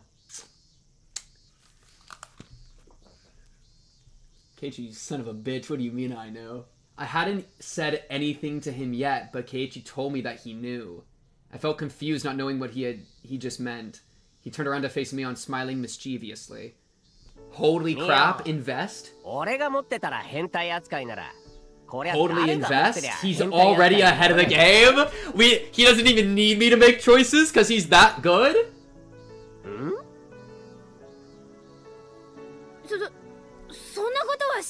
Wait! まあお人形なんて男の子の持つものじゃないよねって言っただけだしさ。There's no way he's actually this good, right? Oh my god, he does it! Dude, okay, Kate. Yo, round of applause for Keiichi, dude. Round of applause. He's correcting mistakes that I don't even know if he made or not. I don't even know if he knows that he made them. You know? But he's already there, without even the Rika assist. That's my boy! That's my boy! Boom! Keiichi tossed the doll to Mion as if passing her a basketball. Look at this frickin' doll. Look at this little, like, meep-off face. As if forcing her to carry his bag or something. Mion's face quickly turned red. Feeling shy, Keiichi turned away from her. That was surprising. He got my message just by getting a tap on his back. Was Keiichi always that smart? Keiichi's been growing, bro. Just one tap was all it took. I don't think he would have done the same thing in a previous life. This was just a small incident, but this world is definitely different from the previous one. Or could it be? Perhaps he would have given that doll to Mion even if I didn't poke him in the back? I don't know. This is what I chose. We're gonna save the timeline one Labubu at a time. まさか Hanyu, I need you to have hope. I know you're like a Destiny like Giga Chad thing. I need you to have hope. I know for a fact that he didn't have those memories, but there might be something imperceptible somewhere inside his heart. He might remember some of the regrets he felt in the previous worlds. That's why he strongly felt he should be giving the doll to Mion this time. After repeating so many lives, I'm the only one who can even notice this slight growth of his. But I see it. It's clearly visible to me. Mion, having turned red, insisted that the cute doll would be a much better fit for Rena. Her attitude made it clear that she really wanted the doll, but couldn't be honest about it. だからさ、おじさん、こういう可愛いお人形はさ、 Come on, dude, she really shoots herself in the foot for this, you know? She's shooting herself in the foot so much. Given how wrong this goes. 私みたいな男女に渡してもほら、人形の方が可哀想っていうか。Not a nervous laugh, by the way. 欲しいくせに。 You girly girl. Say it! Now they're flirting. Now they're flirting. Now they're flirting. She's into it. She's into it. She's so into it right now. Mion shook her head with an embarrassed look, pretending she wasn't interested in the doll. Everyone here knew that she wanted it. We all looked at Mion with big smiles on our faces.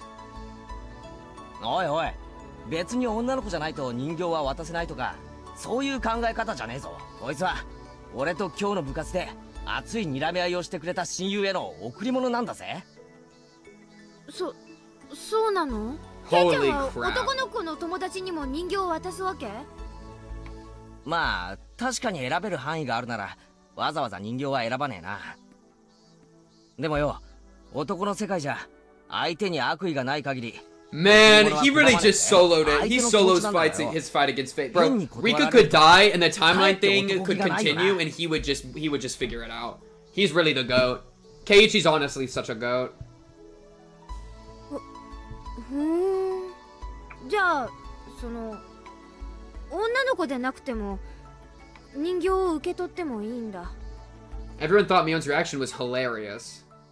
Rena couldn't stop chuckling. Stoko and I burst out laughing too. Mion, having realized she was being laughed at, got even more embarrassed. 男が仲間に送ったもんだぜ。 Friend zone. Friend zone. Holy friend zone.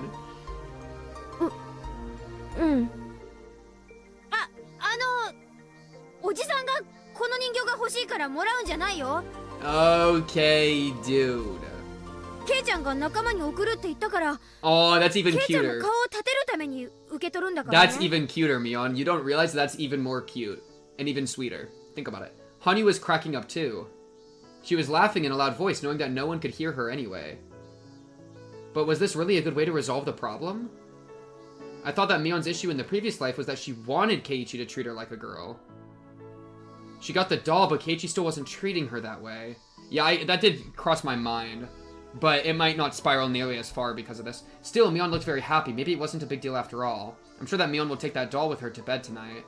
She'll kiss it goodnight too. I could bet on that. It was written all over her face. Oh, she's gonna kiss it? She's gonna kiss the doll and be like, I need to practice for when I kiss Keiichi. Mwah. Mwah. I love you, Keiichi. Mwah. That's what she's gonna be doing, bro. 100%. Jeez, man. Shaken Worm, thank you for the prime. Quote, wish I was that doll. Honestly, dude, fair. I don't even disagree. Imagine getting cuddled and kissed by Mion all night. Wait, Mion's... Okay. Never mind. That's all you, Shaken Worm, but... Anyways! Keiichi turns around to face us, smiling bitterly. ケイイチくん100点満点かな This money should go to the Bojack Fund. Yo, I gotta end stream. 僕もそう思いますです。あの意地っ張りのミオンによくお人形を渡せましたです。ミオンさんも笑っちゃいますわね。欲しいってあんなに顔に書いてあるのに痩せ我慢なんかしちゃって。違いねえな。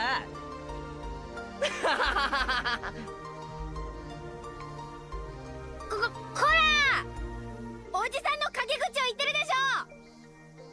こら Yo, just admit that you're a girly girl, 兄ちゃ bro. んバイト急 Just がなくていい accept your の girly girl component. It's gonna be okay. Oh も yeah. う覚えてなよ。 Mion seemed like she wanted to stay longer, but after looking at her watch, she started heading to work. Everyone was wearing smiles on their faces. Today was such a fun day. Everyone had lots of fun and no one was hurt. I've repeated the same day so many times before, but this time something was different. It's like I rolled a die and got a 6, and then I rolled it again and got a 6 again. I don't know if this was just a lucky coincidence or if it was meant to be. It's as if the god of fate is celebrating my motivation to fight against him. That's a nice line. I like that line. Yo, chat, stop talking about how hard you are right now.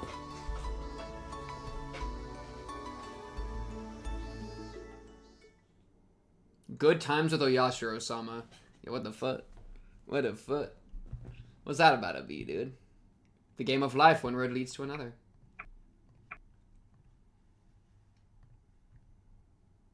I was watching TV with Satoko and Hanyu after eating dinner. It was a variety show and the performers were making the audience laugh. We were laughing too. ざまあないでございますわね。 Satoko's watching Pink Cubed! For some reason, the only 2 Higu streams I've tuned into have been this exact same doll scene. That is so funny, actually. That, yeah, you've looped in on the exact same spot in like 150 hours. You found the same, like, 10 minutes as it looped. Holy! Yo, it's fate, bro. It's fate, bro. Holy. Yo, Hanyu is such a strange creature. Stop spamming those. Stop spamming those! While the 3 of us were enjoying ourselves, in reality there was only Satoko and me in the room. I'm the only one who can see Hanyu. Satoko can't see her at all. Alright, so are you Oyashiro-sama? Hanyu responds every time Satoko says anything. Satoko can't hear her, but Hanyu still responds to her when she's in a good mood. It's like she's answering a question asked on TV. You could even compare it to playing house. She started playing this game with other people because she can't communicate with anyone else but me. Poor Hanyu, bro. Hanyu always attends our club meetings and she has a good time there too. If she could communicate with my other friend... Hanyu, okay, is Hanyu just like a distant, like, spiritual relative of Rika's? Because, I mean, like... Yeah, Hanyu's just Oyashiro-sama, no? If she could communicate with my other friends, she would have been a good match for us. True. But I don't want to hurt her feelings by thinking about that. If the story of the miracle written in the old scriptures is true, if it's really Hanyu who performed it, she's someone who had tremendous power long ago. But now she doesn't have any spiritual power, and I'm the only one who can even see her. Oh, because of your connection with Oyashiro-sama? Hanyu has never told me how she lost her power. I just have to assume that her spiritual power diminished over time. There's a legend in the Furude family that says that Oyashiro-sama will be reborn if a girl is born to the family 7 generations in a row. With my birth, Hanyu was finally able to communicate with a human for the first time in centuries. Okay. Does that mean that Oyashiro-sama has returned? Oh, wait, so is Hanyu a demon? And that, if so, then demons are fucking chill as hell. Because she would be Oyashiro-sama for being able to communicate with demons and for being able to communicate with humans. So Oyashiro-sama would be Rika and Hanyu would be a demon. Wait, but Hanyu's chill as fuck, bro. If Hanyu wants to, like, eat me, she can just have a bite. It's yours. The villagers and she has horns. I guess that makes sense. Wait. So low-key, I was right. The time demon theory.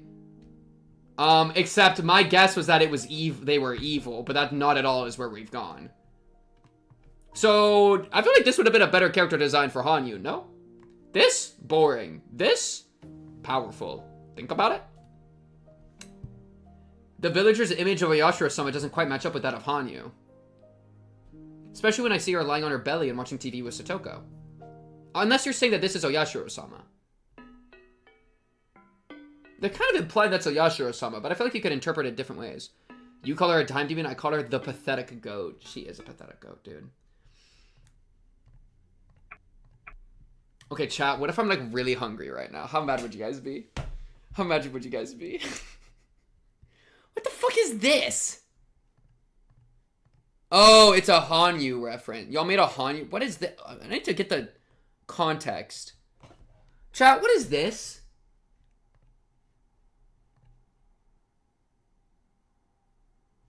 These are Hanyu horns. When was this? Oh, today. Wait, when was this? How long ago was this? I've seen this like eons ago. Cast Review 3. That's when that was. Y'all are the weirdest people I've ever met in my life. I only was in the forum because I forwarded the message from... Sif sent me a message that said that I forwarded, so I wanted to see where it was. I didn't actually read anything. Yeah, okay. Jesus Christ, chat. You said that was Oyashiro-sama. Wait, I cooked! Holy peak! I'm a genius! Get food and come back? Chat. I think it's an end stream angle, chat. I got stuff I gotta record tonight. This, though, was a really good, this was a really good 2 chapters. I really like what the prologue was awesome. What an awesome prologue. I really liked the themes of, like, how to respond to, like, eternally looping stuff. That was really, really cool to see. And then, like, fighting against that, finding the power you have, the will you have. Amazing. I really, really like that. These guys were sweating in the forum when you said that. That's so awesome. That's so funny. Yeah, so I've really liked this chapter so far. Rika as a narrator is really interesting too. Recording only cubes, true and real. Chat, I haven't had socks on. I've had a camera running beneath my desk that's just been aiming at my feet. If you want to see that, get on only cubes. Otherwise, shout out to YouTube. Has Been Hotel Season 2 all the way back. BoJack Episode 4 is going to go up on Patreon tomorrow.